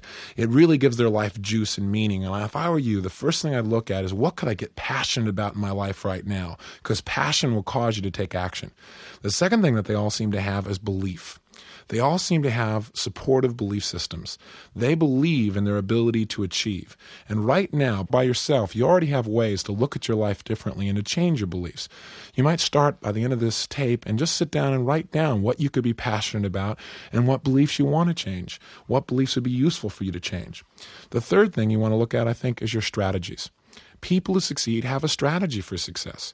They don't just have a passion and a belief, but they also have organized the way they do things to produce results. You look at a Ronald Reagan, and what sets him apart is not just his passion and his belief, but he's developed a way of communicating that allows him to positively affect large numbers of people and makes him very persuasive, very effective. For many of these people, it's unconscious. They're not aware of it, but they have developed their niche, a way of approaching the use of their skills that consistently produces the results they desire.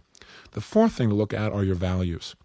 When people are not succeeding at the scale they'd like to, one of the things that I normally find in talking with them is they're not really clear about what's most important in their lives.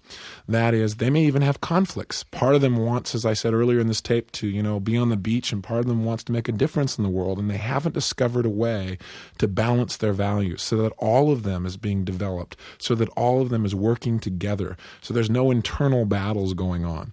So a look at your values and a look at the ways in which you could have your values working together rather than fighting each other could be a valuable thing that you could do immediately at the end of this tape to take a new direction in your life now. The fifth thing that I would look at would just be your energy level. You already know things that you could do to increase your energy. One, of course, is to change some of your dietary patterns. Most people don't realize it, but one of the things that drains more energy from your body than anything else is digestion. Learning how to eat what you eat in a way to maximize your energy level could make a major change in the quality of your life. So look at that. How could you maximize and get more out of your own personal energy? And then, of course, sixth, bonding power. In order to really be happy in our lives, most people, even if they have a passion and a belief and they got a strategy and they know what's important and they're going for it and they're really starting to succeed, these people still are not happy unless they feel connected to others. I know in my life, the only time I've been the happiest is when I felt like what I was doing was connected with others.